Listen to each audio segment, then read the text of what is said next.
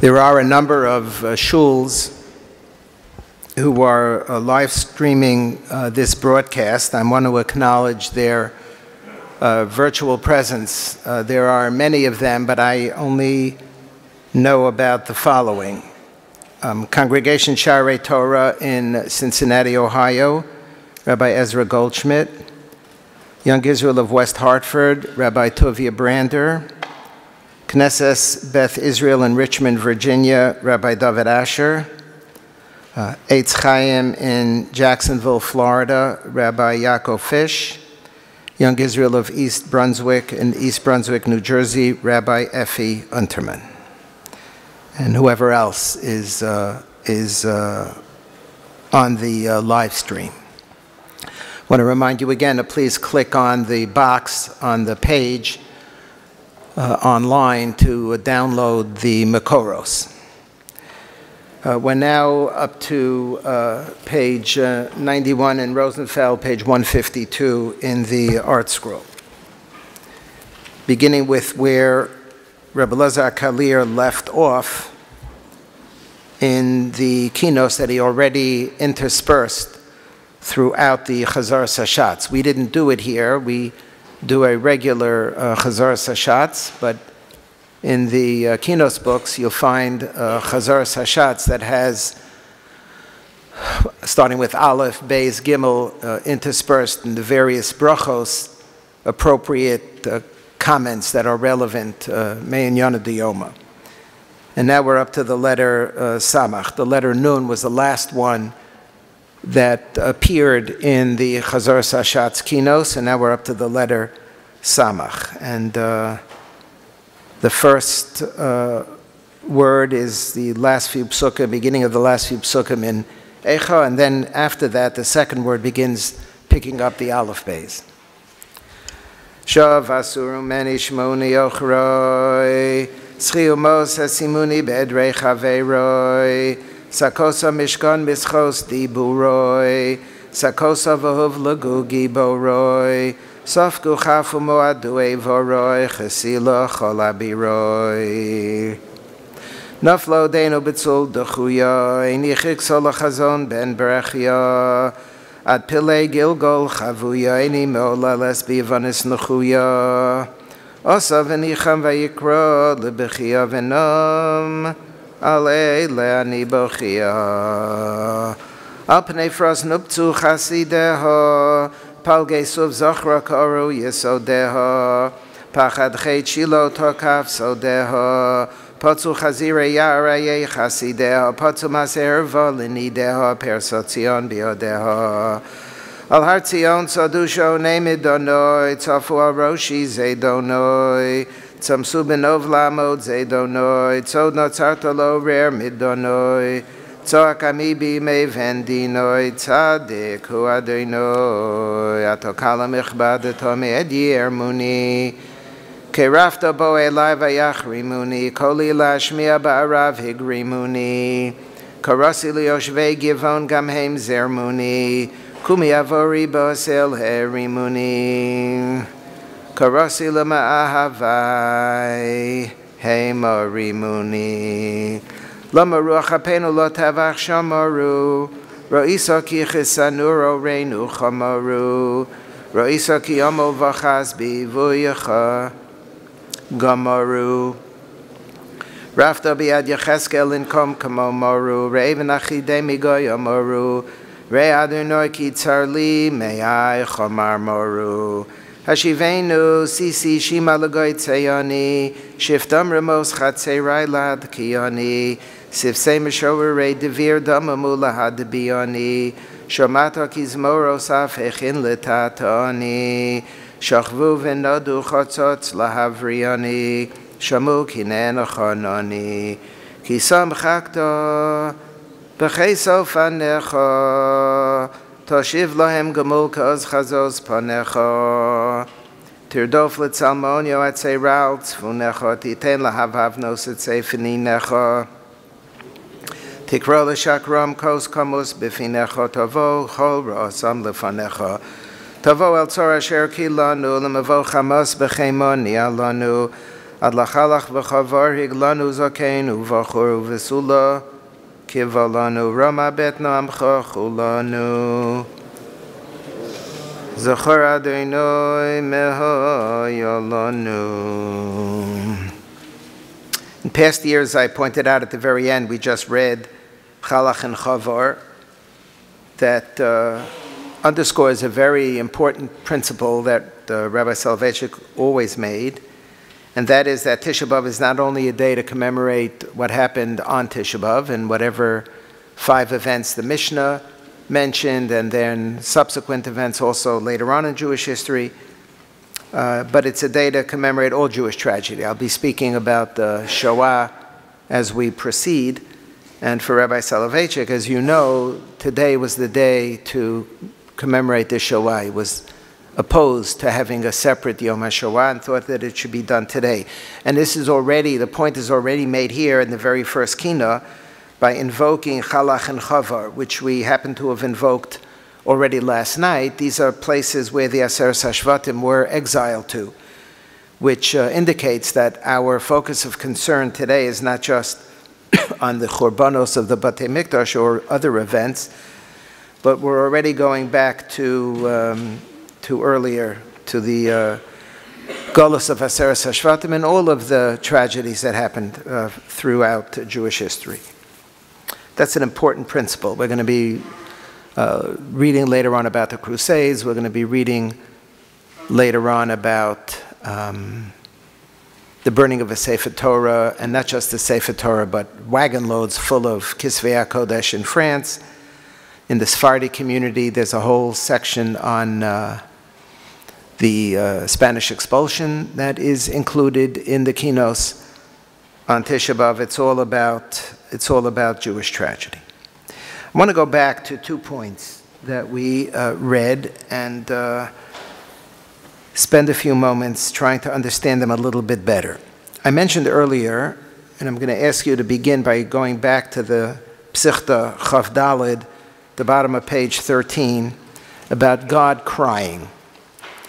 If you look at the Kinnot that we just said, the end of the second paragraph, the stanza beginning, Nafla Odenu Betzul Dechuya.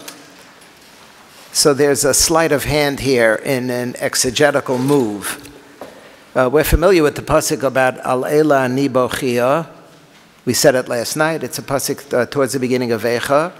And Al Ela Ani Bochia, the Ani, the I am crying, is, for all intents and purposes, the author of the book is saying, I am crying. Al Ela Ani Bochia. It's Yirmiyahu Hanavi. Yirmiyahu is the Mechaber of Eicha.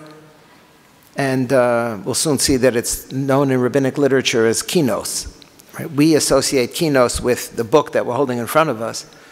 Chazal associated Kinos with the biblical book Eicha. They didn't call it Eicha, they called it Kinos. We call it Eicha. The first word is Eicha. We call something else Kinos. They called Eicha Kinos.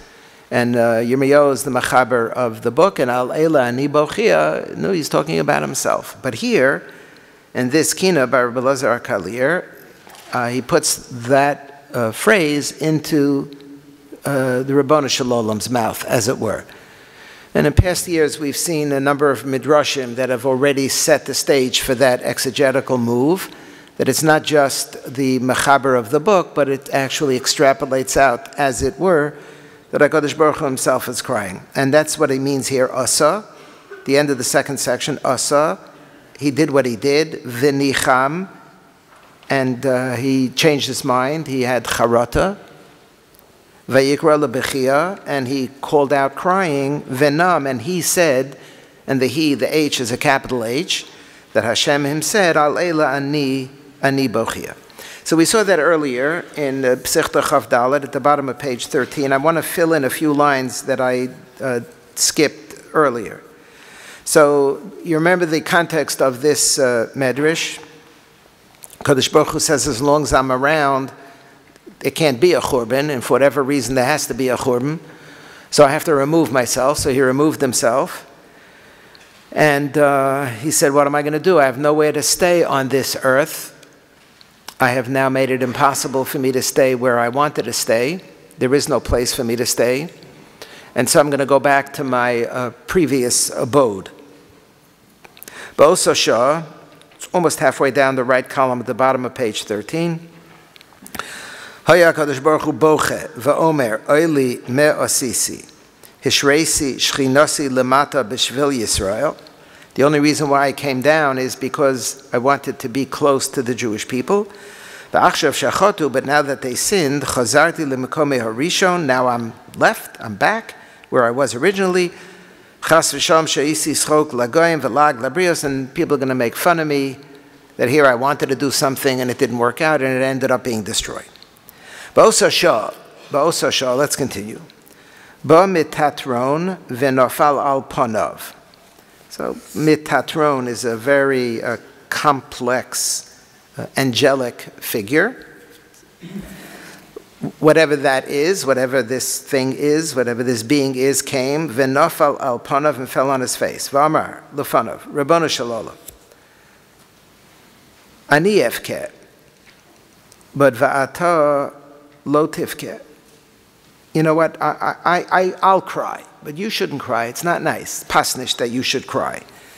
Because the previous line was, Ba'oso Shah, Haya HaKadosh Baruch Hu boche. So Mitatron says, you know what, I'll take on the crying. Ani efke, but v'ata lo sifke. Amar lo, so Hashem said, Im ein ato maniach li lifkos achshav, if you're not going to let me cry now, ekones lemakom she'ein lecha rishus li kones ve'efke. I have to cry. I can't not cry. So either you let me cry here, or I'm going to go somewhere where you can't follow me in, and I'm going to cry there.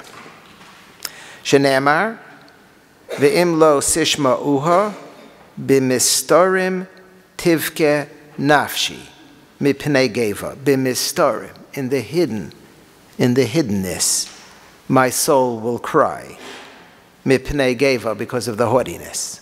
We'll come back to that.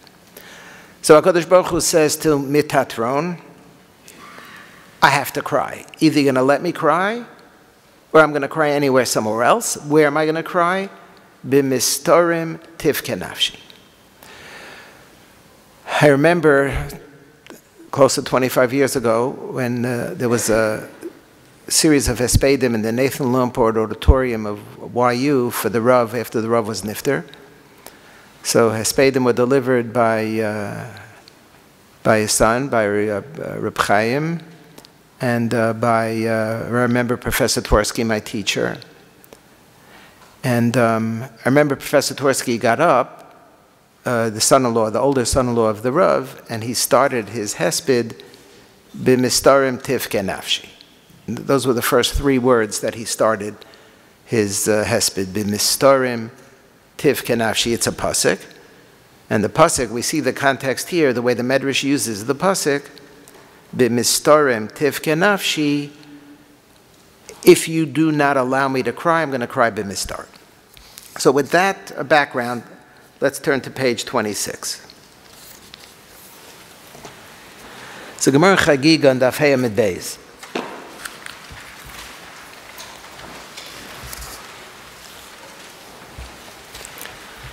Gemara Chagiga on Daf Hey Amid Beis. Before looking at the Gemara, I want to read to you something that I discovered. Again, it was after I put the packet together. I found a parish on Medrash called Anaf Yosef.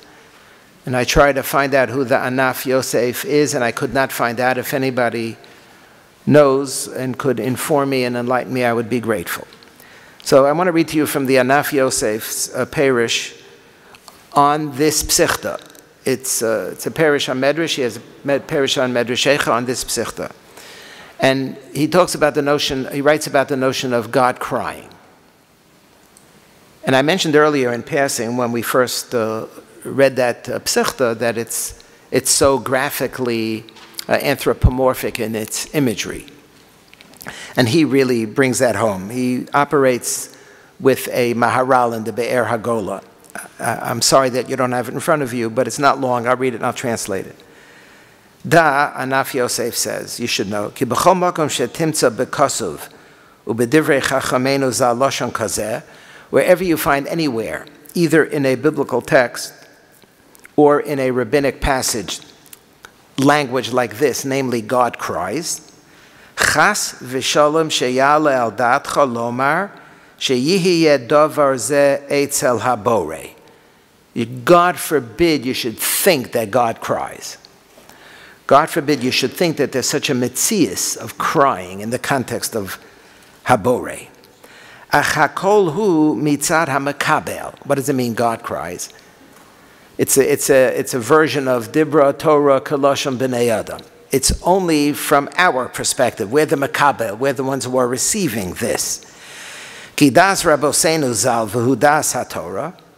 Shekol hadavarim ha'elu. Whenever these formulations are used, again, whether in a biblical context or in a rabbinic context, hey mitzad hamakablim. It's only from our perspective. Shehu yisbarach nimtza el hamakablim. God could only express himself to us who want to receive God's expressions only in a way that we are able to receive it, only in categories or concepts or language that we can understand and that we can assimilate. V'nira lohem Hashem yisbarach kefi ma shehamakabel ra'ui lo. We perceive of God in a way that we can conceptualize mibli sheyiheh hadavar hazeh ba'atzmo yisbarach kein, without at all imputing to God these categories or qualities or behaviors. Rak shekach ha'adam mekabel me'ito yisbarach v'davar zehu yesod gadol ma'od. So I'm not sure why he's all exercised about this. It's like an extra push here. It's yesod gadol ma'od chas v'shalom. I mean, I never thought that God cries. I guess maybe there were some people who did think that mamish God cries, so he has to bavarin, he has to say, no, God doesn't cry. It's only we perceive of God. V'davar zehu yesod gadol ma'od gilu oso chachamim b'midrashehem hapnimiyim v'na'ne'elamim. The Chazal, in their hiddenness, were able to understand this, and he quotes from the Maharal. So, entering into a conversation, first the Medrash, and now we're going to see a Gemara about God crying, that God cries. It's just a way for us to identify with sadness. Did God is sad? I mean, none of this language is appropriate, but it's something for us to think about ourselves to the extent to which we can benefit from these images. Chagiga daf Hey Amid Beis. Zok de Gemara.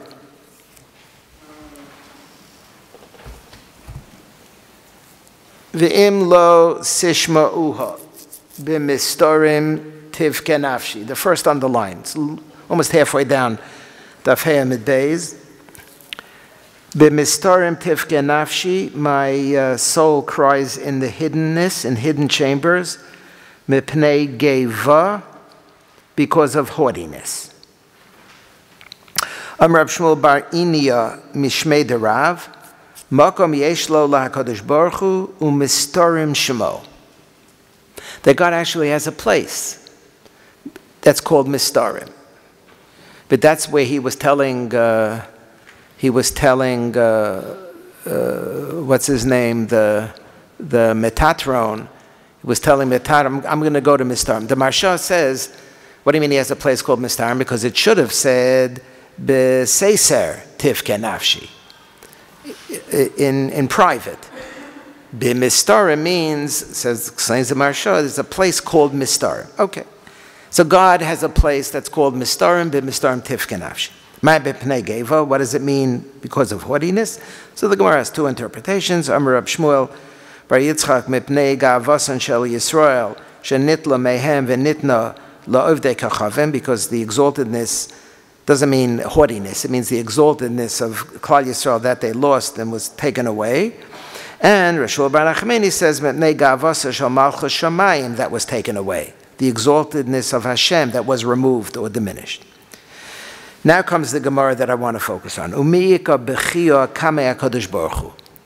We just saw that in the Kinnot that Hashem cried. Alayla Ani B'Achia is interpreted that Hashem cried. Is it shaykh for Hashem to cry? Umika B'Chia Kamei HaKadosh Baruch Hu. V'Amar Rav Papa, Ein Atzivus L'fnei HaKadosh Baruch Hu. There's no grief in the presence of God. Shenemar, famous pasuk, Hod V'Hadar L'fanov, Oz V'Chedva B'Mkomo. That there's glory and majesty in front of him. That there is strength and joy in front of him in his place. Lo kasher hababati gavoi, hababati v'roi. There's a difference between an inner chamber and an outer chamber. Zok Rashi, in an inner chamber, babati gavoi, ikka, dichsiv b'mistarim. God cries in an inner chamber. In an inner chamber, b'mistarim, God cries. But babati v'roi, in an outside, God does not cry. In fact, the Gemara, babati v'roi lo, God doesn't cry outside. God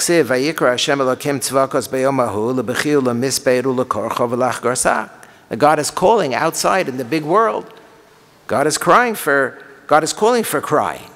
So God is engaged in crying, not just in the inner chambers, but also outside. I just said that God only cries inside, not outside. And for the Gemara, Shayni Churban Beis HaMikdash, Ta'afilu Malache Shalom Bachu. For the Churban Beis HaMikdash, HaKadosh Baruch Hu cries outside also. Normally Hashem cries only inside, not outside.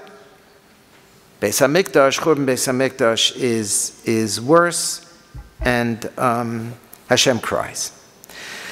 Then the Gemara talks about a whole different set of crying, and then, just to skip a few lines I mentioned a moment ago, Rabbi Havenokat Sefer Kinos, Vikakori Bigavia.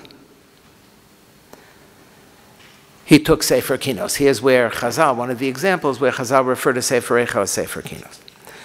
So we see here that some places Hashem cries and some places Hashem doesn't cry. According to Rashi, Bebati Gavai, inner he cries, outer he does not cry. If you look at the Rabbeinu Hananel, and I apologize for the tiny print here, it's on the right side of this Amid, Rabbeinu Hananel has the opposite interpretation. Rabbeinu Hananel has that Hashem cries on the outside and not on the inside. Hashem cries on the outside and Hashem does not cry on the inside. Look at the Rabbeinu Hananel. Umakshe. You have a little caret there on the right-hand side. And the Gemara asks, Umika b'chia kamei d'kadosh baruch hu, v'aksiv oz v'chedva b'mkomo, uparkinan ki leka b'chia. Where does God not cry? B'bate gavai. Umakom hanikra mistarim b'bate b'roi havhu. That there's a flip here. God cries on the outside, and God does not cry on the inside. The way I understand the Rabbeinu Hananel, I understand Rashi. Rashi's girsa and Rashi's interpretation is, and it fits better with b'mistarim tivke nafshi. B'mistarim tivke nafshi, I cry on the inside, but on the outside I don't cry except for the Churban Beis HaMikdash. The Rabbeinu Hananel fits better with the pasuk Hod v'Hadar L'fanav Oz v'Chedva Bimkomo. That Bimkomo there's Oz v'Chedva. God does not cry on the inside, but God cries on the outside. So what's going on here, and what does this mean, and why does it matter? So I was thinking that maybe because inside and outside, the way I understand it is from a finite human perspective and from a larger perspective. On the inside, in the real world, in a real world that's the world of meaning, everything is clear. In the presence of the Rebbe Shalom, there are no sfeikos. There's nothing is unclear. Everything is clear. It's only on the outside. It's only when we see it from the outside. Then we don't understand it.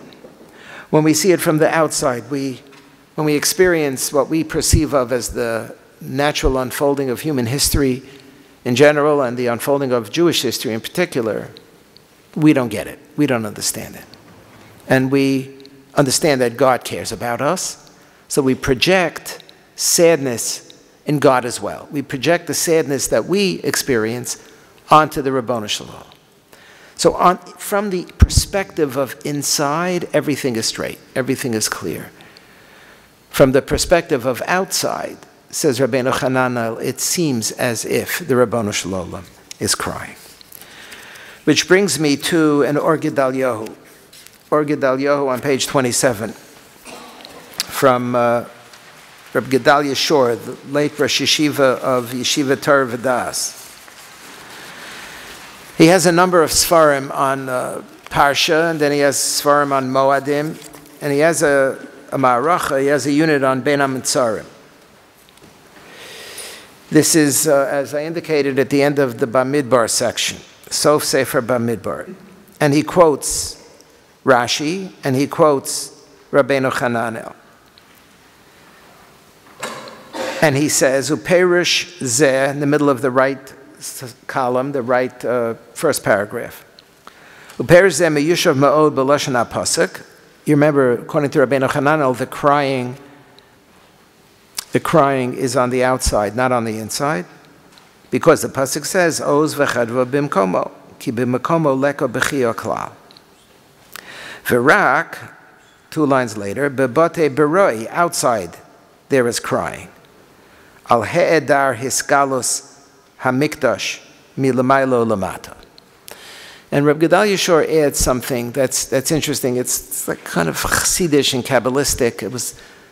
That's the way he operated he thought along those categories. And he quotes a Gemara that Kala Mesabel, bottom right of page 27. Kala Mesabel al Yerushalayim zoche v'roa b'simchasa. Famous Gemara, and actually a difficult Gemara to understand. Somebody who ever mourns for Jerusalem merits and sees its joy. And everybody wonders on the present tense of this passage. You'd imagine it would say, whoever is Misabel Yerushalayim will be Zoche in the future to see the rebuilding of Yerushalayim. But what does it mean, Zoche v'roe b'simchasa? You'll see it now. So he quotes the Gemara that talks about that there are 2 Yerushalayim. There's a hidden Yerushalayim and there is a more overt Yerushalayim. There's a Yerushalayim Shel Maila and a Yerushalayim Shel Mata. And Kol HaMesabel al Yerushalayim, whoever is Misabel for Yerushalayim, our Yerushalayim, will be Zoche to see right now already the Simcha of the hidden Yerushalayim. Because in the hidden space, it's only Simcha. The Rabbeinu Hananel. In the hidden space, it's only joy. And that hidden space is coterminous with us because there is a hidden space that exists now based on this Gemara in Bezin Shel Maila, Yerushalayim Shel Maila. So somehow we will be able to access the clarity and the purity of the unfolding of the human story now by connecting to the Oz V'Hadar in Shamayim by our appreciating the intensity of the destruction of the Beis HaMikdash. That the Misabel al Yerushalayim, to really get it and understand it and recognize the impact of it, will help us connect to God in his place of comfort, in his place of lack of crying. All of this relevant to us because we're trying to understand what does it mean that HaKadosh Baruch Hu cries. What does that mean and what does it matter and where does God cry? And all of it, without doubt for me, is a way of us trying to make sense of HaKadosh Baruch Hu in the context of our tragedy. In past years, I spent a long time, I just want to mention it, on the notion of Shchinta Begalusa. I went through 9 examples in Chazal of Shchinta Begalusa. What's the whole notion of Shchinta Begalusa? That HaKadosh Baruch Hu is also in Galus. That HaKadosh Baruch Hu is also crying.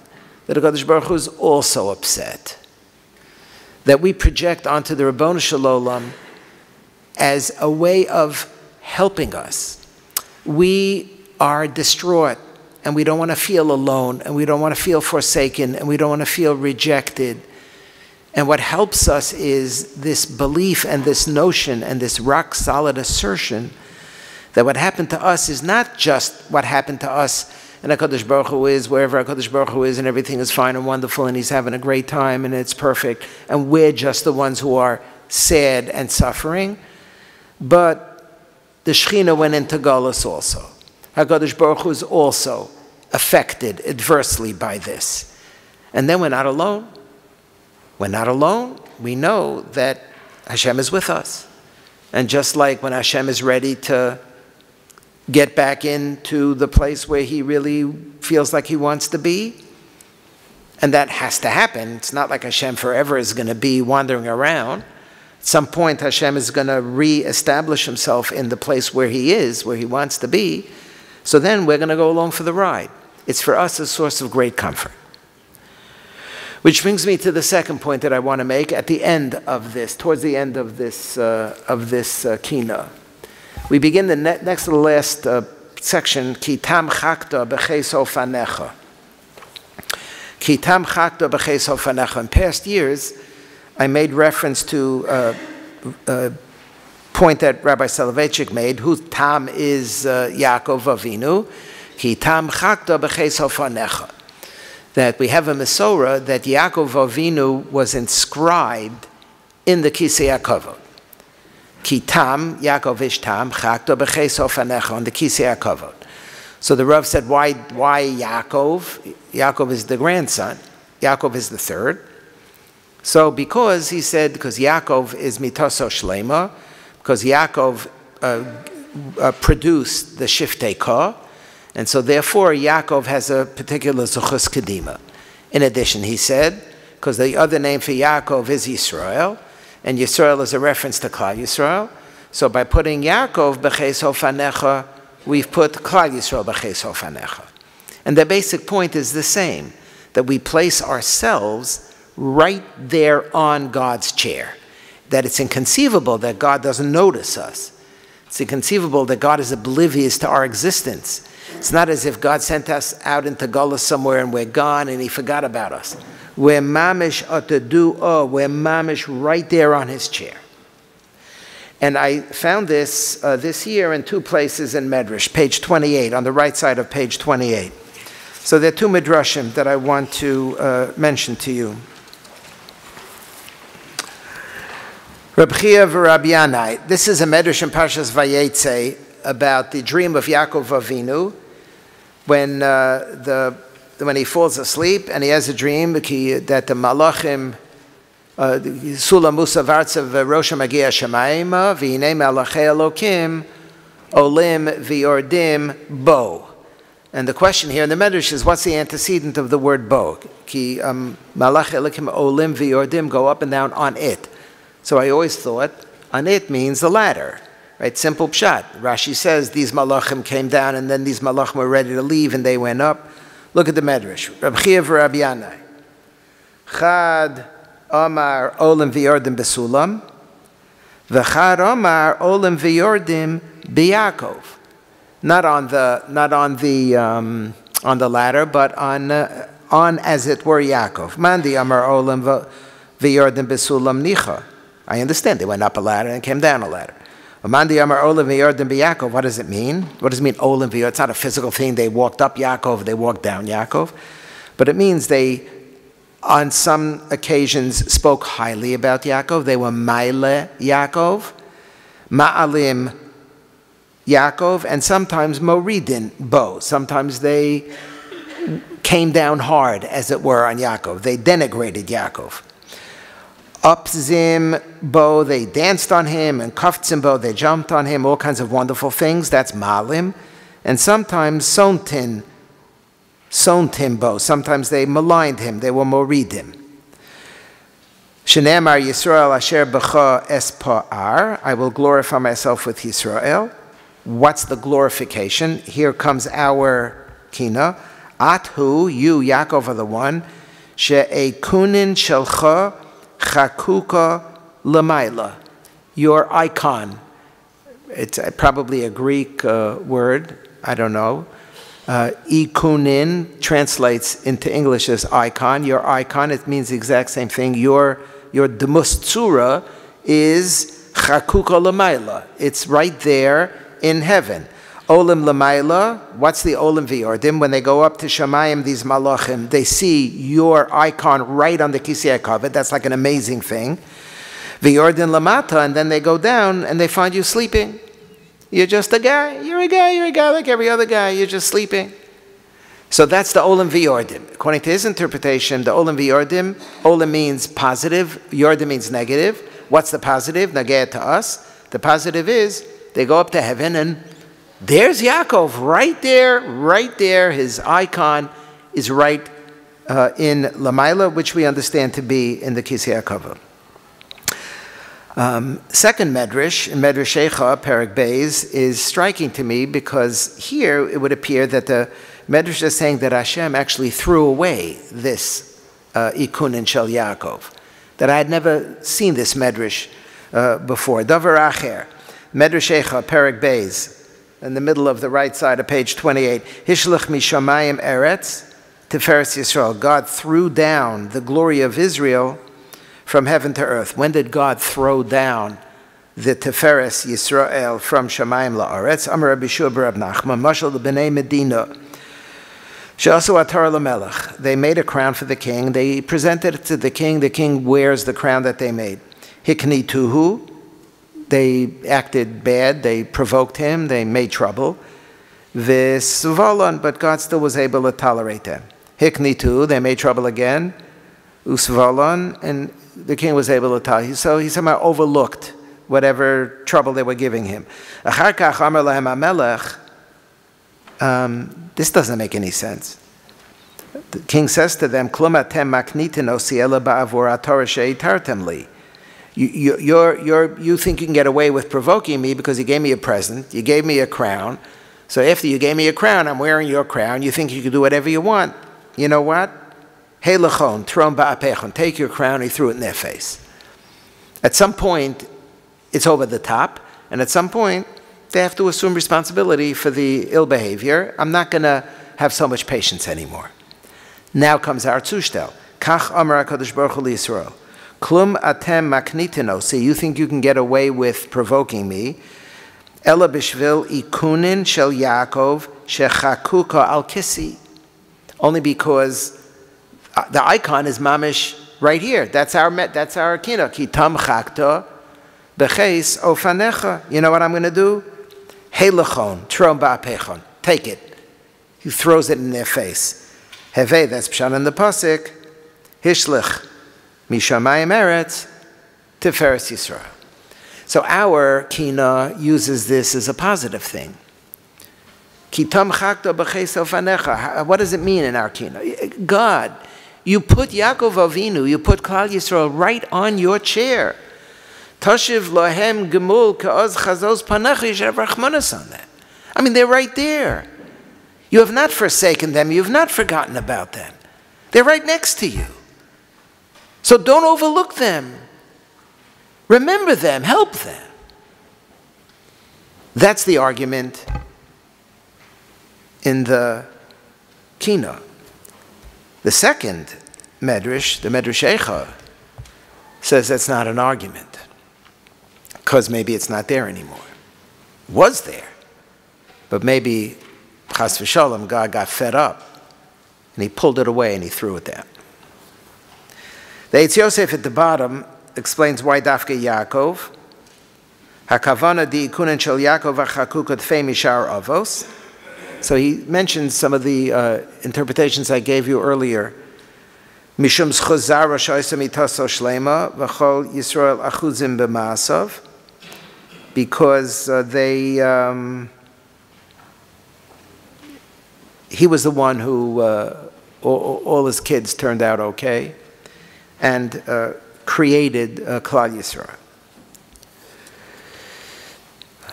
Okay.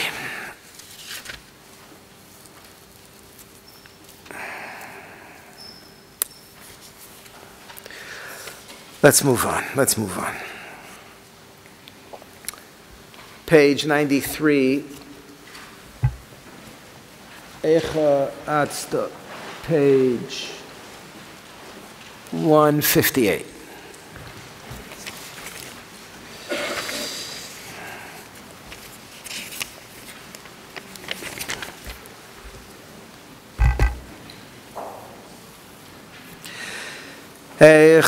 Here's the challenge. Here is mamish, the question. Here's the question from the Hakdama Shir. How could you allow this to happen? You have to read it with the right tone of voice. How could you let this happen? And you forgot. You forgot all the good things. The whole Kinnot here, a Kinnot with Aleph Beis, first line is, how could you have let this happen? How could you have been so insensitive? How could you have been so cruel? And you forgot all the relationships that we had. You forgot this relationship and this relationship. What happened to you? What happened to you? How could you do this? What happened to you? That's what we're saying here.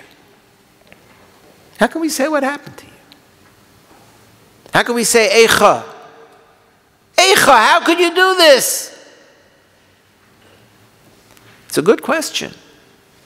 First of all, how can we say it? Second of all, the formulation of Rabbi Soloveitchik, it flies in the face of every ethos that we are inculcated in from the very beginning of our existence, that you have to submit, you have to be makabel. Tzur tamim polo, tzaddik Hashem b'chol derachov, karav Hashem l'chol korov. And we're screaming bloody murder here. And you remember the answer. The answer is very important for us to keep in mind, because otherwise we would have no right to do it, and that's because Yirmiyah did it. Because Yirmiyah said Eicha, so we have a matir. That's what it's called. We have a matir. We could do it too. One day a year. One day a year we can do this. We could do it today. And that's what we do. And we mamish challenge God in the height of audacity and in the height of inappropriateness. Eicha atzta be'abcha. How could you, in your anger, make it quick, hasten? La'abed biyad adomim emunecha, to destroy those who believe in you through the adomim, through Edom. How could you have let your people be conquered by Edom? How could you let this happen? V'lo zacharta bris bein habesarim. You forgot we had a bris. We had a covenant. We had a connection. We made a deal. V'lo zacharta bris bein habesarim asher beirarto levuchunecha v'chem bitinu. And so we call out, Zachar Hashem b'hoya lanu. Remember what happened to us. Fix it. Fix it. Fix it now. Fix it now. How can you let this happen? Echa ga'arta bega'aroscha laglos bi'ad geim ge'ulecha. In your anger, you let the haughty ones exile your redeemed ones. V'lo zacharta delikos diluk derech asher dibarta lidgolecha. You remember that we had kfitzas haderech. We got faster to where we had to go because you wanted us to get there. What happened to that? What happened to the relationship that's indicated by that kind of behavior? V'chein dibarnu zachar Adonai mehoya lanu. Echa hagta behegyoncha lahadof biyad holalim hamonecha. Your hamonim, your masses, should be chased after the holalim. And you don't remember the meeting place that we had. You don't remember the meeting place. The Beis Vad. The Beis Vad, we had a meeting place. We had a meeting place. We had a place where we used to get together. Because we cared about each other. Because you created that place. You made that place. So what happened? Turn to page 29. This year I reread an essay by the Rav a talk that he gave in Congregation Kehillat Jeshurun in the 70s. And it's not quoted as much as it should be. It's sort of off the radar screen a little bit. I think this article is just incredible. It's about the synagogue, institution and idea.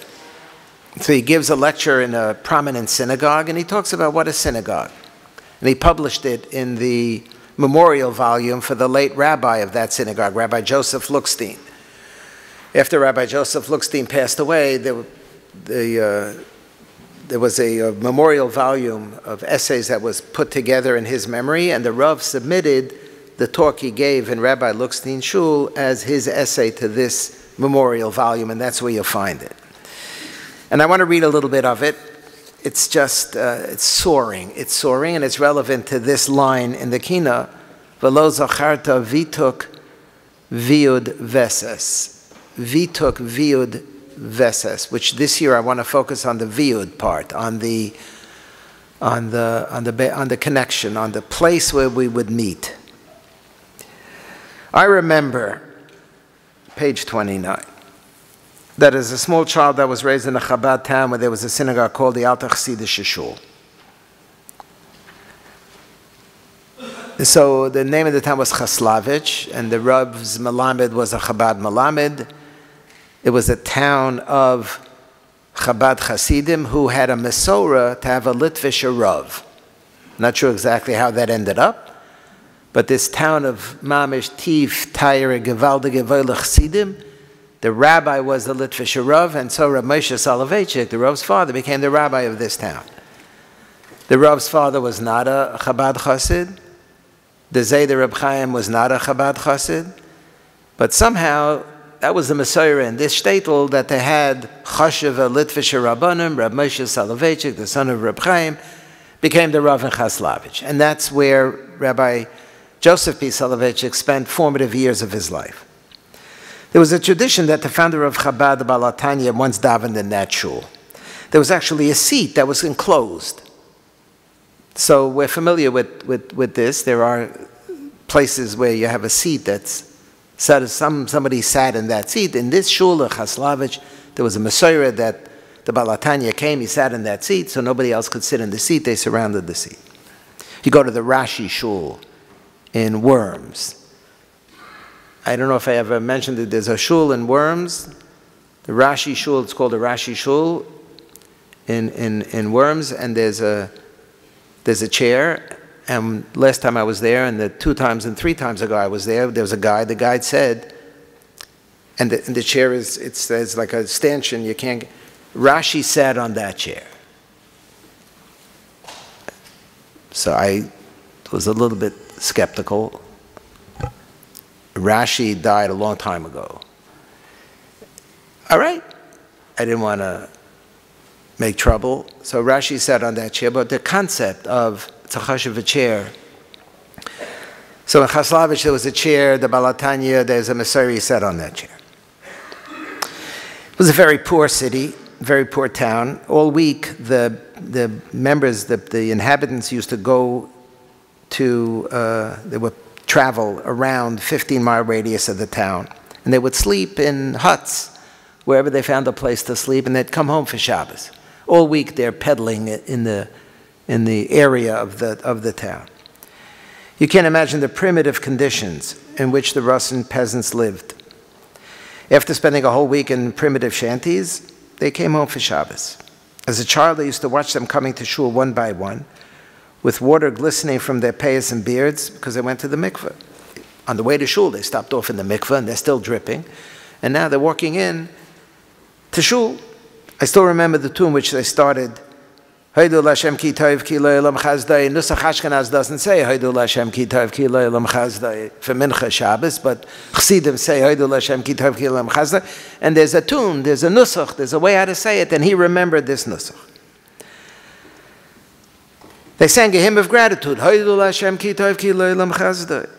For what? For delivery from captivity, for freeing people from a prison, for freedom. And they came home in spite of the fact that they knew very well that Motzei Shabbos, they're back out on the road. and they're going to live in shanties again. They're going to vulgar from place to place to eke out like a primitive, nothing, garnished livelihood. The experience of deliverance and redemption represents exactly the idea of prayer. To pray means to allay the fright, the dread in the night. To pray means to return home. To pray means to return home. As a matter of fact, why not pray in the fields, in the woods, in the streets? After all, God is ubiquitous.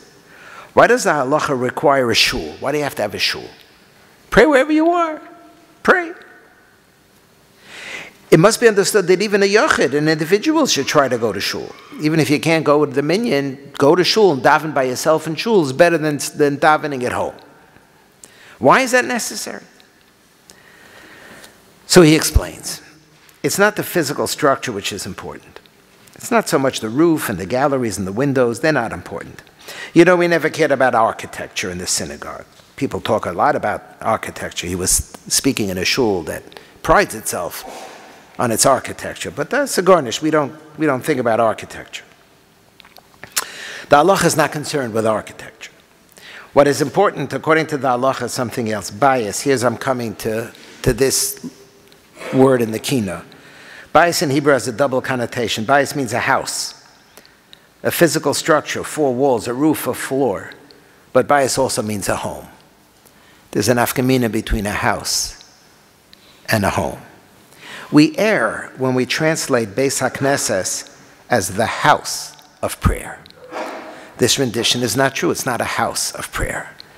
There is no need for a house of prayer, because I could pray to God, I can kneel to Him, I can have a rendezvous with Him anywhere, even on the outskirts of the universe.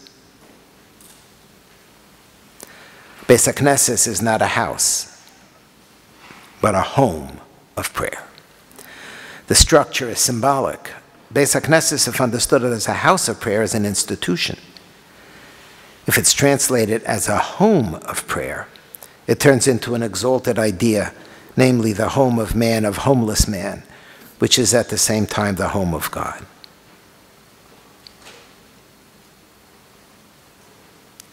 Shlomo HaMelech said, God, you are everywhere. Why am I building a Beis HaMikdash for you? You are everywhere. The vast reaches of the eternal universe can't contain you. I'm going to build a Beis HaMikdash for you. The Shekhinah is going to come into here. How can you be mitzumtzam into this little tiny space? And what is the answer to this question? The Beis HaMikdash is not the home of God, but the home of man, where he keeps an appointment with God. God doesn't need a home for himself. God feigned homelessness in order to induce man to build a home for man. And whatever name is assigned to this home is to be understood in human terms, not divine terms. It is the home of God because it is the home of man. God comes to that house in order to keep his appointment with man. And with this in the background, this is how this year I understand this Kinnot. How could you, God, have done or allowed to have done what happened?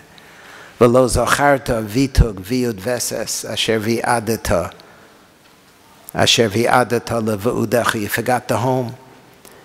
You forgot the rendezvous. You forgot the connection. You forgot the meeting. You forgot the place where we have a connection. So it used to be the Beis HaMikdash. It's not the Beis HaMikdash anymore. It's a Beis HaKnesses. It's not a house of prayer. It's a home of prayer. It's a place where we have a connection. And that's the taina here in this Kinnot.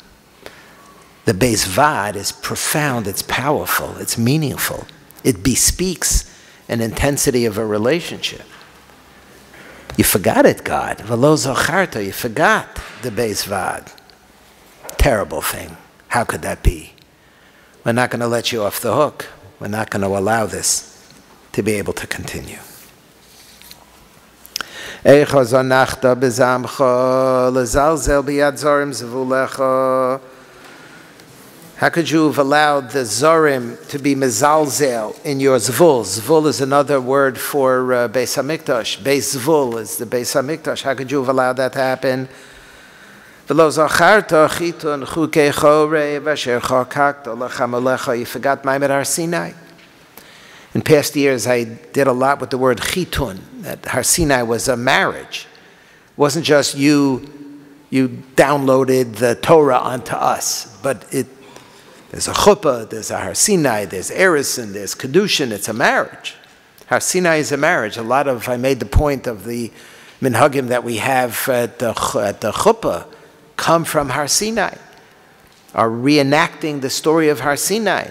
The candles, the cover, there's a lot going on, Har Sinai. So we were married. You forgot that we were married, not just the Chukei Chorev, the Nesinas Chukei Chorev, but the Chitun Chukei Chorev. Asher chokakto lachamolecha v'chein chivinu zechor Adonai me'oyo lanu echo torachta betorchacha letrof biyad tmeim teloecha v'lo zacharto yikar yedidus yosher asher yichadeto liyodeecho v'chein yolo lanu zechor Adonai me'oyo lanu echo kivanta b'chazcha lechalos biyad koshlim karmecha. B'chazcha, you are angry. It's a very strong word. Lechalos means to uproot, to destroy your kerem. Chazal refer to the Beis HaMikdash as karmi, my kerem, my vineyard. V'lo zacharta, and you forgot, lo yiznach li'olam asher limadeto lelekuchecha, uv'chein lo hognu zechor Adonai mehoyo lanu, echa milalto b'moscha, limchos biad mona minasecha, v'lo zacharta nesias notzas nesher asher nosos alinesuecha, Uvechein nohinu, we're groaning. Zechor Adonai mehoyo lanu. Echo sachta b'sarcha l'sager b'yatzei afim sa'adecha. V'lo zocharta ozadi adoyim asher itarta lavadecha. V'chein oninu zechor Adonai mehoyo lanu. Echo patzta b'fachtecha l'fager b'yad poritzim piloecha. V'lo zocharta otzalas tzvi tzedek.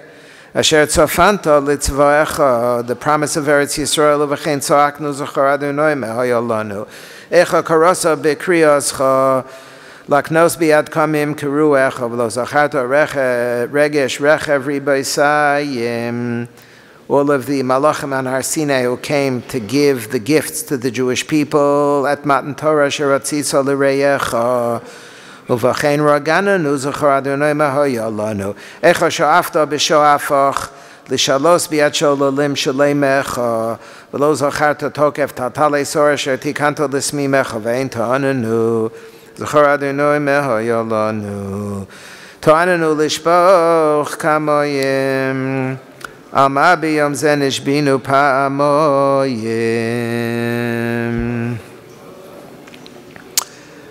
Zachri b'Yosi Yosheves b'Shalva b'Yerushalayim Raganti v'oto ade ad chug shamoyim.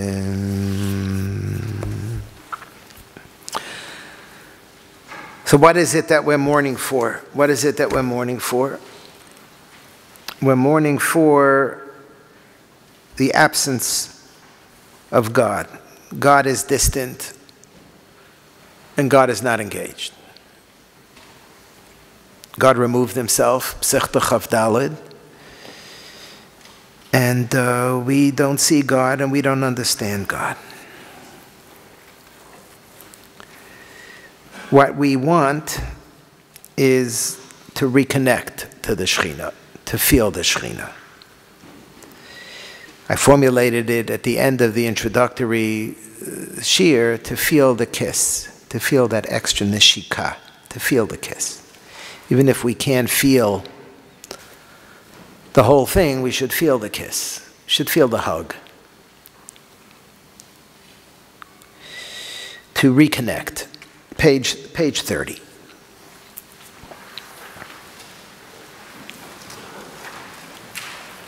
Halacha l'maisa. This year is the 50th year of the reunification of the city of Yerushalayim. An amazing amazing miracle. That was a real kiss. That was actually a super kiss. A massive hug and a kiss from the Rabbi Shalom to us. And I had the privilege of being in Israel like 10 days after the war, and I remember Tisha B'Av, the first Tisha B'Av. So I'm sure some of you were in Yerushalayim the first Tisha B'Av. And like me, you probably also walked around the Tisha B'Av night, walked around the walls, right, Tzvi? You're shaking your head. Walked around the walls. And it was anything but Tisha B'Av. It was anything but Tisha B'Av. It was like Shalosh Regalim. It was like a Yom Tiv. People were giddy with ecstasy, mamish ecstasy, euphoria, shebe euphoria. You have to pinch yourself, and you have to say, wait a minute, I'm supposed to be sad today. And then we came around, we came to the kotel was rubble. Up until the kotel was all rubble, they started to clean it away, but you had to walk over broken bricks and pipes and ropes, and packing in. And a number of halachic issues were raised in the wake of the miracle of the Six-Day War. And one of them had to do with tearing Kriya.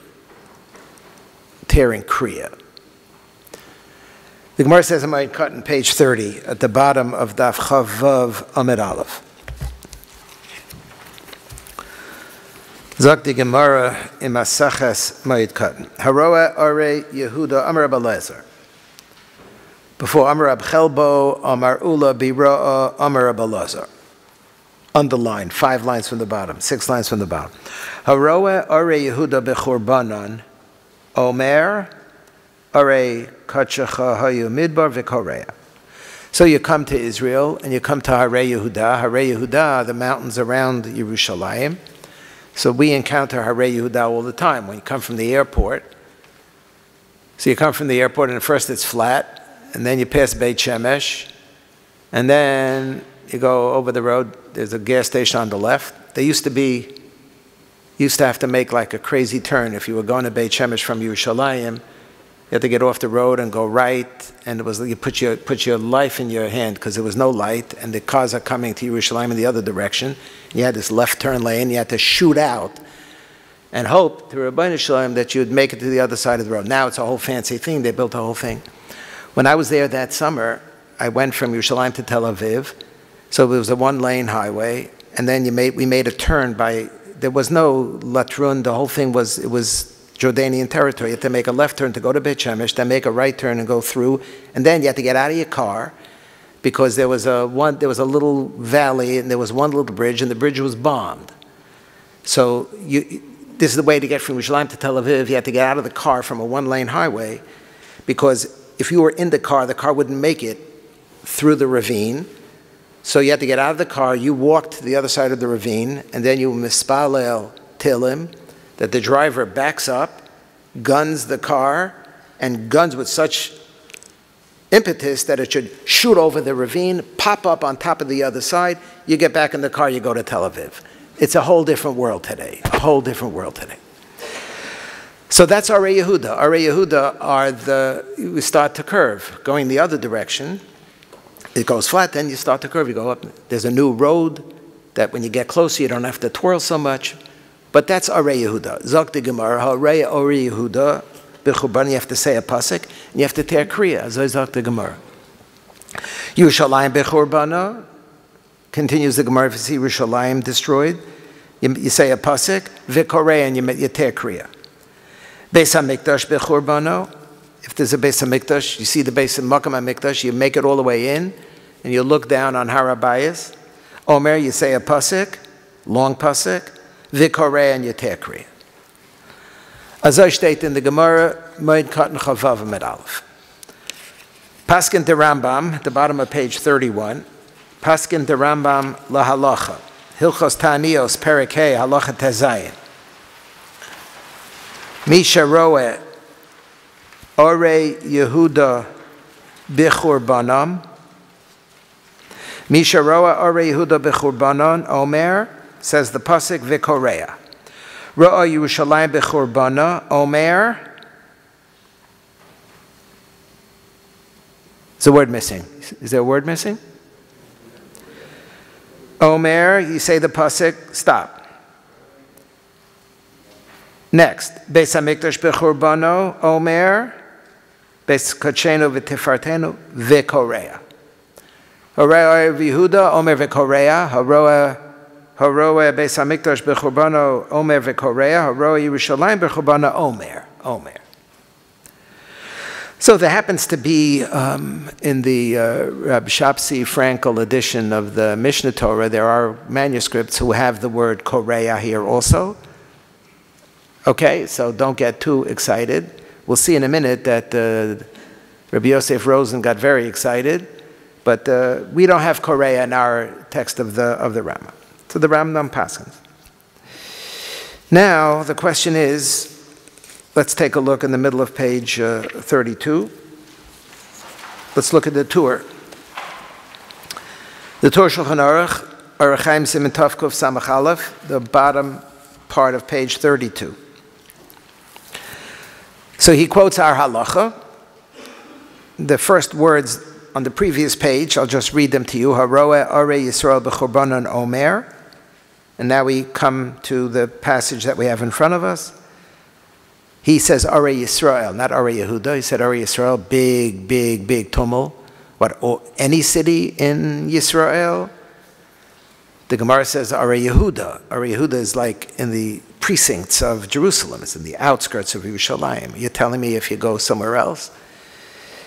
His nusach was, his text was Are Yisrael. Haroa Are Yisrael b'churbanon. Maybe it means Are Yehuda, not for now.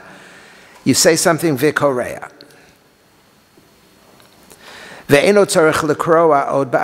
Once you see one of the Are Yehuda, so you're good to go. You don't have to tear kriya for each Are Yehuda that you encounter. There's one category called Are Yehuda. Once you take care of Are Yehuda, you took care of all of the Are Yehuda. Cheshiro Yerushalayim omer v'korea. Cheshiro Beis HaMikdash omer v'korea. Question. What happens if they're not bechurbanon? What happens if they're not bechurbanon? What's the nusach of the Gemara? Haroa Are Yehuda bechurbanon. Yerushalayim bechurbanon. Beis HaMikdash bechurbano. Let's say Are Yehuda is not bechurbano. What does bechurbano means? They're destroyed. Nobody's living there. They're desolate. Let's say people are living there. Let's say it's inhabited. Let's say Yerushalayim is inhabited. So do you still say the pasuk in Korea or not? So the Beis Yosef was mesupik. The middle of page 32 on the left side. V'hai Are Yehuda bechurbanon, where the line is on the left side. V'hai Are Yehuda bechurbanon de ka'amar, where the halacha is that for Are Yehuda, you say a pasuk and you tear kriya. The hainu shehein charevos ve'ein bohem yishuv klal, when they're mamish, desolate, nobody's living there. Avalam yesh bohem yishuv, if people are living there, afal pi shehein biyadei akum, even though Jews do not have sovereignty, but others have sovereignty. Hayanira lechaora. De'ein tzarech lekroa. It's a din in churban, it's not a din in sovereignty. When do we korea? When it's desolate. If people are living there, even if the Ottoman Turks own it, but if Jews are living there, there's a yishuv of Jews, you don't have to do kriya. Haya nira lichaora. Ve'efsher, however, he continues, maybe, the chol sheyesh b'yedei akum afal pi sheyesh b'hem yishuv b'churbana mikri v'cheiniker. But maybe no. Maybe it's not a din in inhabitants. Maybe it's a din in sovereignty. And kolzman, it's under Yenem's sovereignty, you still have to take kriya v'cheiniker, and that's he's noita to the second interpretation. that even if there are Jews there, but if it's owned by others, you still have to tear kriya. What was a suffix to the Beis Yosef is a vadai to the Bach. The Bach at the bottom of the page, all the way at the bottom, upasha tu, 3 lines from the bottom, at the end of the line, on page 32, the Bach and this siman, upasha tu, the Hai Are Yehuda b'churbanon de ka'amar hainu afilu yesham yishuv. Even if there are people who are living there, the halacha still applies. Kol sheyad ha'umos sholtos olav b'churbanon mikri. As long as Gentiles have sovereignty, it's considered to be b'churbanon. So the Beis Yosef is masik that way, but he had like a shtickle ahavamina, maybe not. He had a strong, what was his nusach, haya nira l'cha'ora, that you don't. He ends up that you do, and for the Bach, it's a dover, pashit, that's what you have to do. Shulchan Aruch, page 33, paskin to Shulchan Aruch. Haroa Are Yehuda b'churbanon, in Siman Tavkuf Samach Aleph, Haroa, turn it sideways for a moment, top right, page 33. Haroa Are Yehuda b'churbanon Omer v'korea. Seif Beis, Haroa es Yushalayim b'churbana Omer v'korea. Ukisharoa Beis Hamikdash Omer, end of the next line, v'korea. Zok the Magen Avraham b'ferish, Sivkot Aleph, b'churbanon, Haroa Are Yehuda b'churbanon, Afa pi sheyoshvim behen Yisrael, even though there are Jews who are living there, Kivin she'umos moshlim aleihem mikre churban. Churban is not a din in the number of people who are living there. It's not a din in the census. Churban is a din in bailus. Who has bailus? If Yena has bailus, that's called churban. You can have 100,000 people living there, but you don't own it. It's under Yenem's bailus. That's called churban. Look at the Mishnah Berurah. The Mishnah Berurah brings it a little bit closer to home. Are Yehuda, velo Are Yisrael. You see here again, it's just a hint to what I mentioned earlier. The nusach of the tour is Are Yisrael, and the Mishnah Berurah hastens to say it's only Are Yehuda, it's not Arim anywhere in Eretz Yisrael. B'churbanon, Sif Cotton Bays in the Mishnah Berurah, Siman Tavkuf Samach Aleph, Afilu Yoshvin Bahen Yisrael, Kivin Shehayishme'elim Moshlim Aleihem Mikre Churban. The nusach of the Magen Avraham is ha'umos moshlim. So, kindalach, let's bring it a little bit closer to home. It's not stamazay and the Welterein umos. We're talking about Yishme'elim. Zok the Mishnah Berurah b'ferish, 20th century. Even though Jews are living there, if the Yishme'elim are moshlim, it's called b'churban. Okay.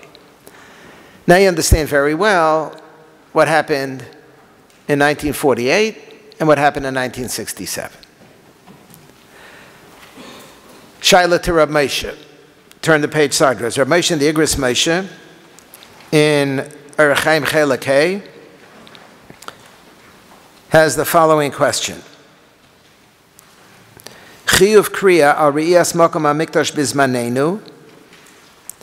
Do we have an obligation to tear kriya for the makom ha'mikdash today? The answer is obviously yes. That's not even the question. The question is, in the smaller print, Aleph, kriya al re'iyas Are Yehuda Yerushalayim u'makom ha'mikdash bizmanenu. What changed bizmanenu? This tshuva was written in 1980, but the question arose already after 1948 for Are Yehuda and after 1967 for Yerushalayim. What was the question? What was the question? No, now it's under Jewish sovereignty. So maybe now it's different. That's the question. Is it chatzos? I see people are stirring.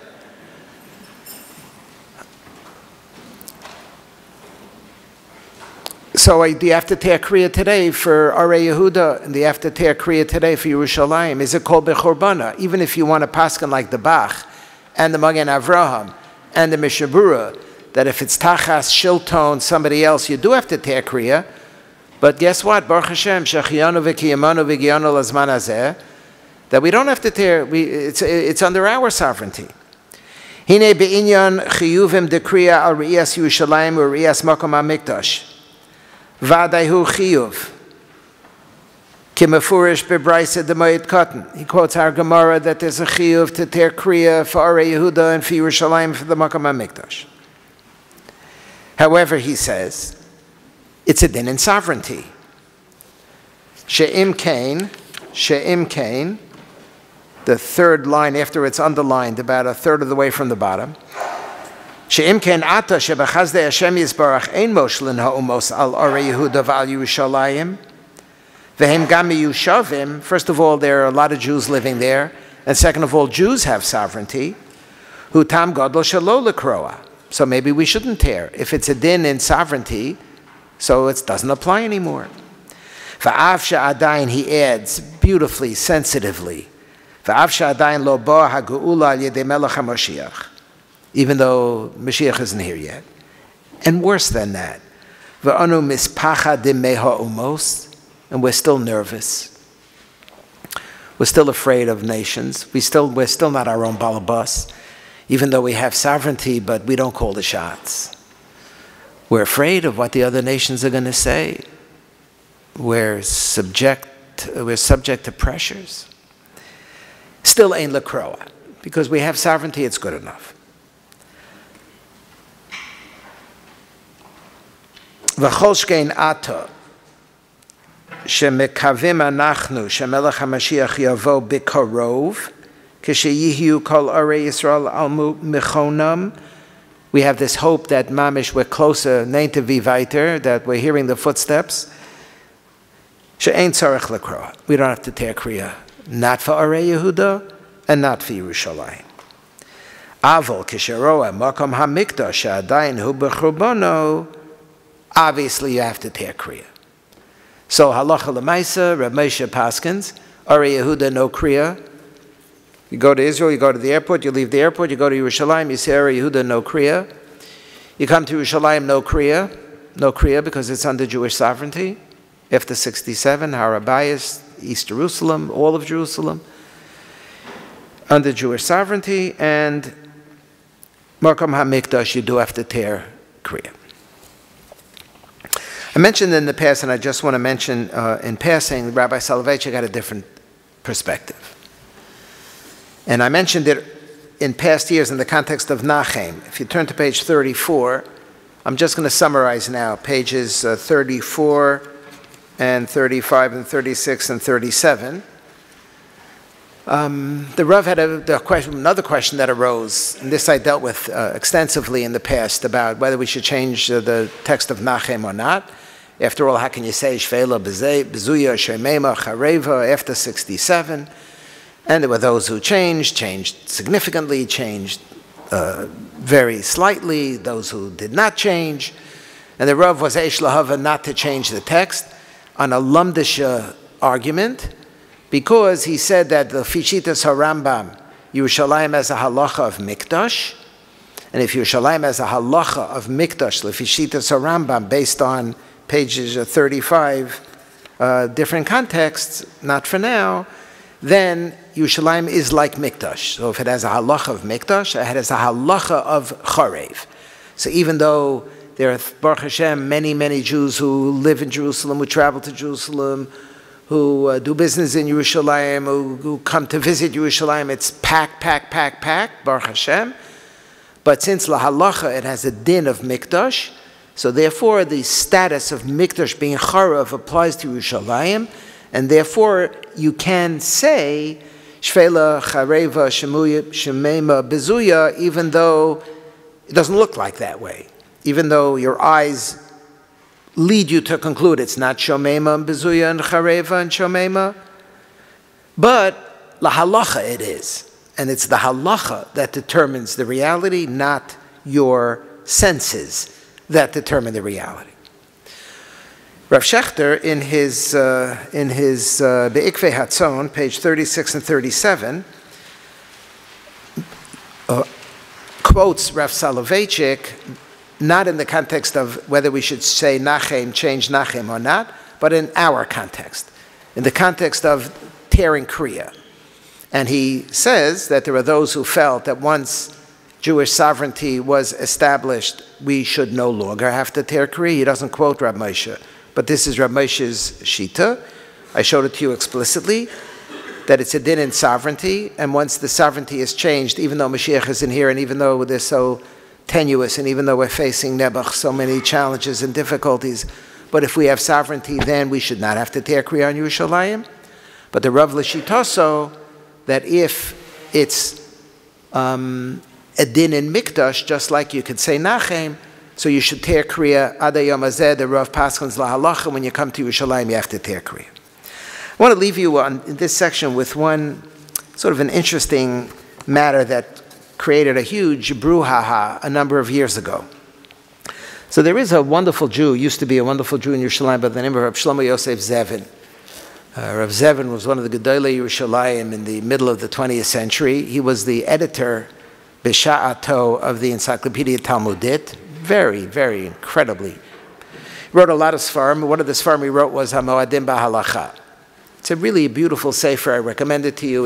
He breaks down a lot of the issues relating to Yom Tovim in very clear Hebrew and very logical. One step follows the other. It's really interesting to learn on Yom Tov, to get a sense of some of the inyanim that were raised by Rishonim and Achronim on Yom Tov. Presents it, essays, small essays, really excellent. And he has a section on Tzomot. At the end, he talks about the fast days, and he addresses our issue.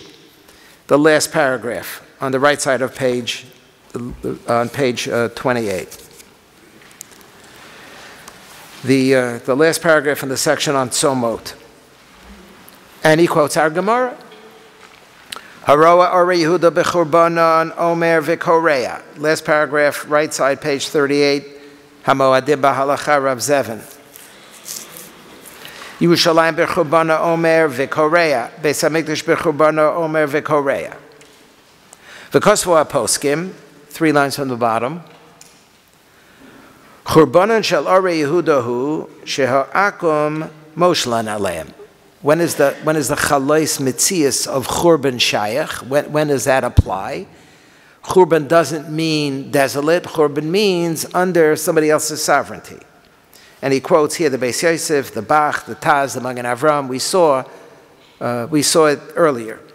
Mistaver, if you say that what is dispositive here is the status of lack of sovereignty, Mistaver she'im shechruran shel Ore Yehuda mishulton Nachrim, once the Nachrim don't own it, v'hakamat medinat Yisrael, parenthesis, ashreinu shezochinu lekach, exclamation point, end parenthesis, Batal din hakriya losan ha'arim, doesn't apply anymore. In 1981, this book was translated into English. And lo and behold, something's missing from the translation. The commentators on the Shulchan Aruch define the term the cities of Judah in ruins as meaning that the Gentiles are ruling over them. Footnote 78, so far so good. It could be argued that since the liberation of the cities of the Judean hills from Gentile rule, so far so good, missing, v'hakamat medinat Yisrael, ashreinu shezachinu lekach, missing, the law of rending the garment for these cities may no longer be enforced. So just suffice it to say, and I want to move on, that when this English translation appeared, there was a whole tumult about the inadvertent skipping, or maybe not inadvertent, skipping of Hakamat Medinat Yisrael Ashreinu Shezachinu L'Kach. So why do I mention this? Why do I mention this? I mention this because there are 3 categories here. There are 3 categories here. What are the 3 categories? Ore Yehuda, Yerushalayim, and Mikdash. I came across last year an article by a Rav Yehuda Shaviv. He published this in a volume called Chazon LaMoed, Drashot LaMoadim U'Liyamim Tovim. He is the editor, Rav Yehuda Shaviv, and he wrote an article. That's where I first got to think seriously about this Gemara and about Arei Yehuda and Yerushalayim and Mikdash. And he divides these three categories as follows, and this is my final thought to leave you with. I found it helpful. Arei Yehuda, Yerushalayim, and Mikdash. Arei Yehuda is national sovereignty. Yerushalayim is religious sovereignty, religious centrality. And Beis HaMikdash is the Shechina, is the Rabbanu Shalom, is the divine. There are three levels here. Arei Yehuda is national, Yerushalayim is religious, and Beis HaMikdash is the Rabbanu Shalom. So we have regained, Baruch Hashem, Ashreinu Shezachinu L'kach, national sovereignty. We have Yerushalayim. It's a little bit shaky, more than a little bit shaky. You know what I'm referring to. Religious, we can go to the Kotel, religious sovereignty. We should be able to continue for those who want to go up on Har HaBayit. Religious, we should be able to someday daven actually on Har HaBayit. But what we don't have is the Beis HaMikdash, is the Shechina. And that's what's missing. And that's what's missing. And that's the distance. That's the distance. We have made a lot of progress, Baruch Hashem, in the last number of decades. But we have a long way to go. And the Rabbanu Shalom, who removed himself way back when in order to allow for the destruction of the Beis HaMikdash, is still removed. And we yearn for the opportunity to not just feel the kiss, but to feel the entire embrace. And that's why we're crying out to Hashem. That's what this Kinnot is all about. How could you do this? You forgot. You forgot this, you forgot this, you forgot this. You forgot the meeting place that Rabbi Soloveitchik so poetically described in that talk he gave called the synagogue. You forgot, you forgot. We want it back. We want that connection back, the connection that established itself, the Chasen at Har Sinai. We want it back. We want the closeness back. We want the Shechina back. That's what we want. On Tisha B'Av is the day when we feel the distance, and the yearning is for the back. It's for the bringing it back. Let's go weiter. Ad Chok Shamayim. 94.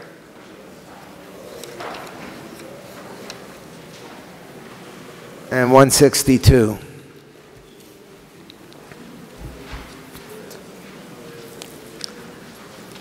Ad Chok Shamayim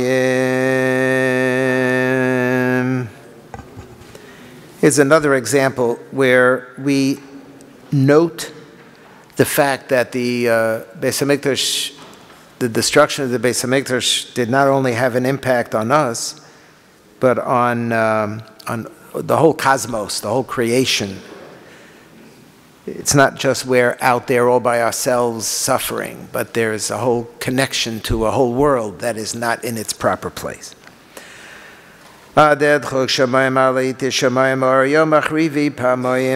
churbanos, Chorb habayis barishona ubishniya. Esonein from the Haftorah mi'iten roshi moyim avchen b'v'chi yalel midbar. Yalel midbar, the Jews cried in the desert. When did the Jews cry in the desert? Vayifko b'layla, when the Meraglim came back, and that's the first of all of the tragic events that happened on Tisha B'Av. Vayifko b'layla b'v'chi yalel midbar. Ev chano leil mi leil midbar mi midbar avakeiti olas midbar eshag mi yitneni va midbar egoda ve'enosh al kenokev zoyis agora iti kol b'nei voyis. Agora means I'm going to schlep along with me.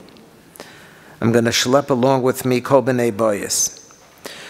In past years, and I have it in my book, the Rav said that the Balabayas' responsibility is to bring all members of the household into the conversation. And he zustellte to Yom Tiv, that famous Rambam in Hilchos Yom Tov about Simchas Yom Tov is not just for me to have a meal, but I'm obligated to have a meal and bring everybody to join me at the meal, and to have an open table, and to bring the umlolim and the yisomim, the people who are not so blessed, to have them join me at the meal, and to engage my entire family in this exercise, in this celebration. And the famous formulation of the Rambam that if you don't do it, it's not Simchas Mitzvah, it's Simchas Kreso, it's like my Kishke, my Boyach Simcha, it's not Mitzvah Simcha. So the Rabbi Soloveitchik applied that Rambam to this line. Agara iti kol b'nei bayis means that I have an obligation to bring along on this Tisha B'Av journey all the members of my household, like I have an obligation to bring along on my Yom Tov journey all the members of my household. But this year I noticed something that struck me for the first time. Page 39. Page 39. I never noticed this before. The Mishnah is a Mishnah in Psachim, top of page 39. There's a Mishnah in Psachim. The question is, who is appropriate to be mourning on Tisha B'Av? Like, is it appropriate? Agora iti kol b'nei bayis. Like, is there a entrance exam? Is there an entrance exam you have to pass in order for you to be considered appropriate to mourn for the destruction of the Beis HaMikdash? So I never thought that there was. And now I came across a Gemara. First, look in Psachim Nun Daled Amud Beis. Mokum shenogu lasos malacha b'Tisha B'Av osin. Somehow Tisha B'Av fell into the middle of Psachim, and there's a Mishnah in Psachim about Tisha B'Av. Mokum shenogu.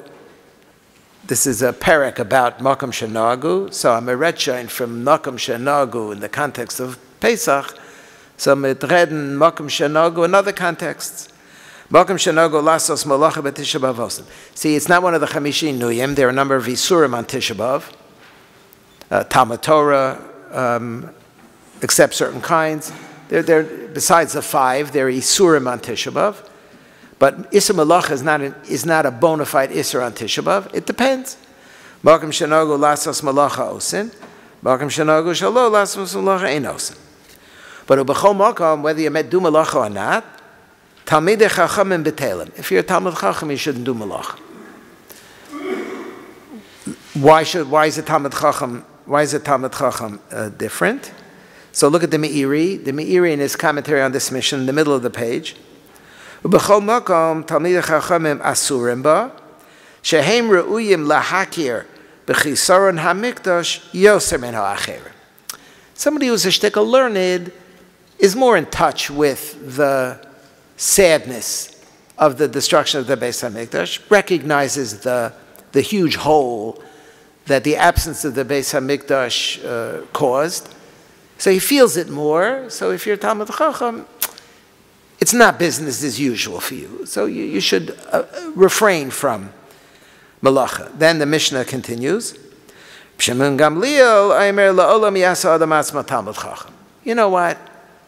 This is not, Chazal are always worried about mechzeki yuhara. Yuhara means snootiness or haughtiness. You know, who are you to think you're a Talmid Chacham?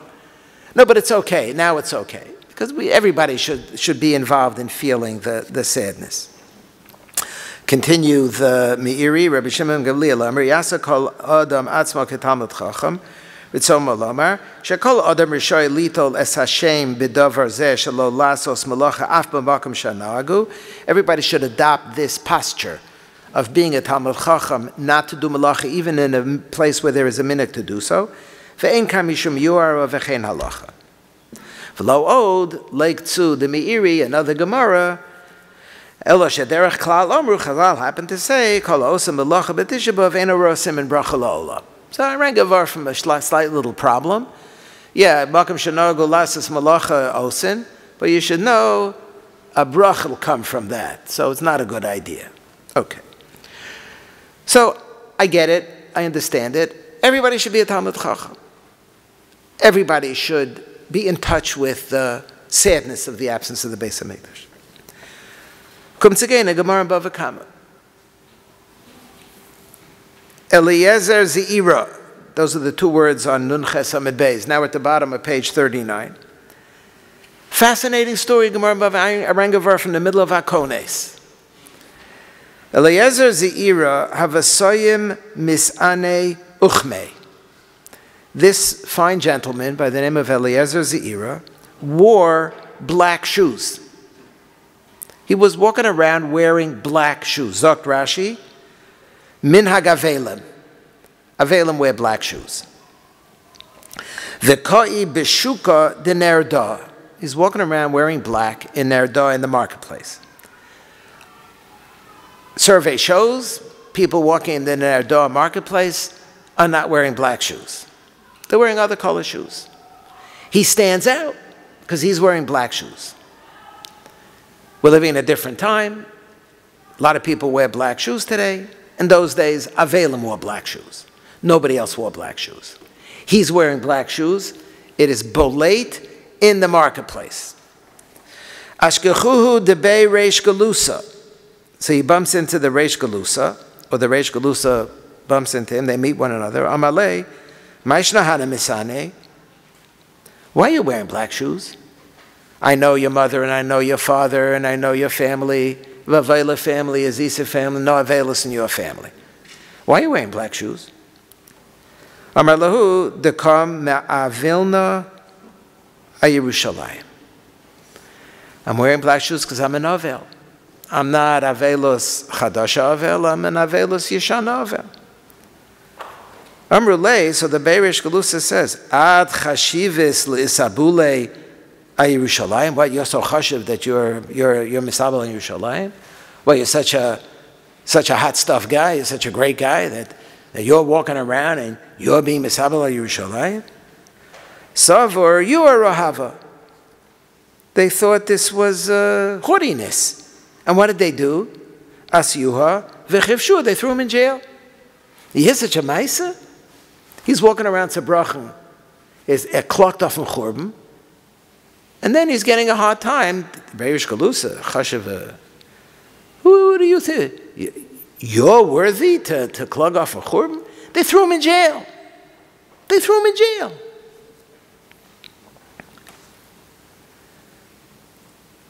Amar lahu, so he says to them, Eliezer Ze'ira, Gavra Rabba, no. What are you doing? I'm a big guy. I'm a Gavra Rabba. Don't mess with me. What are you doing to me?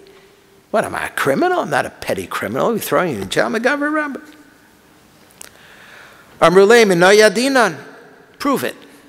How do we know you're a Gavra Rabba? This is an amazing Gemara. Amrulu, I'll prove it to you.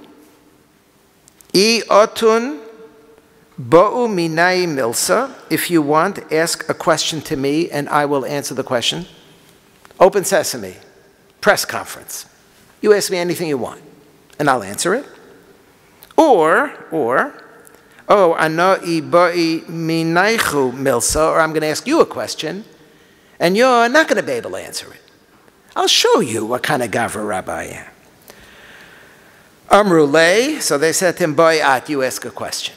And it's this, in Hilchas Nazikin, which brings us to this sugya in the middle of Bava Kama, which is not for now. It's a question about damages.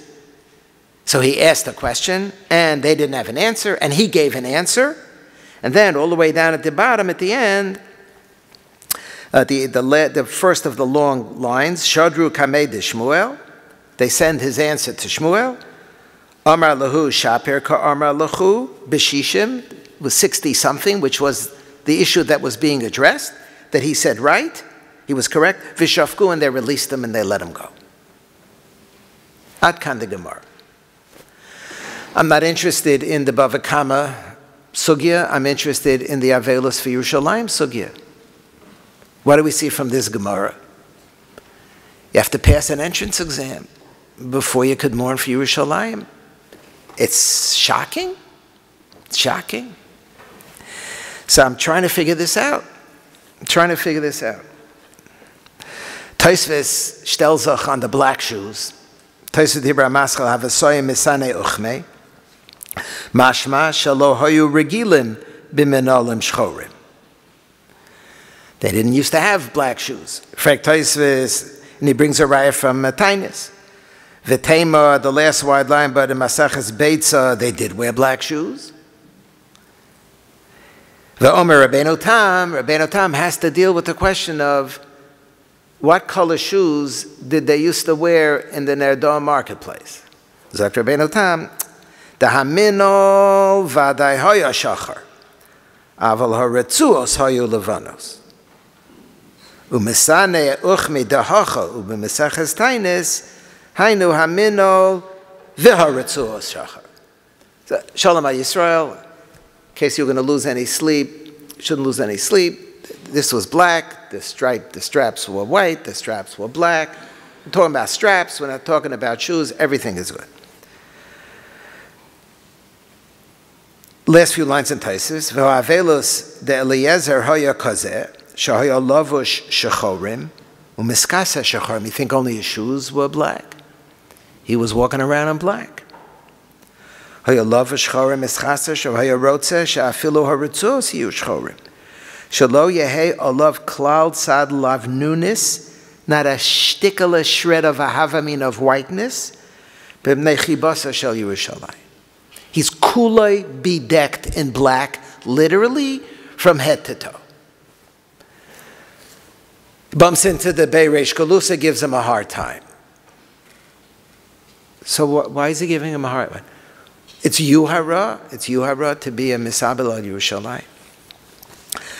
So I'm looking and I came across the next page, page 40, a Divrei Yatziv, a Kloisenberger Rebbe. Recently I've started to take to the Divrei Yatziv. The Kloisenberger Rebbe, Rav Halberstam, has two chalokim. Sha'asu Tshuvas Divrei Yatziv. You know, our Kloisenberger Rebbe, the Rebbe who Nebuch lost everything in the war, and the Rebbe who went to Netanya, and the Rebbe who built Laniado Hospital, the Rebbe who built Kiryat San's giant powerhouse. So besides being a giant powerhouse in so many ways, he was a giant powerhouse in Torah, and he published two chalokim Divrei Yatziv. Oire Chaim Simen Reish Lamed Ches.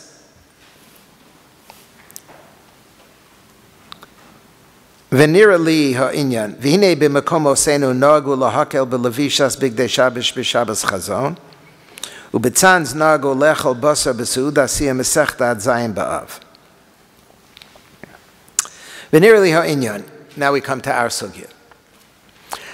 I was struck, because here the Balakino says, Agora iti kol b'nei bayis, that I have to take all my kids and all my einakloch and all my cousins, and we got to make a whole family project.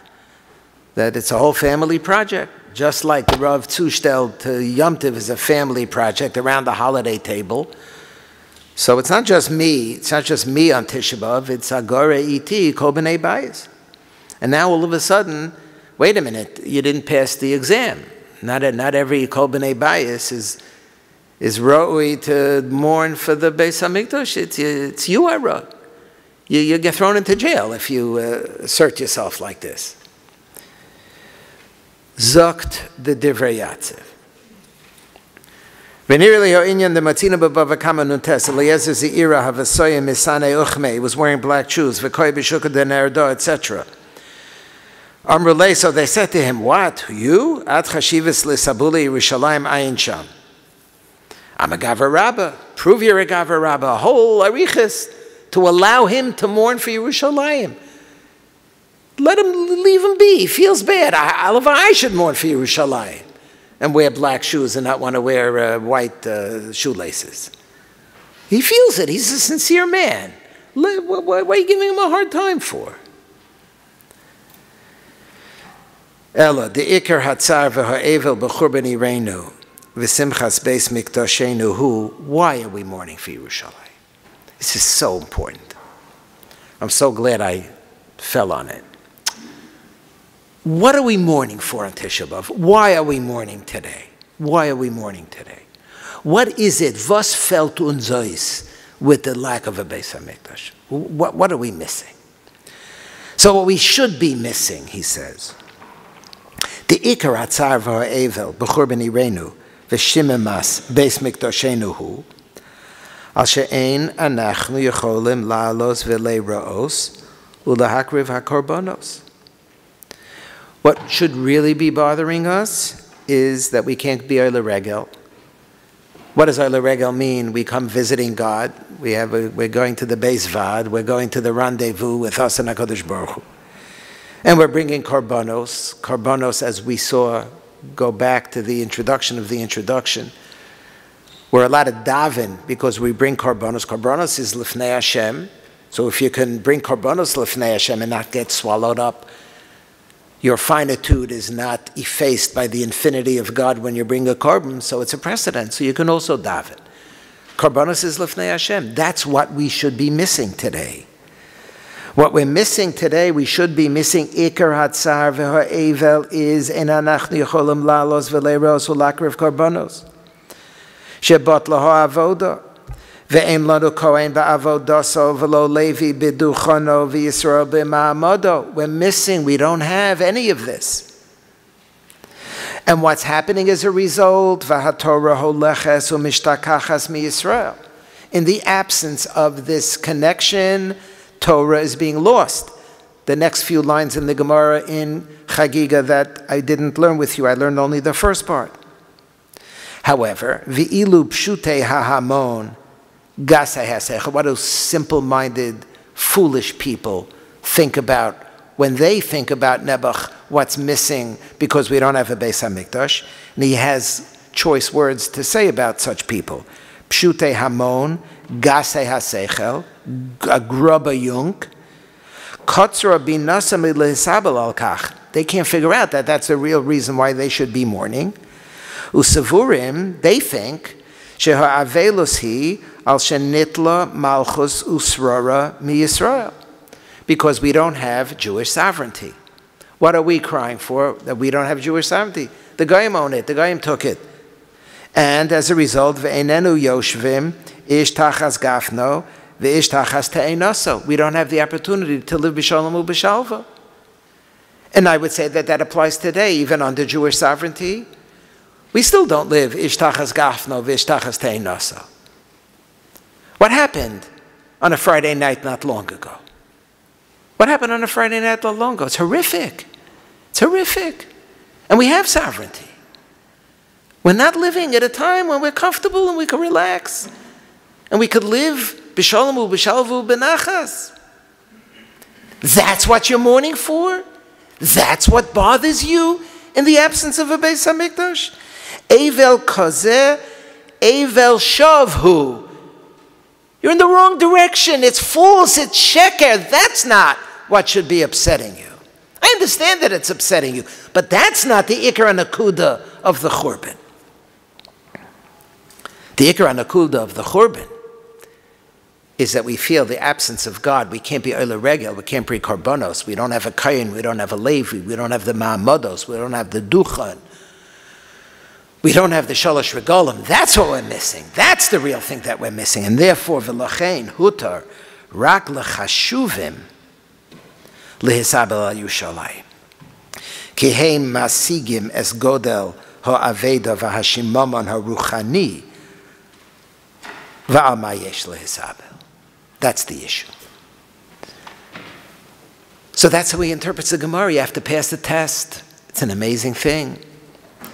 You have to pass the test. You have to make sure, and for all of us, at least at this point, to make sure that Lefi HaKleisnerberger Rebbe, Zechusa Yogen Aleinu, to make sure that we have our priorities straight. And it's not an issue of sovereignty. It's not an issue of bailus. It's an issue of connection to God. It's an issue of closeness to God. It brings me back to what is developing as a theme for this year. That's what I'm mourning. And not lav kol adam zoicha lekach. Not everybody has that madrega. So I would say that agori iti kol b'nei bayis, that the line that we read in the Kinnot that precipitated this line of thinking is that is what we should be doing. We should ourselves recognize the ikr of the loss. What is it that we're really mourning for? And then we should share it. We should share it with the Kol B'nai Bayis.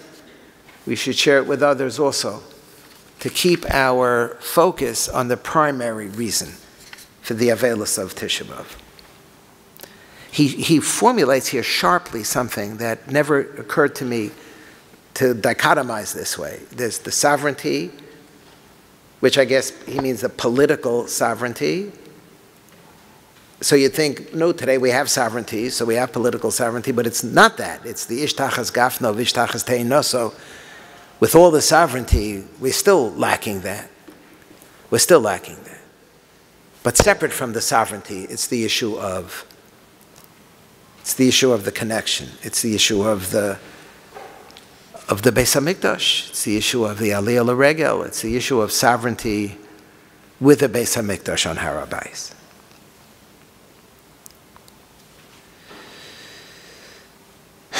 Ed ve'b'chalev lamtzeyu, eda milin bam lamtzeyu, edag roev lo emtzoehu, akonen mi'itein yodati ve'emtzoehu, ehavcho ve'eshapcho kofen b'miloi, ege ponim b'fonim lisanos amoloi, ohahu cheres v'sahar milagia lemoloi, etzrach mi'itein efo v'yekosvon miloi, Orach mishpetei gon ve'eli, odia bevitzi umali, umlalu mazolos bekori me'ili, ofuna mi'itein shomei ali.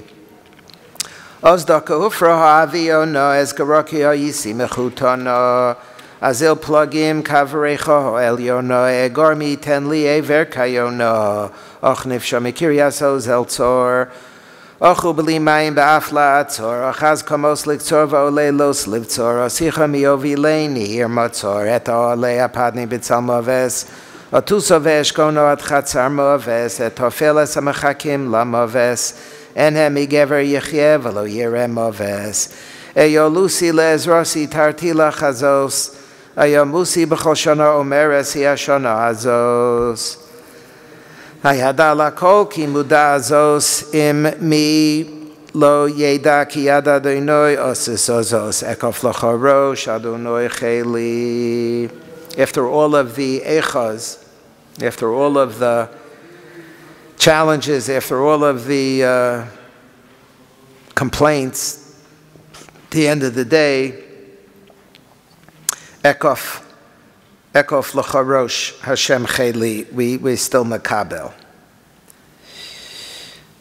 We try to be makabel. We should be makabel. Echra l'chaberech lechatel machli, ach tircha b'shir mishirei mecholi, yachavei mi'itencha ka'ochli. Al tishkach tzakas Ariel loved le'egor Yehuda v'Yisrael. Alfei shinon asher masar ele mor mi'itei mitzion Yeshuos Yisrael. Yisrael me'es b'dorachai lo holochu. Now Hashem is speaking. That the reason why this is happening is because the Jewish people, from the time that they have not followed my path, azavuni, they left me, va'azavtim, and I left them, ufanai mehem ne'apachu. This is what we've been talking about, that Hashem turned his face. Raganti ve'elalti, me'ai v'libi nishpachu, echot tifarti. Be'roshosai hishlichun.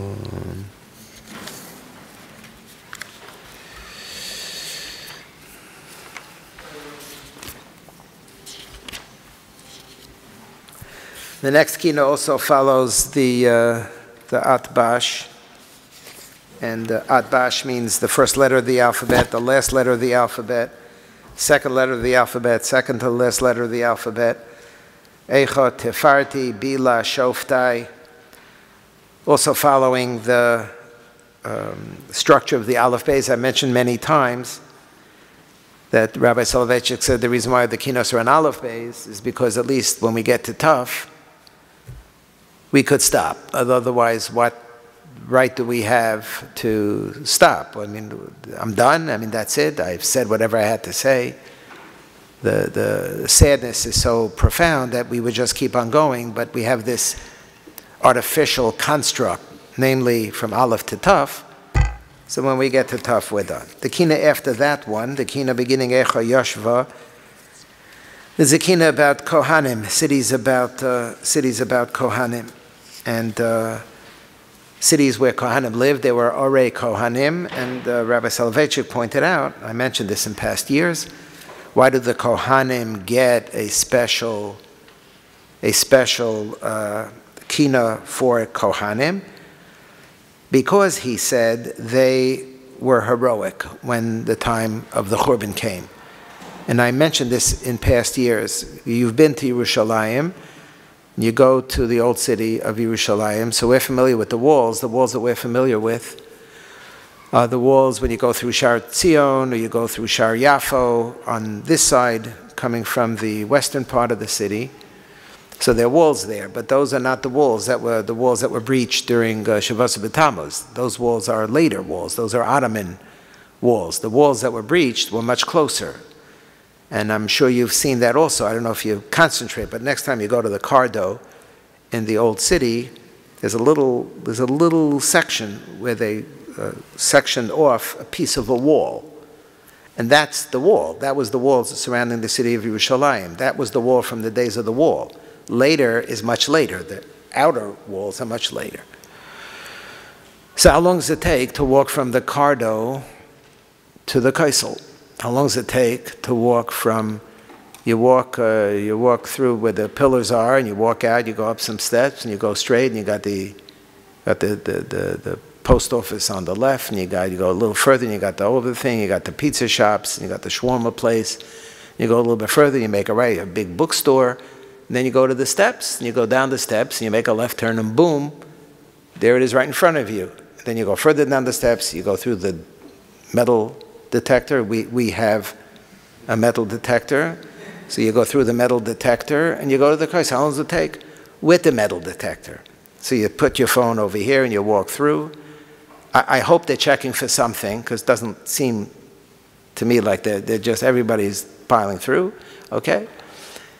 How long does it take to walk from the Cardo to the Kaisel? So if you're sick and you're tired and you're hungry and you're thirsty and you're schlepping a foot, it takes 7 minutes. Otherwise, it takes 4 minutes, 5 minutes. It took them 3 weeks. It took them 3 weeks. It took them 3 weeks to get from that spot to the Kaisel, because that spot was breached on Shavuos B'Tammuz. And they didn't get to the Harabayas we saw earlier today until Zayin Av. Zayin Av is the day then when Nichnusu Nachrim Behechal. So 19 days it took him to go 5 minutes. Why did it take him so long? We're talking about a Chasheva army. We're talking about a serious army. A world-renowned army. So Rabbi Soloveitchik said because the Kahanim fought like crazy. Because the Kahanim were the ones who inhabited the Harabayas. There were Mishmarim of the Kahanim, 24 Mishmaros. Every week a different Mishmar came. Every week in the Mishmar there was a Beis Av, took a day. Machlekes Rishonim, whether there were 6 Batei Av and they all worked on Shabbos, or whether there were 7 Batei Av of the Mishmar. The Kahanim are the ones who are there. The Kahanim fought like crazy. The Kahanim stopped one of the world's most proficient armies, held them at bay for 19 days. What takes 5 minutes to walk? Said the Rav, that's why they have a separate mention on Tisha B'Av. They're heroes. Kahanim are the heroes. It's amazing when you think about it. Next time you go to the old city, count the paces. Count how long it takes you to go to the Kaisel from the wall. And that's why we have Kohanim. Let's go to Vayikone and Yirmiyah Yoshio. Page 102 in Rosenfeld. 182. in the Art Scroll, 182. So this is a Kinnot about Yoshiyahu HaMelech, about one great king, very important king. Why Yoshiyahu HaMelech? Why a Kinnot for Yoshiyahu HaMelech? So number one, he was a very, very, very important king. Rabbi Soloveitchik would talk about his great achievements, and the death of Yoshiyahu HaMelech was a huge blow to the perpetuation of Jewish tradition after him. And so his loss was really a national loss. His loss was really, really a national loss.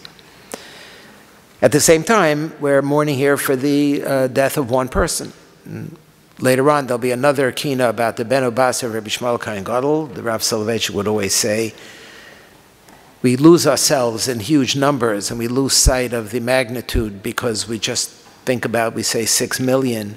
It's a crazy number. We can't begin to understand what that means. When you focus on one or two, and then you first start to imagine extrapolating from 1 or 2 to 10, into 20, into 40, into 60, into 600. So then you could begin to get a feel. So therefore there are these two Kinnos that focus on the Yachid. While we're talking about national calamity and national catastrophe and national tragedy, we should focus on individuals. So that's zwei dinim in this Kinnot. One is the din in the Yachid, and one is the din in the magnitude for the implication that this had for the tzibur. Vayekonen Yirmiyahu al Yoshiyahu echo eli konenu me'elav ben shmona shana echel lidrosh me'elav ben echam ba'avram chanu alav v'lo uzkar lo sigui mifalav gam b'chol ha'malachim asher kamo ligdor lo kam kamo miyamos avigdor, one of the names of Moshe Rabbeinu. And the Balakino here, Rabbi Elazar Karlier, lays out the story of what led up to the death of Yoshiyahu. Dovak bo avon leitzonei ador sherachar hadeles v'hamezuzah samulis dor ochlim zera shichar kismo atov pichamu mishchor vayigdal avon ve'shiv yamin ochar v'od lo sholach yodo min hachor zako amarav kenam das lo hakim Bitzayim raso ba'orura shelo yokim choshach to'aro kiniyatzo rechokim bevetzamo asedos v'chukim tovim reim nikru kisholcho malach maliva loch hayom lisaloch yidei amoretz damim b'moloch teoneish b'vitzias p'nei filoch kila hamonov lo lechas aram na'arayim leman lo saver cherev kolshu be'efraim lo shamalach chozel lo shuv le'achorayim Ki gzeran igzero l'sachsech Mitzrayim b'Mitzrayim mechatos siras mezuzos chazon ansos yechelu levazos No anomim l'chumo lahavzos v'lo heseif panov v'sofdu alzos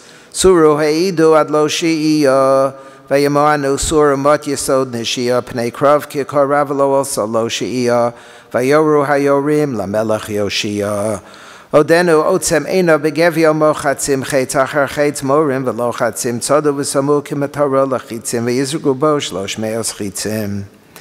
He was killed a martyr's death. Arrows and arrows and arrows pierced into his body and killed him. Kalam hitu achra vazon motzafiu ve'ad mitzui nefesh ma'asav ve'fiu ruach sfosav hifza mipiu tzadik hu adonoi ki morisi pihu.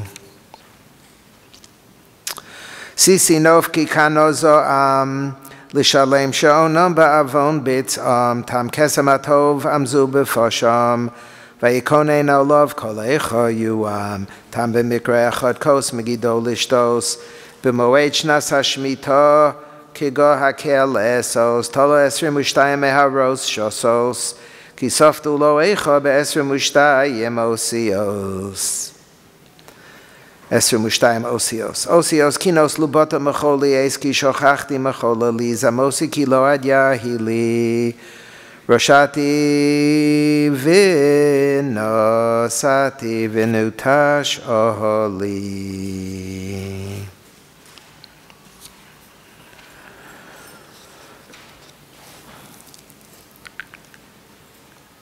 The next Kinnot Oholi.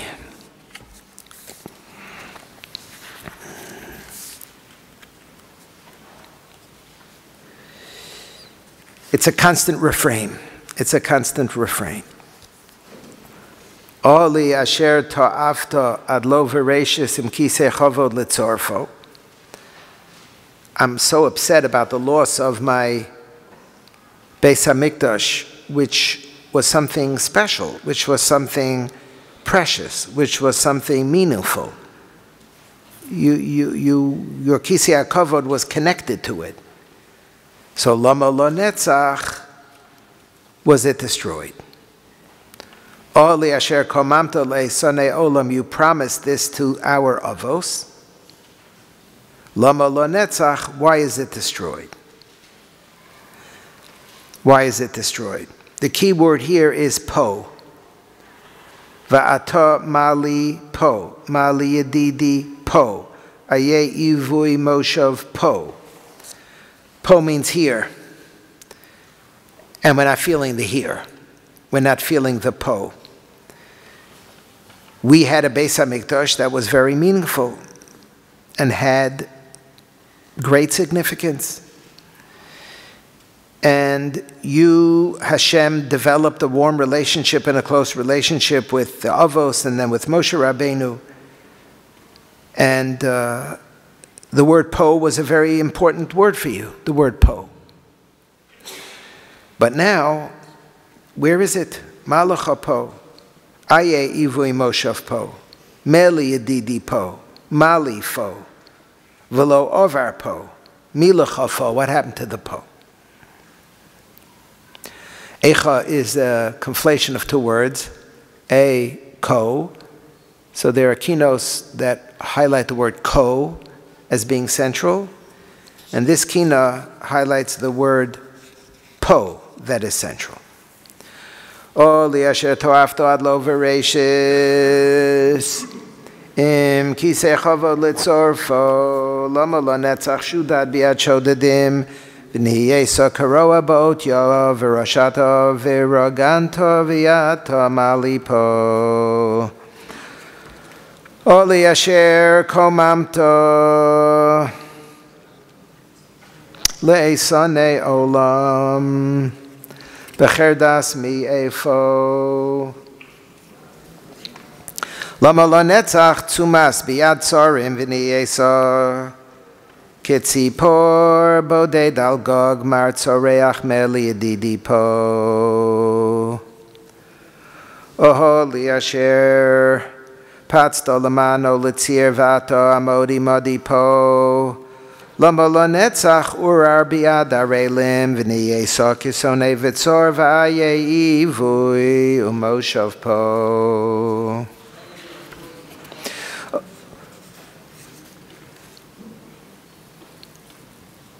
Oli asher nochisa ba'anan kivodecha ba'anan ehod los asher yeshno po ve'enenu po. The word po here, va'ata amod imodi po. Hashem tells Moshe Rabbeinu po. Es asher yeshno po, ve'es asher enenu po. This is the Krisus Bris that was in Parshas Nitzavim. Po, there's a connection. Lama lo netzach mo'as biyad mordim v'neyesa k'lo yuchalo shia malacha po milacha po. Oli asher konanta machon l'shivtacha l'chofeif b'chu po. Lama lo netzach yua biyad Yehirim v'neyesa ketos becholo. That God is like flying around in the empty space. Ve'en od navi v'namta ha'ein po. Ali asher chanisa me'oz b'sav mi po umi po. Lama lo netzach zunach biyad zorim v'neyesa kevasik yotzei chutza v'lo avar po. Ali asher echanta lashlich bo lefanecha gorol po. Lama lo netzach docha biyad domim v'neyesa keger ba'aretz v'namta ki lo noso v'ad bo'o fo. Oli asher ba'avon bitzi choshchu kochvei nish po. Lama lo netzach upal biyad acherim v'neyesa ke'oreach b'molon v'od milacha fo. Ocha v'kedem mipo mipo. L'chol dor v'dor noda kitzpo v'chu po. Al me mikol om. Why is it that from every other nation you have made it so difficult for us? Shosa, like kapo, you smashed your hand on us.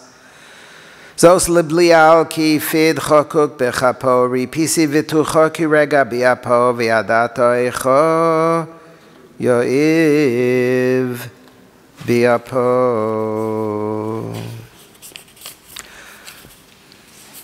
I want to go back to the Kohen theme. Page 49. I want to go back to the Kohen theme.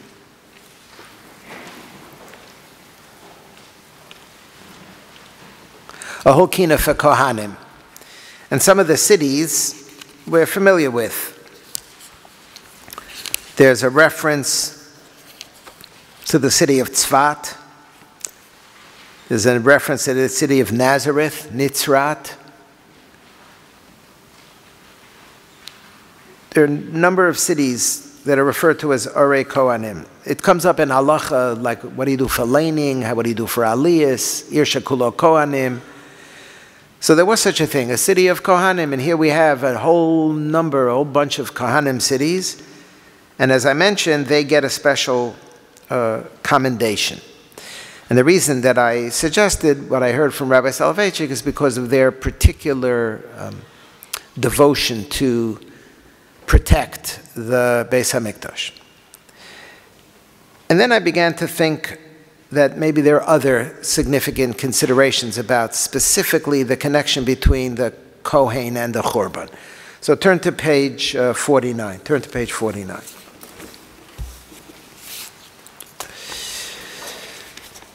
So there's a Gemara in Tainis that says the following. It's a very interesting Gemara in Tainis. Tanu Rabbana. Tanu Rabbana. It's underlined towards the top of the Amid. Yud Zayin Amid Aleph from Maseches Tainis. Tanu Rabbana. As I mentioned before, that the Kohanim were divided into 24 mishmaros. Each mishmar served a week. So the members of those families who were part of the mishmar would all descend upon Yerushalayim for that week, and they would move in. They would be the Kohanim in residence for that week, and do all the avodah that was necessary for that week.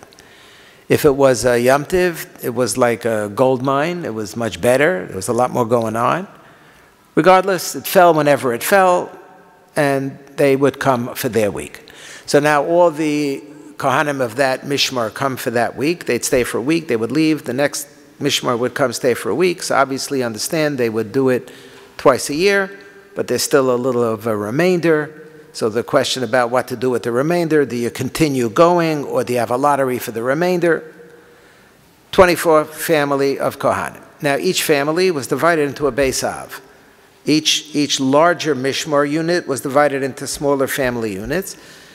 And these family units served in the Beis HaMikdash for one day. So they would take that day. So at the end of the day, there would only be essentially 2 days a year when you as a Kohen would serve in the Beis HaMikdash.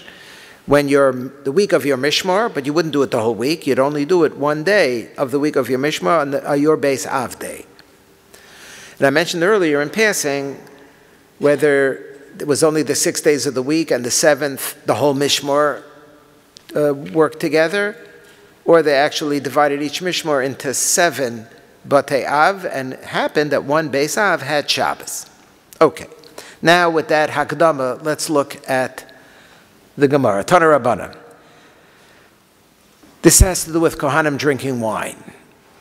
Kohanim drinking wine. Tana Rabbana. Mipnei ma amru Anshe Mishmor Mutorin Lishtos Yain Beleilos Avalo B'Yamim. So it's your Mishmor. It's your week. But it's not your Beis Av. In other words, you drew Monday. So Monday, you can't drink wine at all because you're working.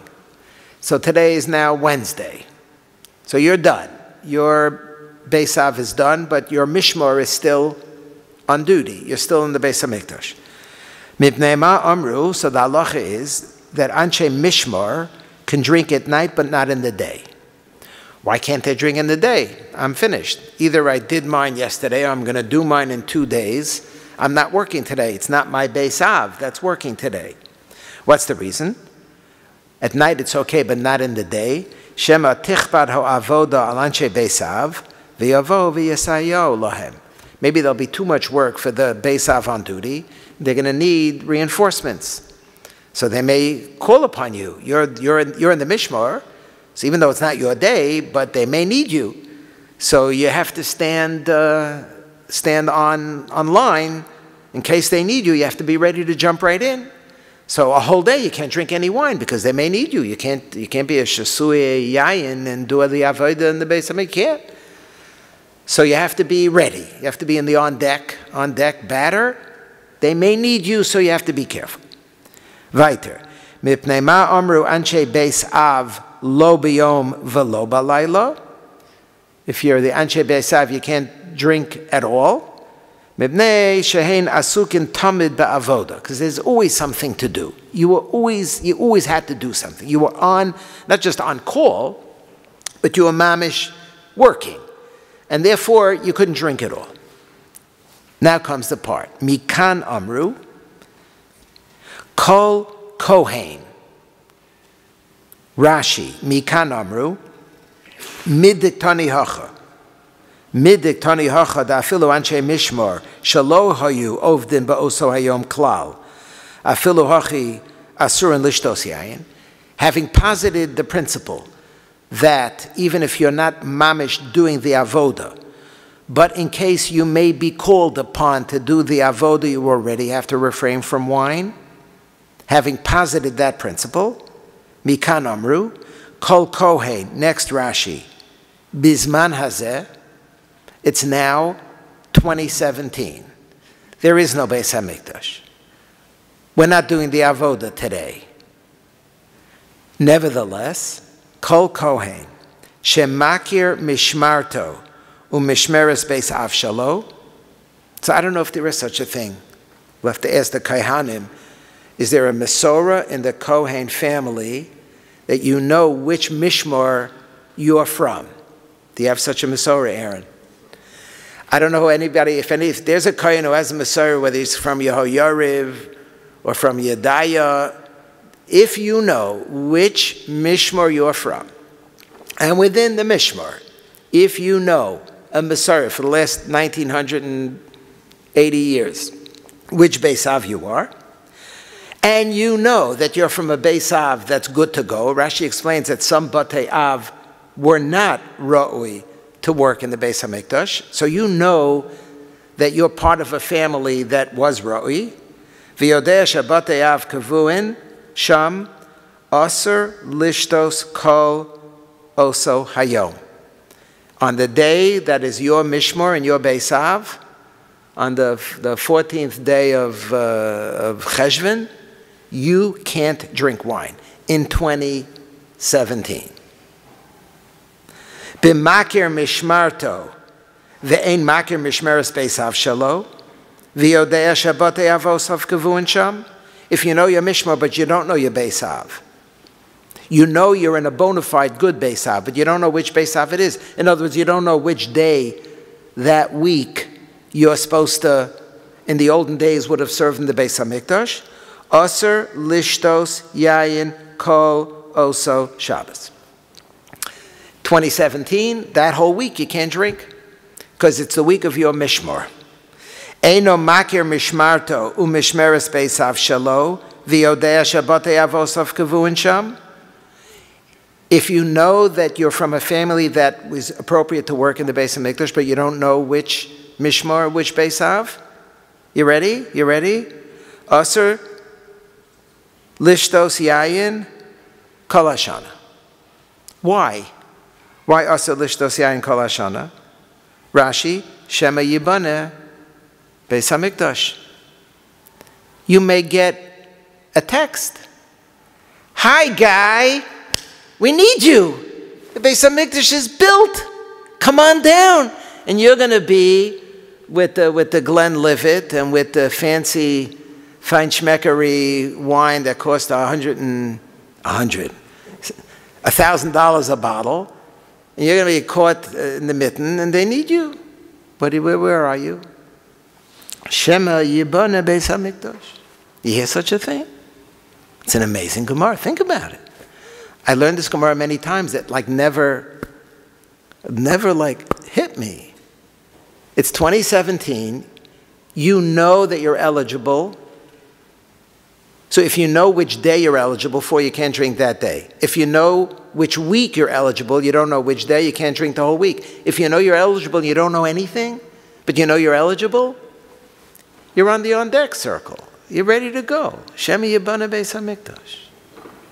So the Gemara continues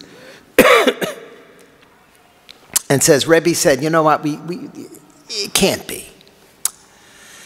Takonoso kilkaloso. It's been so long since the Beis HaMikdash was destroyed. You're going to tell a Kohen he can't drink wine? It's been so long. When it'll be rebuilt, he'll get the memo. It's so oisgeschlept, you can't keep on demanding this. That's what the Gemara says. Takonoso kilkaloso. The takana of drinking wine comes from the kilkul. It's the kilkul, the fact that it's been so long, that's goyrim. Let's be a little lenient already. Don't be so, it's been thousands of years, you can't hold on to this so much. But, it's a kilkul. Shema Yibana Beis HaMikdash. Shema Yibana Beis HaMikdash, can't drink. So it occurred to me that maybe Kohanim, why is there a special Kinnot for Kohanim? Because Kohanim are particularly tuned into and aware of the destruction of the Beis HaMikdash and the potential imminent rebuilding of the Beis HaMikdash. Because it's halacha l'maisa for the Kohen. The Kohen's got to be ready to go. So seliktim in cup, according to this Gemara, Mikan Amru, selikt the Kohen in cup, and even according to Rabbi that he gets a pass, he only gets a pass because Nebuch, the Gullus has been so long. But it's still on his mind. A Kohen walks around, a Kohen who knows the Mishra, etc., who knows, is like, you can never be like relaxed. Yena Kohen, Rashi Bizman Hazeh. So maybe that's why there's a special, I'm suggesting, I don't know if there's merit to this, I'm suggesting that there's a particular connection between Kahuna and Churban because of this halacha that's negea only to Kohanim. Parenthetically, I want to show you on page 1551 two kashas on this Gemara, just really interesting, just we're holding in the Gemara. It has to do with the Binyan Beis HaMikdash. So there are two questions. One is a question, the Shagas Aryeh's kasha, the Gvuras Ari. The other is a Minchas Chinas kasha. Like Achronim tumul with this. Turn to page 50. So there's a famous machlokes. They both ask on this Gemara. What did the Gemara say? Any day where your Beis Av is, or any week where your Mishmar is, or the whole year you can't drink. In fact, the Gvuras Ari, I don't understand. There's a famous Mishnah, Gemara in Rosh Hashanah, top of page 50. Machlekes Rabbi Eliezer, Rabbi Yoshua. B'Nisan nigalu b'Tishrei asidin ligoel. Is Rabbi Eliezer's opinion. Rabbi Yeshua's opinion is what? B'Nisan nigalu b'Nisan asidin ligoel. So you hear the question. The question is, what am I worried? All year round I'm worried? I should only worry in Nisan and in Tishrei. In Nisan, according to Rabbi Yoshua, in Tishrei, according to Rabbi Eliezer, Kulam Haidu v'Mlichu v'Amru, that in Shvat, there's no Geula. So I can mamish Lebzacha, Bachazarish, and Glenlivet. I could drink all I want, because there ain't going to be a Beis HaMikdash. Azayfrek the Gvuras Ari. The Gvuras Ari equals Shagas Aryeh, equal the Turei Even. Zavayli Yit, the Gvuras Ari, you have to know something about him. He was very, very poor. He wrote his Chedushim on scraps of paper. The last 20 years of his life, he was a Rav in Metz. Metz is in France. He's buried in Metz. I went to his kever. He's buried in Metz. It's like a mass kever. It's not clear exactly which one is his. He died, I think, in 1785. He died in 1785. From 1765 to 1780, he was a rabbi in Metz. He got into a fight with the Balabatim. He said, I'm walking into shul 4 times a year. I mean, that's an arrangement. You're the rabbi of the community. You show up in shul 4 times a year. He gave 4 drushas a year. He didn't darken the doorstep. He davened b'yechidus chas v'shalom. He davened with a minyan at home. We just saw the Rav make a whole big deal about you have to go to shul, so he made another shul. He didn't go to shul for 20 years except 4 days a year. He was a very takif, very starker guy. I think I may have told you a story about him, amazing story about akdamos. I'll tell you a quick story just to give you a flavor of who the Shagasaria was. The Gvura Sari, our bottom of page 50. So he comes to Metz and he sees that they are saying akdamos after the bracha of the kayin before they start to lane. There was an old minig, the kayin comes, you call the kayin makes the bracha, you say akdamos, and then you start to lane. Already the Taz is upset about this because it's a massive hefsek. So already in the days of the Taz, 17th century, 100 years earlier, they already started a minig like we do. What do we do? When do we say akdamos? We say akdamos, we call the kayin standing there, and then we say akdamos, and then the kayin makes the bracha, so there should be not a hefsek. In Metz, when he showed up in Metz, they made, I think this is it, I don't remember now 100%, they said akdamos in a place that he was very upset about. And I think as they said it, they made a hefsek. So he said, you can't make a hefsek. So they said to him, but that's what it says in the community book. It says in the community book that our custom is that that's when we say akdamos. So he said to them, you know what? Halavai the Aseres HaDibros should be written in your community book. Maybe you would actually observe the Aseres HaDibros. That's what he said to them. And he got into a fight, and he walked out. 4 times a year he showed up in shul. It's a chush of a rabbi, Mir gesagt, okay. Zok the Gvura Sari asks on our Gemara, on Tainus. The Gvura Sari is Chedushim on Tainus. Asar lishtos yain kol hashana, bottom of page 50. Kashali. Amay asar kol hashana mitayim Hashem yemana beis hamikdash. Ho adkan lo pligi Rabbi Eliezer v'Rabbi Yoshua beperakama de Rosh Hashanah ibet Tishri asid neliga lo b'Nisan. Avo bechad mishar kol hachadashim lekula amayin negolin. So what are you worried about? Gvura has 2 answers. The first answer is interesting. It's also relevant today. Look at the top of the next column. Miu b'hayesh lomar de binyan beis hamikdash kodem lemalchus beis David. Who says you need Mashiach to build a beis hamikdash? You can build a beis hamikdash without Mashiach. The beis hamikdash will come before malchus beis David. When is Nigolin? When is there a machlekes? Rabbi Yoshua and Rabbi Eliezer b'Nisan Nigalu, or b'Tishrei b'Nisan Asidin Ligoil, or b'Tishrei Asidin Ligoil. That's talking about Mashiach. But the Beis HaMikdash doesn't need Mashiach. The Beis HaMikdash could be rebuilt at any time. That's his first answer. He has a second answer. That's his first answer. That's one question. The question is, what about the Gemara in Rosh Hashanah? The Minchas Chinuch on the next page asks, what about a Gemara in Eruvin? Turn to the top of page 51. The Gemara says in Maseches Eruvin Toshma Mem Gimel Amud Aleph, page 51. Last line. Hareini Nazir. If somebody says Hareini Nazir b'Yom Sheben David ba, I want to be a Nazir on the day Mashiach is going to come. I am makabel upon myself Naziris on the day Mashiach is going to come. B'Yom Sheben David ba. Says the Gemara, Mutter, Lishtos, Yayin, B'Shabbosos v'Yomim Tovim. You get a free pass, Shabbos and Yom Tov. Rashi, last line, B'Shabbosos v'Yomim Tovim, Devadai lo asi Mashiach ha'idna.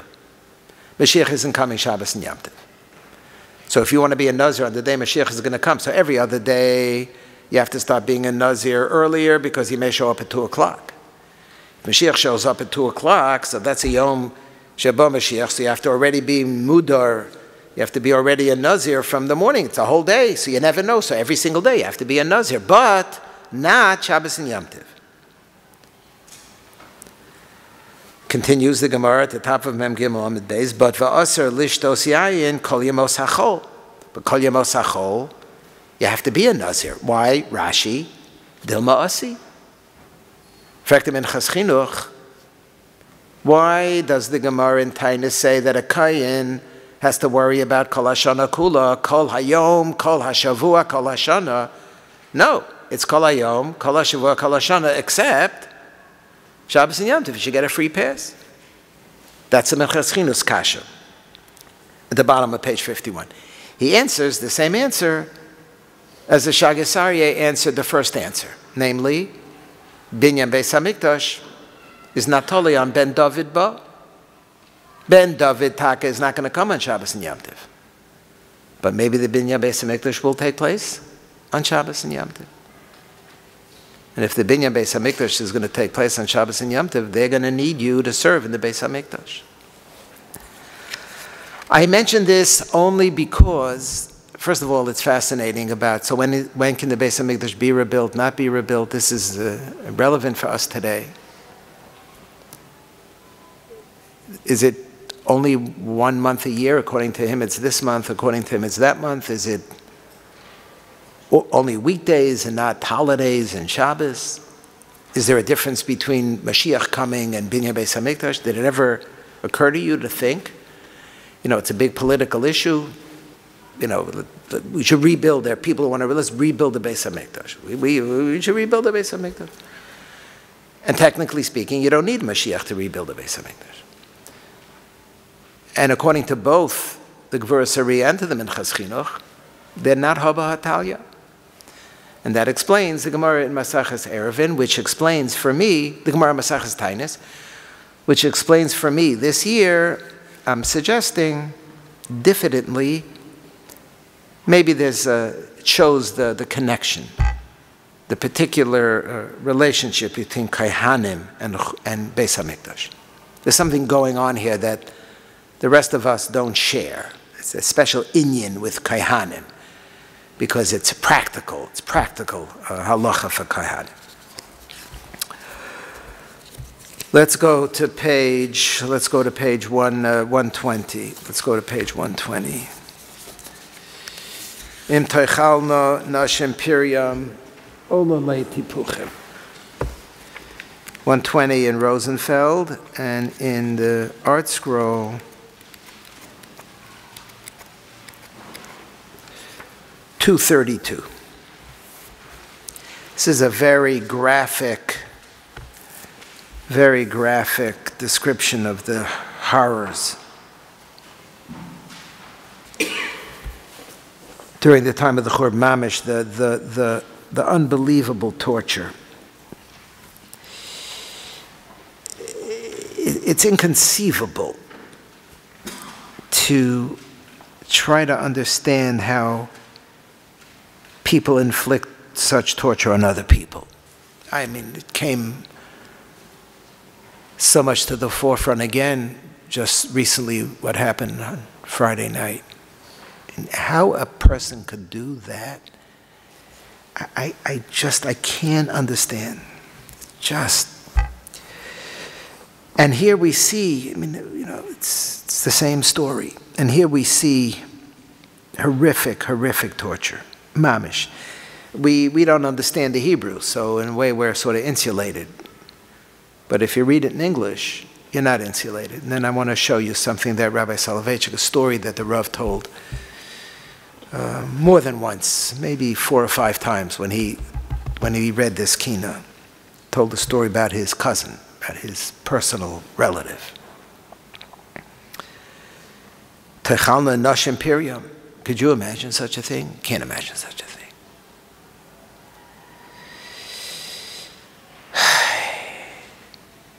All of the horrific things that happen. And when I remember them, and when I think about them, and when I conjure them up, ala laili.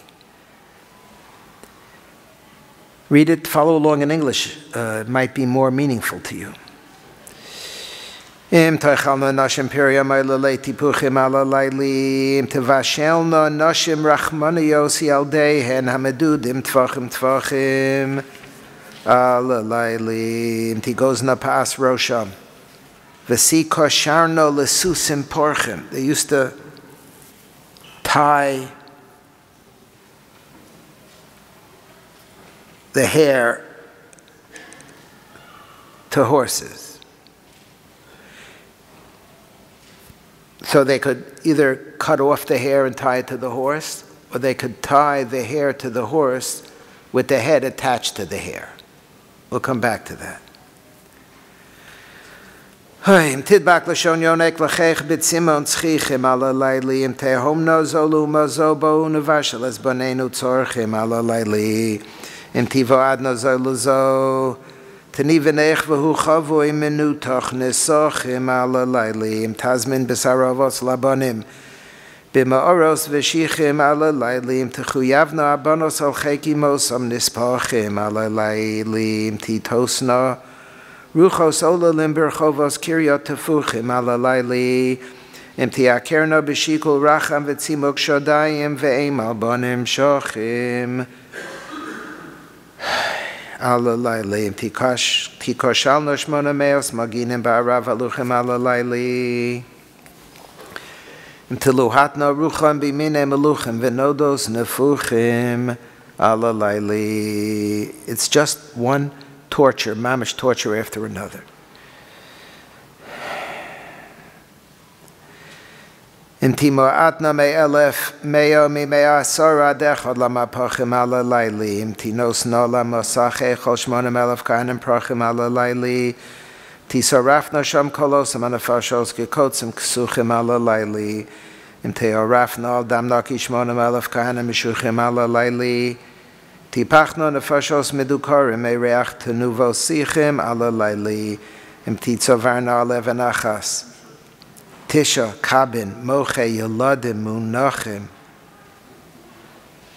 ala layli im tukano shlosh meos yonkim al socha achas mesuchim ala layli im teraeno rakos vanugos kavulos al yed rava tabachim ala layli Tishachavna ben shvatayim benos malachim mishubachim ala layli im tisalafna besulos v'habachurim betzimon tzchichim ala layli v'ruach hakodesh lemula marim hoyal kol shchenai hora'im asher hukra modiim ve'es asher asu lo modiim im tochalna nashim pirya mashmiyim im yeher b'mikdash Adonai kohen v'navi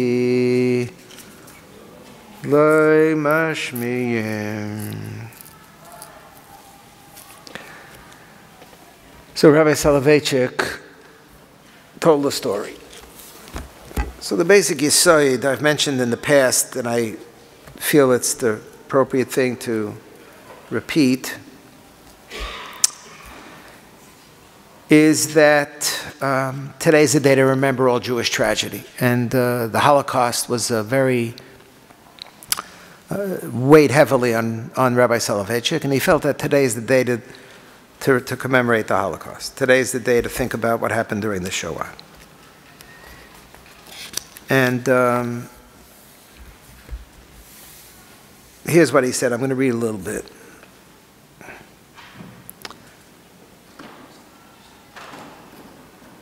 Of course, I did not copy this for you. So, of course, there's no doubt that on Tisha B'Av, we should recite a special Kinnot for those who were killed by Hitler.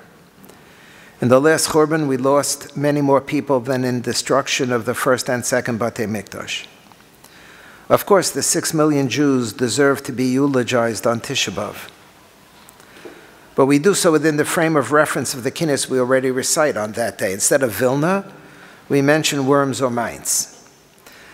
And he always said, when you think of Worms and Mainz, you should think of Vilna, and you should think of Warsaw, you should think of Brisk. The names are different, but the experience is the same. It does not make much difference because the scenes described and the words of despair, mourning, and grief are the same. One has in mind to remember and experience a catastrophe, the disaster that occurred in the 40s of the 20th century, within the frame of reference of what is described here as having taken place in the 11th century. When we recite Kinnot about Speyer and Mainz and Worms, we remember not only what happened then, but also in the 1940s, exactly the way Torah centers were destroyed in Germany in the time of the Crusades, were the centers of Torah destroyed in Poland and Lithuania during the Hitler period.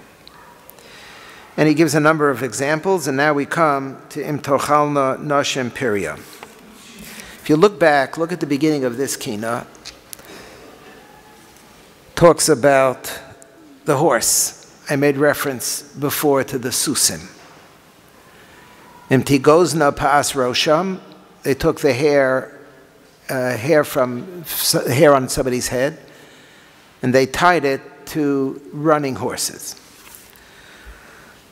So turn to page 59. First, there's a medrash. This is based on a medrash. To first locate it in the world in which it is referring, to which it is referring. Maisa b'Miriam bas Baisus, on the bottom part of page 59. So here's a medrash, Medrash Eicha, Perek Aleph, Medrash Eicha.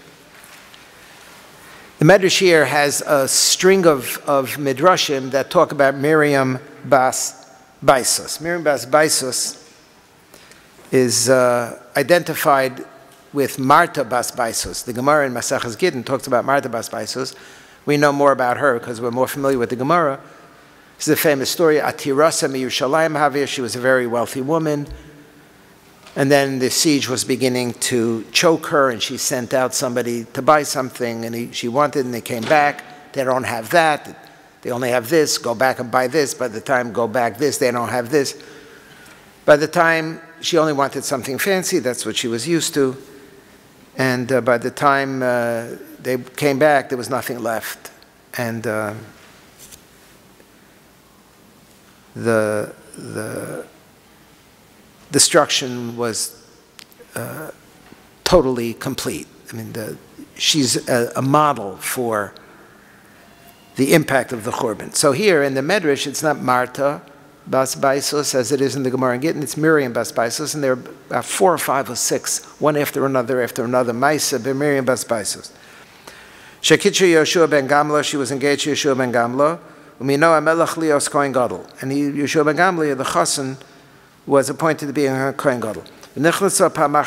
She once came in to see him, and she said, Era elech ve'era oso, kishehu kore b'yom kippurim bebeis hamikdash. You know, the Mishnah at the beginning of Yuma, Mishnah says that a Kohen used to read certain passages from the Torah on Yom Kippur, the Kohen Gadol. So he's now the Kohen Gadol. It's going to come Yom Kippur. He's going to read. So she wanted to come to the Beis HaMikdash to watch him read. So they knew she was coming. So what did they do? V'hotziu la tapetios. They took out they took out carpets. They laid carpets for her. And so she shouldn't touch the floor. Yom Kippur, you don't wear shoes. So she's walking barefoot. So she's such a fancy lady, so she shouldn't get sick. So they put carpets out for her. They rolled out a carpet from her daughter, her house. I don't know where she lived, but however far or near it was, they rolled a carpet, a carpet from her house all the way to the Beis HaMikdash, Kedei shelo yischafu ragleha, that her feet should not be get cold. V'af al pikein nis yachfu ragleha, her feet anyway became cold. She was so delicate that even with, she was so an istinus that even with the carpet she was still freezing. Now she's married to him, and when he died, paskulo chachamim sasayim yain b'chol yom. So the halacha is you give somebody based on the amount that they were accustomed to. So she was accustomed, she's such a wealthy woman, she was accustomed to so much, so they allotted her a crazy amount of wine because of her privileged status. Skip to the end, what happened to her? 4 lines from the bottom, beginning of the line. Amar Rabbi Elazar bar Tzadok. Era ben Achama, I take an oath. What happened to Miriam bas Baisus, who was so refined that even with the carpet, her feet got cold, and she had such huge amount of wine as an expression of her privileged status and her wealth. What happened to her? This is the Kinnot. This is the Kinnot. If I didn't see her, what happened? Shekashru sa'aroseha bizanve suseim shel arvim. They tied her hair to the tail of horses of the Arabs. They took her head, took her body, took her hair, tied her hair to the tail of the horse. And they dragged her a long distance. I can't imagine from Yerushalayim ad Lud. For me, it's a guzma. It means a long distance. Let's say it's Yerushalayim ad Lud. So she didn't last. You can't live when you're being dragged along that way by a horse. But im togozna paas rosham v'sikoshana l'susim porch.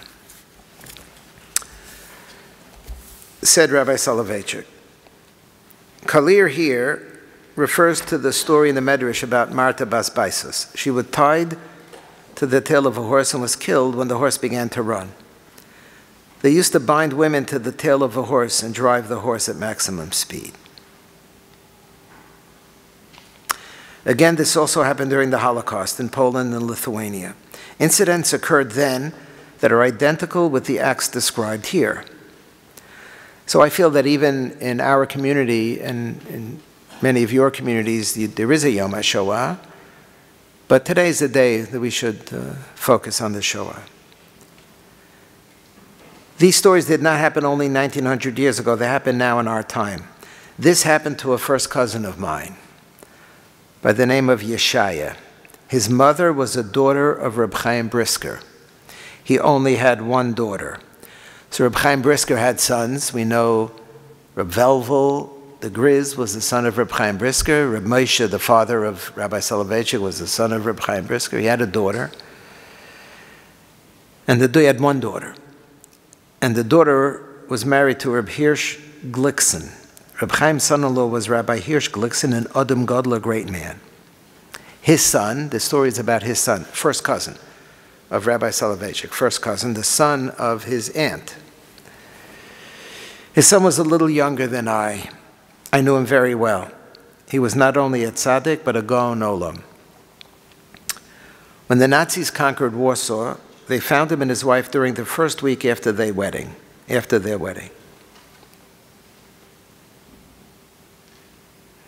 They tied his wife down to one car.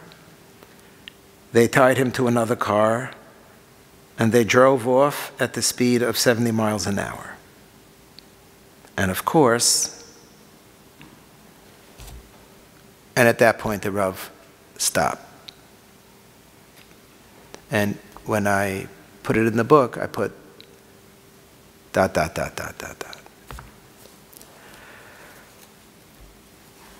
So this is the story. This is our story. This year, I don't know why, I fell on the memoirs written by Shimon Huberband. Shimon Huberband was a leader during the Shoah. He was a leader of the community. And he wrote a book that was discovered afterwards, a whole big fat book, and was translated into English. And he tells this story in this book. He tells this story about the Rav's first cousin in this book. And it's worse. I'm just going to start a little bit, and I don't know if I'm going to be able to read the whole thing. He tells the story of what happened to this Adam Gadol Ma'od. So he and his wife, he says, I'm reading from page 261. It's in this book. It's right here in the book. So they were married on a Friday before the war in some shtetl. He was a renowned prodigy named Yeshaya Glickson, a grandson of Reb Chaim Brisker. He chose as his wife the daughter of the Rebbe of that shtetl, of the Krasniotzia Rebbe, an anikel of Reb Naftali Vershever. His parents had great hopes for their young prodigy. He was expected to grow into a second Reb Chaim Brisker. So they get married. Friday night after the wedding, there's a big tumult during Ma'ariv in the shtetl. The enemy is coming, the Nazis are coming, they're 5 kilometers from town. Everybody ran. The rabbi, the son-in-law, the entire family consisted of 10 people, ran, and they arrived in Warsaw. The rest of the family follows. They come to Warsaw. They don't have anything. They left everything, all the trousseau and all of the chasen and matanis and everything they left in the shtetl. They ran for their lives. They ran on Shabbos. He barely had time to remove his shtreimel before he and his son-in-law left together by foot. The Rebbetzin and the new bride stayed together, stayed behind for a few hours and packed whatever they could. They stored all their belongings in the home of the baker who lived in the same courtyard and who was going to guard the rabbi's home, the Beis Medrash, and the mikveh. Simple baker. They all run, they come to Warsaw, they have nothing. They suffered through the siege of Warsaw with all its horrors as homeless refugees. Comes the third day of Sukkot, things began to come a little bit back to normal, and they think maybe they should go back to the shtetl. The newlywed wife asked, why should she stay in Warsaw without a coat when her fur coat was lying in the baker's house in this small shtetl? Why should she stand online for a piece of bread? There's bread over there. Why should she pay outrageous prices for potatoes when there are potatoes growing in their shtibel in their own backyard? So they went back home to the shtetl. They got a letter, they received a letter written in trepidation that said, don't go back to the shtetl because all the Jews were expelled. The rabbi refused to believe this, so meanwhile they traveled to Makov. On the way, they stopped off in a town on the way, and then they would decide what to do. Once they came to Makov, they didn't even dream of traveling any further because they knew it's impossible to go back to the shtetl. There they were, stuck in poverty and hunger. When the situation became unbearable, the young couple decided to return to Warsaw. They journeyed back with a group of passengers in a closed carriage. It was nighttime, full of darkness and silence. All they heard was the uneasy sound of their own heartbeats. They passed a forest and became extremely frightened, not due to the wild animals, but because they suddenly heard the sound of an automobile. The automobile stopped, and everybody jumped out of the carriage to run and hide in his or her corner of the forest.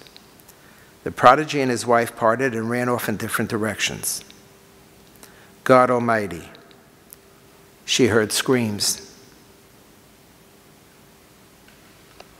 The voice was that of her husband, but his screams were so strange.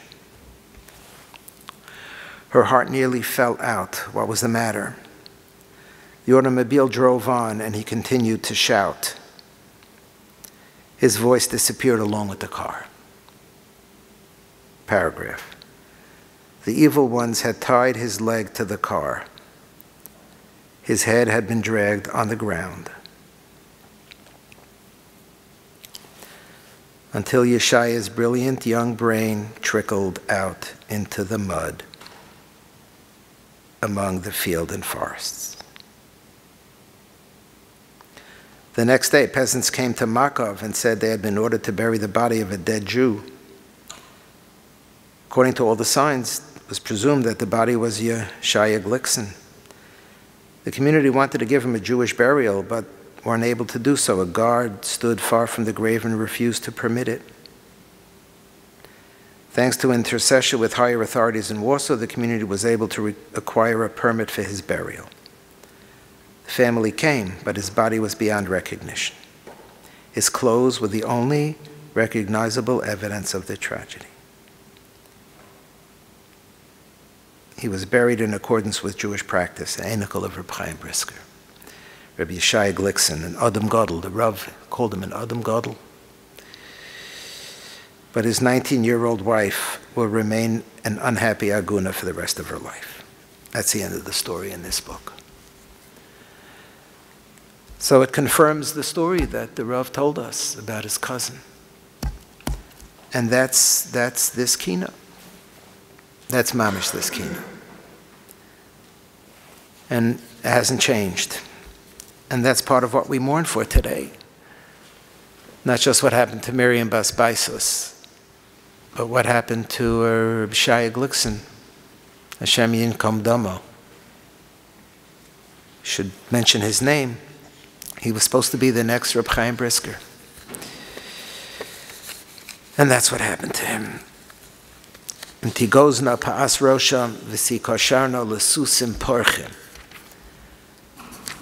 Ala Laili.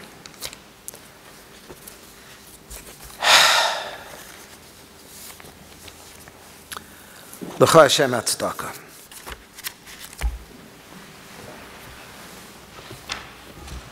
$240 and $123.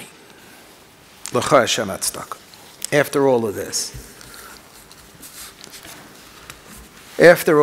L'cha Hashem Hatzdaka. L'cha Hashem Hatzdaka.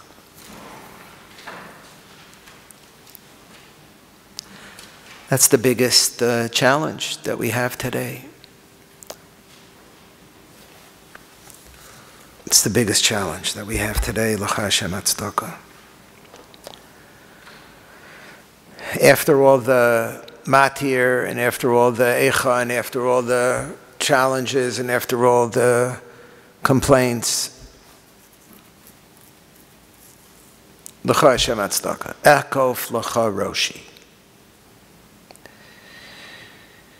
With the hope that maybe someday we'll be able to understand it.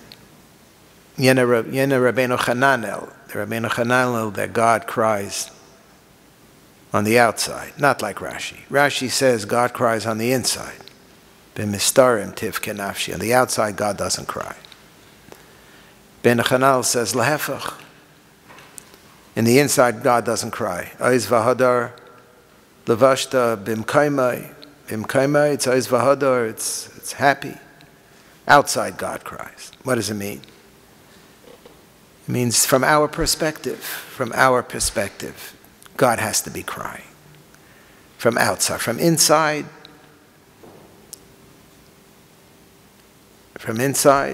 God doesn't cry. From any human perspective, God cries. And that was the Or Gedalyo. The Or Gedalyo says, Kol ha'misabel al Yerushalayim zoche v'ro'eh, right now, b'simchasa, that somehow may it be potentially possible to have access to the inside. It would be so helpful for us if we could access the inside. Because it sure doesn't look like that. It sure doesn't look like that. And it still continues, Ad Hayom Hazeh.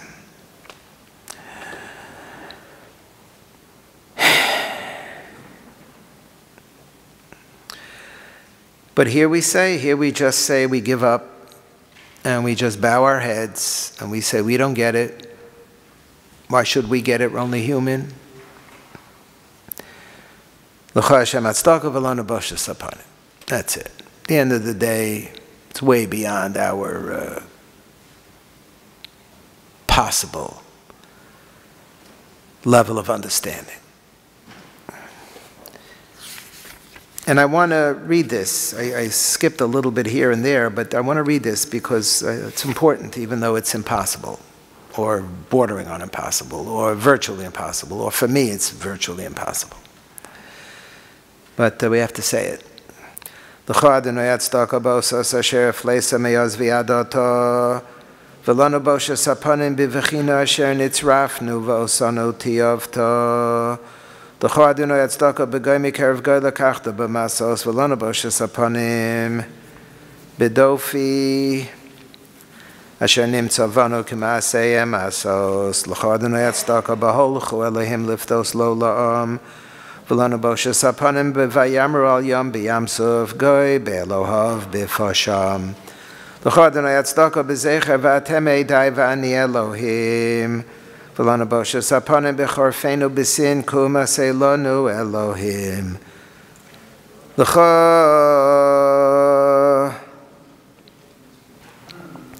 Adonai Hatzdaka b'tam she'etamtonu kitzapiches b'dvash. V'lanu b'oshes hapanim b'yom hikravnu lefanov soles v'shemen u'devash. So L'cha Hashem Hatzdaka in the previous couplet, B'zecha v'atem eidai, this was at Matan Torah. At Matan Torah, Hashem made this connection, Atem eidai v'ani Elokim. But v'lanu boshes aponim, but we're humiliated and embarrassed because we made an egel. Kum aseh lanu Elohim. L'cha Hashem Hatzdaka, for you you are just because you gave us the man. You gave us such a gift. You gave us the man. B'tam shehitam tonu kitzapichas b'dvash. That's how Chazal described the taste of the man. But v'lanu boshes aponim biyom hikravnu lifanov soles v'shemenu dvash. Instead of the man, you gave us, we took soles v'shemenu dvash, and we sacrificed it lifanov. What's the lifanov? In the presence of it, lifanov. Turn to page 60. There's a Rashi in Yecheskel. This is a pasuk in Yecheskel in Perek Tezayin. This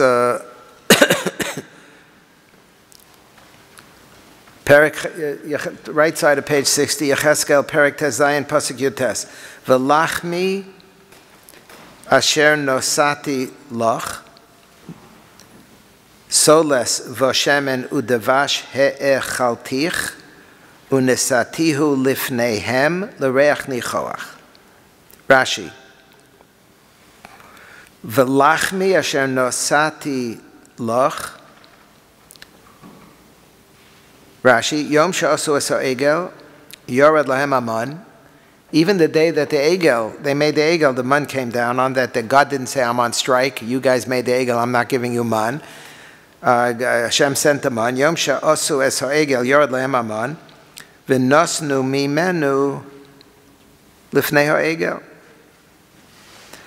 So the lachmi asher nosati loch soles v'shemen udavash he'echaltich.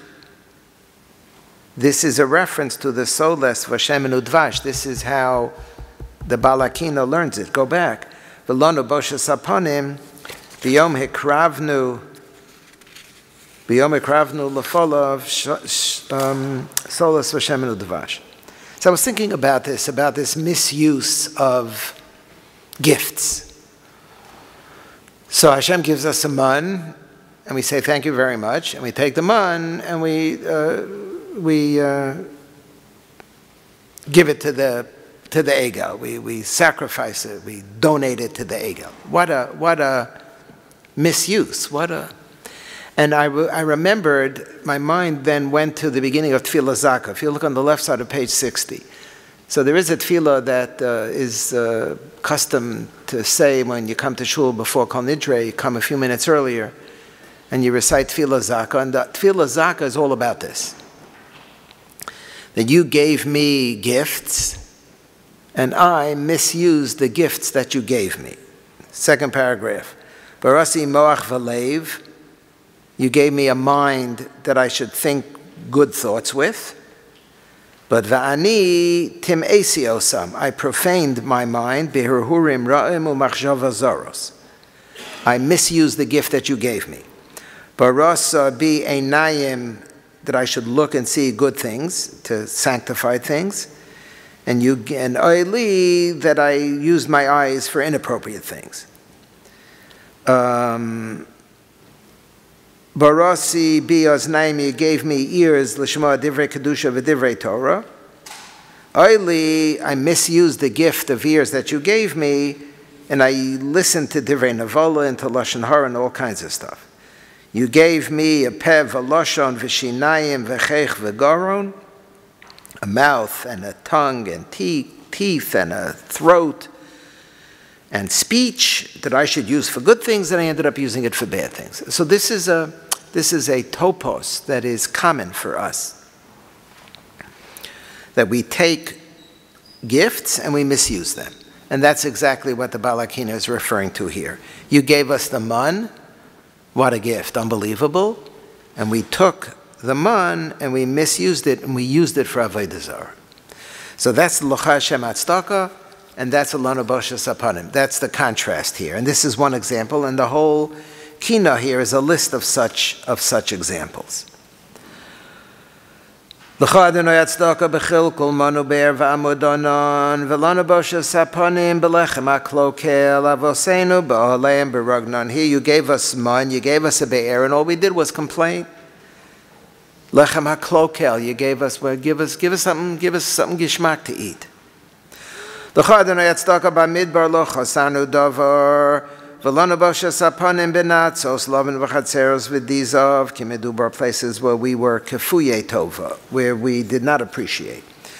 L'cha Adonai tzedakah b'sichon v'og v'chol malchei Kinnot v'lanu boshes saponim b'ochan asher mol b'cherem b'li mitzomoan. L'cha Adonai tzedakah b'fol asher palta b'arba osam hashiyim v'lanu boshes saponim etzel amicha kiva anachnu poshim.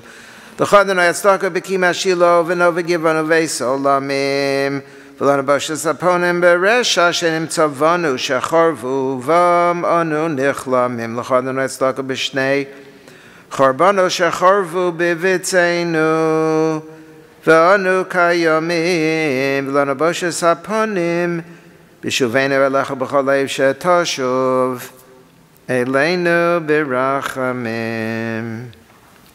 It's a strange formulation at the end. L'cha Hashem tzedakah b'shnei chorbanos shecharvu b'vitzeinu v'anu kayamim.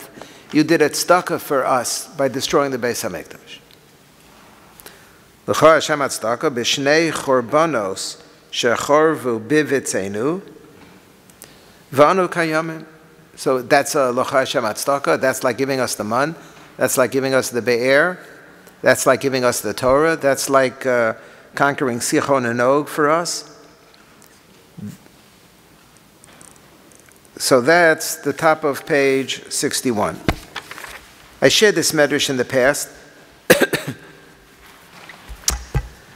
Just want to come back to it. It's Rabbi. I can't remember a year that Rabbi Soloveitchik did not quote this medrash, and it has many implications.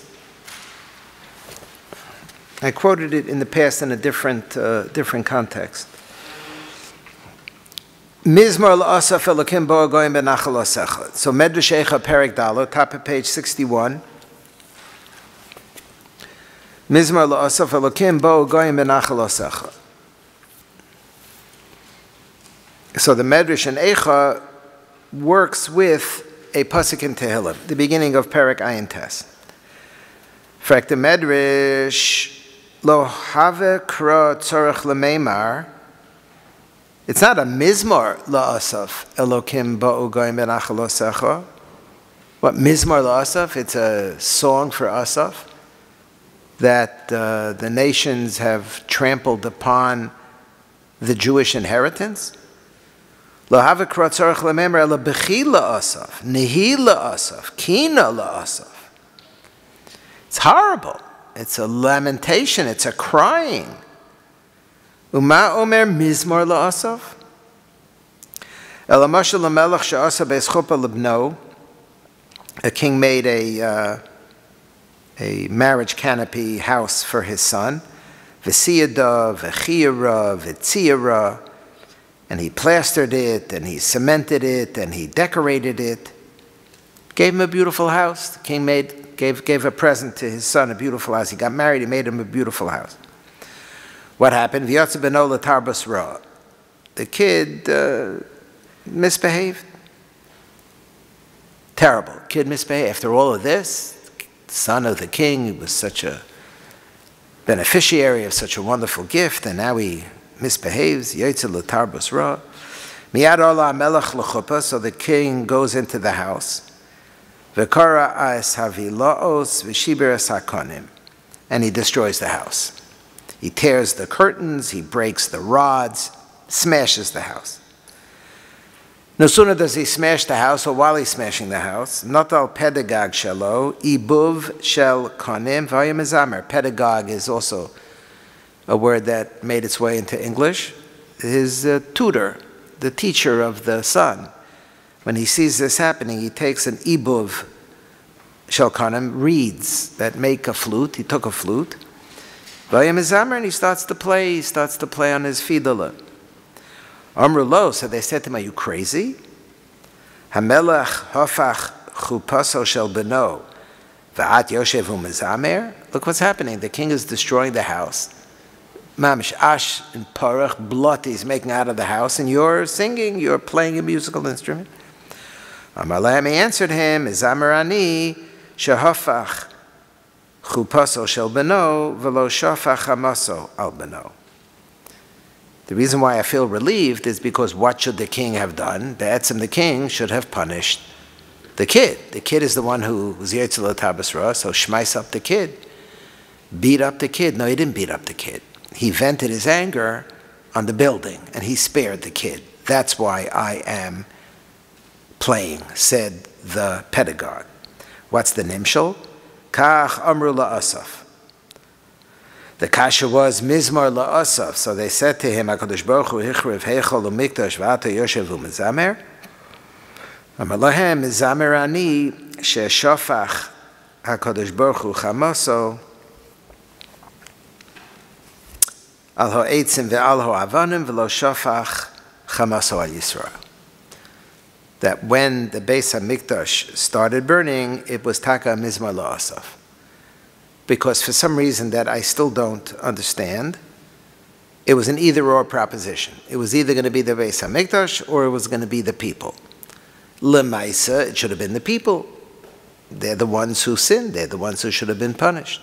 Once they saw the Beis HaMikdash burning, they realized that God decided to vent his anger on the Eitzim and Avanim, and not on them, and therefore it's Mizmar La'asaf Elokim Ba'ugoy Menachal Osecha. That's pshat in this line in the Kinnot. L'cha Hashem Atzdaka, it's a tzedakah for Hashem. What's the L'cha Hashem Atzdaka? B'shnei chorbanos shechorvu bivitzenu. You destroyed two Beis HaMikdashes, two Batei Mikdash, instead of us. V'anu kayamim, we're still around. You were sheifeach chamoscha on the Eitzim and the Avanim, and you spared us. And that's why it's L'cha Hashem Atzdaka. And V'lanu boshes hapanim, we should be embarrassed because we should come back to you. B'shuvenu elecha b'chol leiv.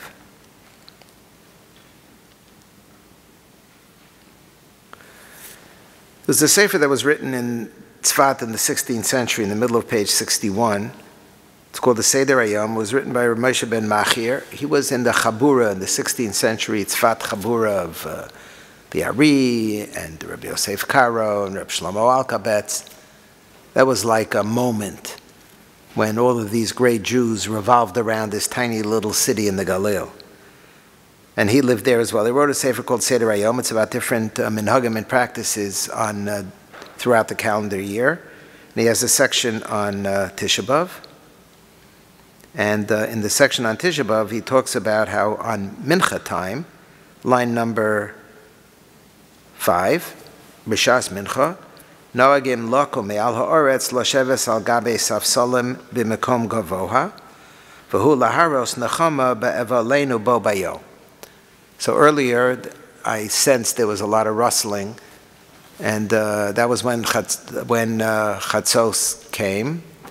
So it's interesting formulation, and whether it's Chatzos, or whether it's a recital of Kinos, or whether it's Zman Mincha, they're different formulations. Our minhag here is at Chatzos, you can get up and sit on a chair. He says B'shas Mincha.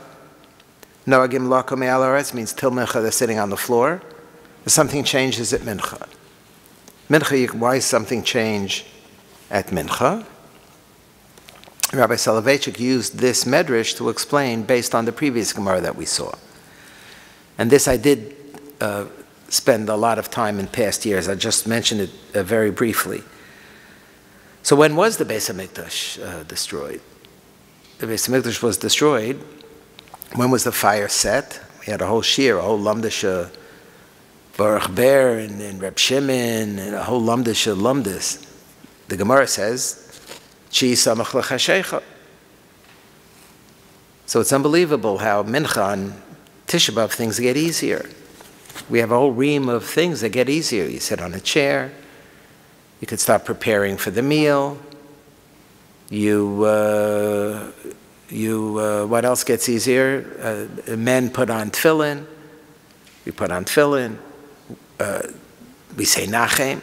So Machlekes Ge'inim, whether we say Nachem all of Tisha B'Av or only at Mincha. The Yerushalmi refers to Nachem as Me'ein HaMa'ora. We talk about something that's relevant to the day. So if it's Me'ein HaMa'ora, if we institute and incorporate something into the davening that's Me'ein HaMa'ora, so we should do it every Shmona Esrei, like the other things that we incorporate and introduce into the Shmona Esrei Me'ein HaMa'ora. So we introduce Ya'aleh V'Yavo into the Shmona Esrei Me'ein HaMa'ora, and we say Ya'aleh V'Yavo at every Shmona Esrei. So if Nachem is Me'ein HaMa'ora, we should say it at every Shmona Esrei. And in fact, there were Gaonim who said Nachem at every Shmona Esrei. But we don't say Nachem at every Shmona Esrei. We say Nachem only at Mincha. Why do we say Nachem only at Mincha? Why do we get up from the floor at Mincha? Why do we start preparing for the night at Mincha?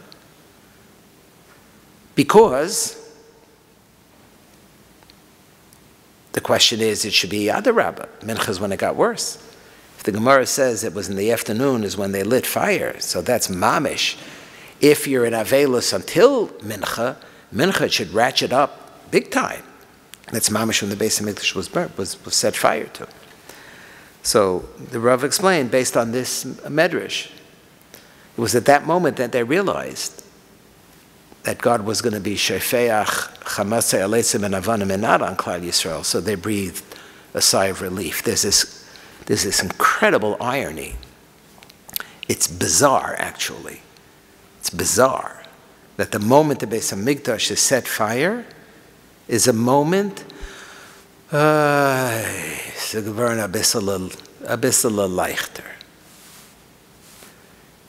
Even though, don't think for a second that Jews got off scot-free during the time of the Churbanos. There were many Jews who were killed. Many Jews. I don't know numbers. It's a very long time ago. I don't know if anybody knows numbers, even rough numbers. Hundreds of thousands. I have no idea. Huge numbers. Huge numbers. So it's not as if God decided he's going to destroy the Beis HaMikdash and everybody else is walking around. Many, many Jews were killed. But Klal Yisrael had a kiyum. Klal Yisrael had nitzchias.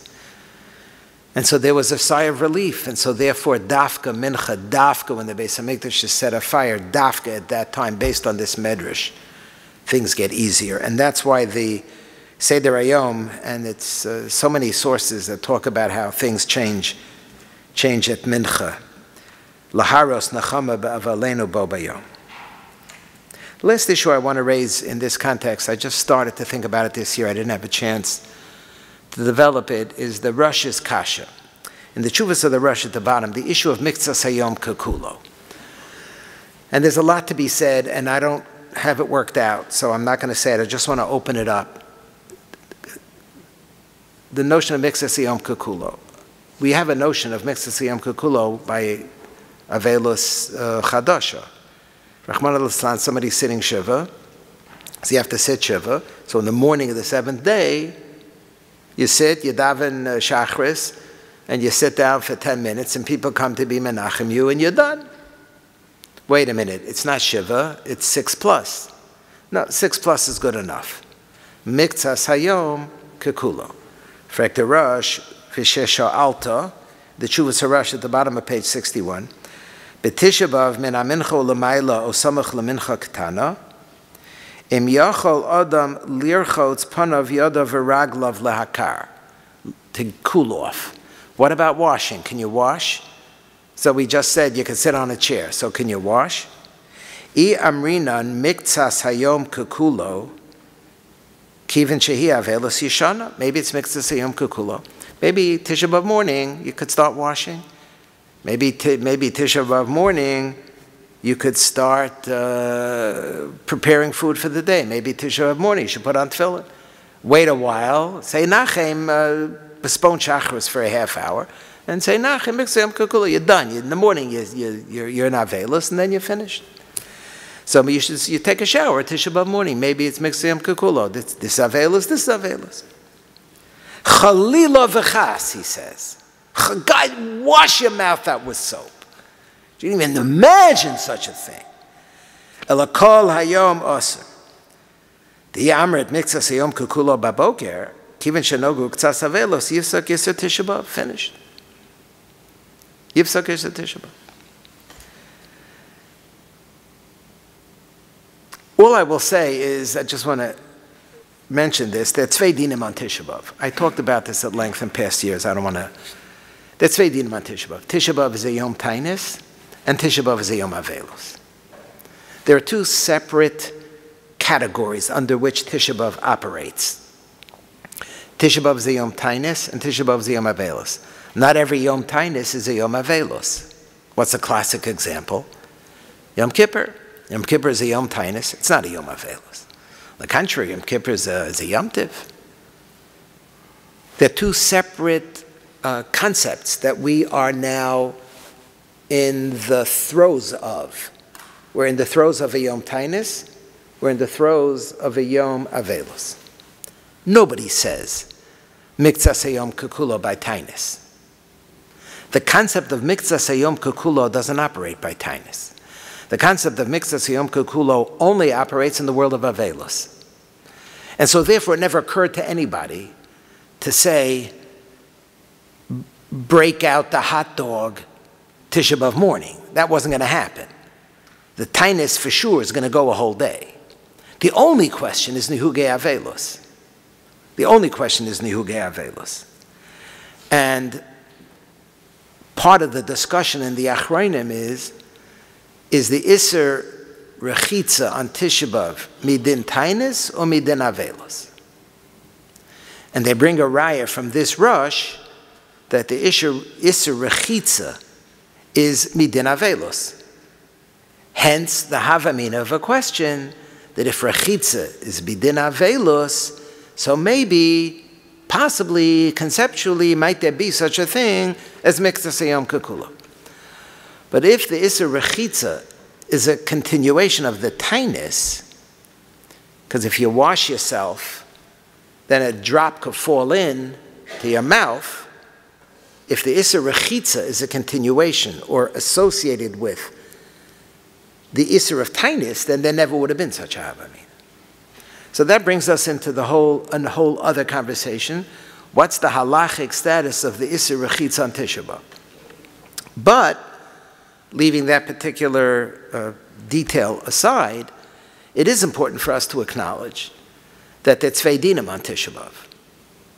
There's a din of Tainis on Tisha B'Av and the din of Avela. We conflate the two. We don't surgically separate out. So this is a din in Tainis. And this is not a din in Tainis. This is a din in Avelos. Or this is a din in Avelos. It's not really related to Tainis. For us, it's one package deal.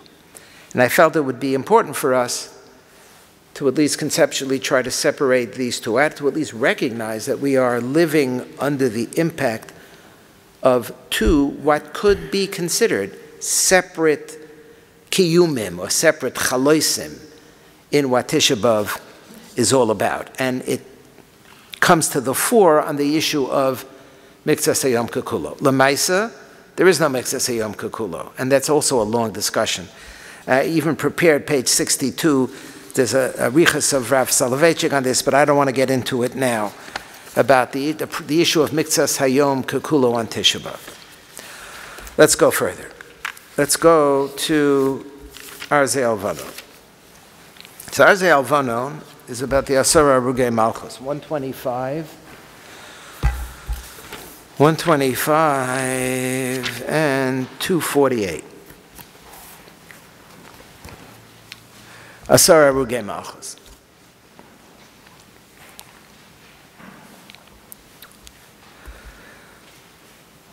What's the Asara Arugei Malchus doing today?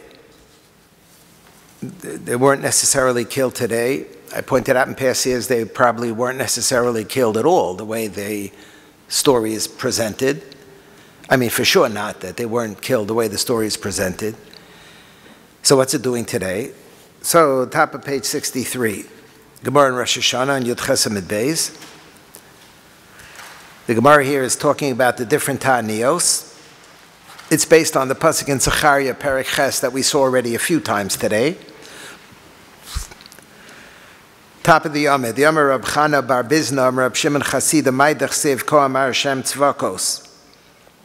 Tzom HaRavi, Tzom HaChamishi, Tzom HaShvi, Tzom HaAsiri, Yeh LeBeis Yehuda, LeSosan LeSimcha. We saw this a number of times. Remember the the huge chiddush of the Minchas Chinuch / Tashbates, that it's only a din in the month, it's not a din in the day. Hence, Rabbi Yochanan could have said that if I was around then, I would have done it on the 10th, and he's not being disrespectful in any way, because it's open, it's optional. As long as it's in the month, the day has to make sense, but you could choose the day. So now the Gemara parses each one of them. What is Tzom HaRavi? What is Tzom HaChamishi? Now we're up to Tzom HaShvi at the end of the first wide line. Zeh Gimel B'Tishrei Shebo Nehera Gedalia ben Achikam. Gedalia ben Achikam was killed on Gimel Tishrei. Umi Harago Yishmael ben Netanya Harago L'Lamedcha. And herein lies what Asar Rugei Malchus are doing on Tisha B'Av. L'Lamedcha Sheshkula Misosan Shel Tzadikim Kisreifas Beis Elokeinu. That when we talk about Sreifas Beis Elokeinu, we also talk about Misasan Shel Tzadikim. There is an equation, there's a parallel, that the Misa of Tzadikim is as ishakol, is as equal, is as profoundly impactful, is as tragic as Sreifas Beis Elokeinu. That's why we have a fast day for Gedalia. We have a fast day for the breach of the city, the siege of the city of Yerushalayim. Then we have a fast day for the breach of the city of Yerushalayim. Then we have a fast day for the destruction of the Beis HaMikdash. And then we have a fast day for Tzom Gedalia, for Gedalia. Which one of this is not like the other? What's Gedalia doing here in Mitten Derinin? Same pasuk. No, because it's exactly the same. Shkula Misas Gedalia to the siege and the breach and the destruction of the Beis HaMikdash. There's a powerful medrash below, Medrash Eicha Perek Aleph, that has a similar formulation. Kad demach Rabbi Yossi mi milchaya, when Rabbi Yossi mi milchaya died, Slik Rabbi Yochanan v'Reish Lakish legemilus chasda. So Rabbi Yochanan and Reish Lakish went to do a gemilas chesed. They went to pay their respects. They went to be Menachem the Avelim. I don't know. They went to respect. They went to respect him. Uslikim hon Rabbi Yitzchak Pesaka, and Rabbi Yitzchak Pesaka went along with them. So they're all there. They're all there to give respect to Rabbi Yossi mi milchaya. V'havataman chatzav, and there was an old man there. Boi leme'al, he wanted to go in. Umiftach aloi, he wanted to say something. He wanted to give a hesped, to comment something in the honor of this nifter. Velo shivak kune, they didn't let him. Amalei Rabbi Yitzchak Pesaka. So Rabbi Yitzchak Pesaka says to this old man who wanted a ruf tzachon, who wanted to say something, Kadam Elaine Aryevasa de Oraisa at Pasach Pumach. What, you're opening up your mouth in the presence of these giants? I mean, you know, I'm sure you're a sweet guy, but like, what do you? What's mishtzacharain? Though we're talking here about the greatest of the great. You're gonna say something in their presence. Amalu Rabbi Yochanan Shav Kune. So Rabbi Yochanan overheard this exchange. He said, "You know what? Let him go. It's all right. He could say something. It's okay." Shav Kune Dehu Gevar Sav. He said, "Al Tiyid. You know what? Have respect and Al Tiyid." Okay, so he's not such a Rashke Bahad. But he's a fine man, an elderly Jew. You should pay respects. He wants to say something, so what do you care? Let him say something. Ye'ul v'yishtabach be'asrei. Let him go up and pay respects in his place. He lives here. This old man lives here. Rabbi Yossi mi Milchaya came from Milchaya. He died in Milchaya. This neighbor, this old guy was a neighbor of his. He's a local. You let the local say something. I find the yid, aveli yid, and alti yid. So the local, the Sav, starts talking. A'ol upasach va'amar. And here's how I got to this medrash.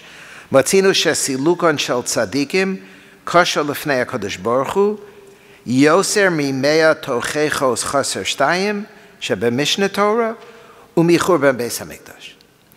That the passing of tzadikim, he's now mourning for and giving a hesped for Rabbi Yossi, his neighbor. He says that before HaKadosh Baruch Hu, God is equal, that is actually worse. That silukan shel tzadikim, not shkula. In our Gemara, we have an equality. There's an equation. Here, it's worse. The silukan, lesalek, means to move away. The death, the hiddenness of tzadikim is kasher lefnei HaKadosh Baruch Hu, more than the toichacha in Dvarim, and more from the Churban Beis HaMikdash. And then he quotes Pasuk, and he proves it, and then he finishes talking. And Rav Yitzchak, when he finishes talking, 3 lines from the bottom, Amar Rabbi, 2 lines from the bottom, Yitzchak Paska'a, Yeheve Dein Gavra Berich Pumei. We should give him a knip and bekel, like he should get a bracha. This mouth deserves a blessing for having said something so significant. Amalei Rabbi Yochanan, so Rabbi Yochanan turns to him and says, you're the guy who didn't want to let him speak. Remember, you're the guy who stopped him. And he says to him, Ilu lo shivaktune, if I had not let him speak, minan havin shamin da margalisa, how would we ever have heard such a beautiful diamond shtickle Torah before? It's a very sweet medrash, but what struck me about this medrash is it takes the Gemara and some. The Gemara says, Shkula misasan shel tzadikim kisreifas beis Elokeinu. And this beautiful word that got like such mishaberachs from the whole audience said it's not just Shkula, but it's kosher, yoser, from the toichacha in Devarim, not my interest right now, u'mechurban beis hamikdash. So all this by way of introduction as to why we are now about to say the next Kinnot. We're about to say the next Kinnot because it's relevant to us today. At the very least, it is equivalent to the destruction of a Beis HaMikdash. At the worst, it's even worse. It's even worse than the destruction of a Beis HaMikdash. So we have here a description.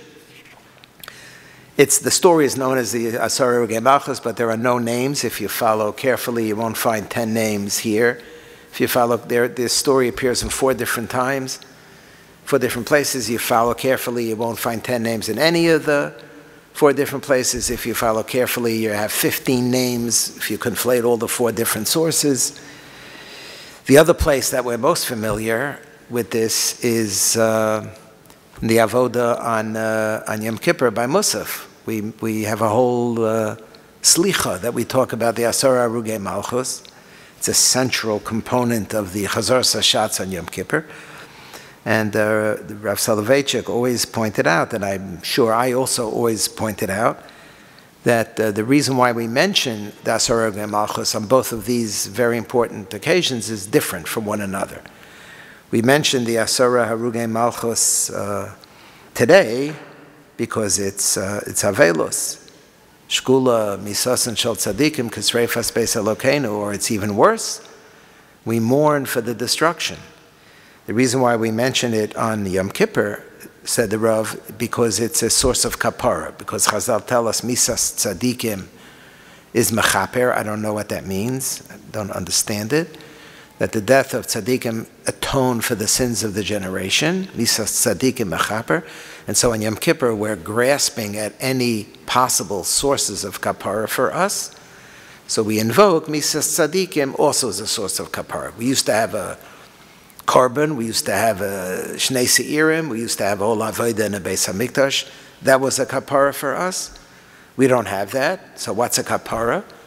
Misas tzaddikim is a mechaper. So that's 2 significances in this story. Each one is different and separate and actually unrelated to one another. It's the same story, but the 2 foci, one has its expression on Yom Kippur, Kapara, one has its expression today on Tisha B'Av, Avelos. I would say that when the Rav said Asara Ruge Malchus, he was bawling. He was mamish crying. He cried more here than any other Kinnot ever on Tisha B'Av. I hear him, he's mamish crying. I never asked him why he was crying. I think he's crying not only for Rabbi Akiva, I think he was crying for his cousin. He was crying if Rabbi Akiva is great Gedolei Yisrael in the Holocaust, and Rabbi Shmuel Kohen Gadol is great Gedolei Yisrael in the Holocaust. Asara Harugei Malchus is not an ancient story, it's a modern story. And his whole world was shattered. Rabbi Soloveitchik was born and raised in small towns. He spent Yom Tov in Brisk with the Zayda, came to Warsaw, went to Berlin to study in university, ran off to Vilna to chase his woman friend, who he ultimately married, got married in Vilna, came back to Berlin, came to the United States, and the whole world was gone.